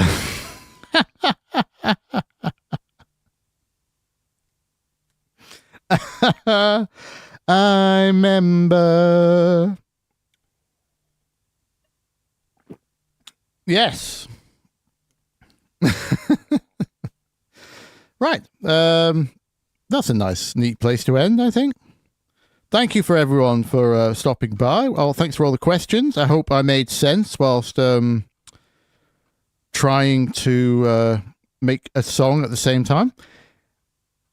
If I was trying to concentrate very hard on some sections, I missed a lot of questions definitely this week. If you have a burning question I didn't get around to answering on the stream, please leave it in a YouTube video comments. I will definitely have time to get back to you there, as long as it's explainable in Word format. If not, I'll probably try to make a video. So, yeah. Splice did us proud there. No, no, no, no, no, no. I'm singing it already. Could be a hit. Oh, it was a good test. If I'm still singing it next week, there's something going on. Thank you, Connor. Thank you, Nick. Thank you for the Russian and Ukrainian warnings.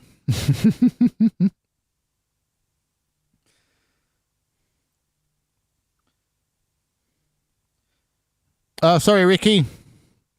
The stream will be up if you want to watch the VOD on the live in the live section of the uploads.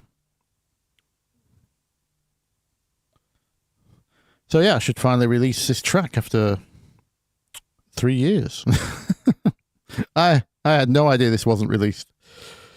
So thank you all for those that requested to find it on Spotify. It will be available very soon. Well, we've probably missed September's deadline. October, let's see. It's actually quite a nice sound for October. It's not too summery. Yeah, we went through the chords earlier in the video, Stay Spice. So, yeah, just watch the VOD. The VOD will be uploaded instantly when I close the stream, apparently. Thank you very much, Cook. Thank you, Star.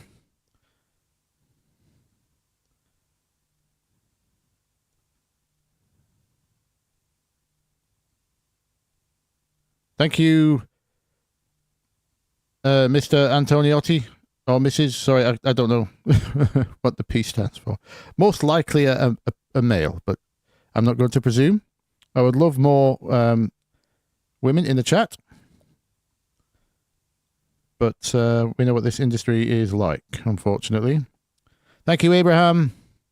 All good. Don't worry. The VOD will be up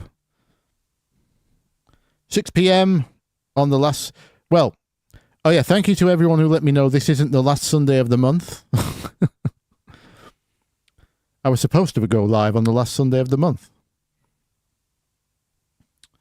And this wasn't. I just presumed it was. So, sorry, this is the 1st of September. But the idea is the last Sunday of the month, 6 p.m. GMT time. Sorry, GM time. Greenwich Mean Time.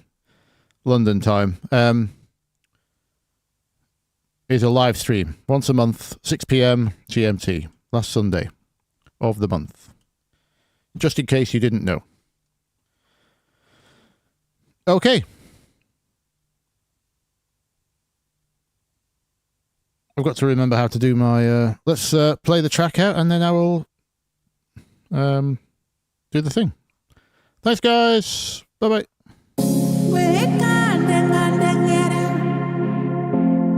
We don't know.